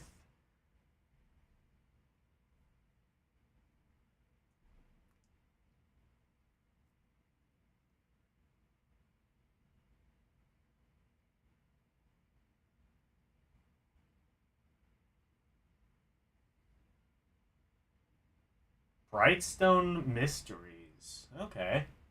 I'll send you off to Jilly D, who's doing a game called Brightstone Mysteries. I don't know what that is, but sounds mysterious.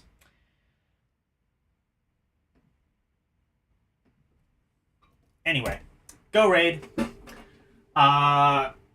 Tomorrow I will be playing Phoenix Wright, Ace Attorney on PC. Thursday I will be playing Artanilico.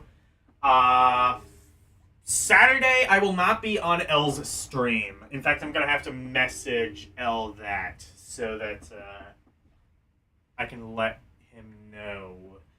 I will actually be working on Saturday. And then Sunday I will be working later. So I will have Romporie this Sunday, but it will be late. But otherwise, I will be finishing Castlevania. I was supposed to do that yesterday. I was not really feeling well, so I just canceled the stream. But hopefully I will feel better this Sunday, and I will be able to do the stream. Oh, and Saturday night, I will be doing ROM Roulette and Request, where I will be joined with Orc Warchief Reviews, and we will be playing Fallout. That is for members only. If you want to become a member, only $2.99 a month. And you get to see exclusive footage of Orc Warchief Review backseating me at Fallout. It'll be absolutely terrible, but please give me money anyway. It'll be great. Anyway, and then next Monday will be Game Gear games beginning with the letter G. G for Game Gear.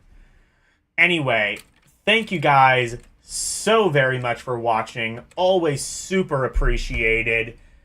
Thank you especially to Arus218 and to LCX for becoming members, and thank you to everybody else. Thank you DJ Ronnie, Nicholas W, Orc Warchief Reviews, Renee W, Scoops, Slim Nim, Karumim Good Gamer, Vinny, Ketsu Sanya, and Crimes for Kibble. Thank you everybody so very much for watching. Good night. And thanks for going to my TED Talk. Bye everyone.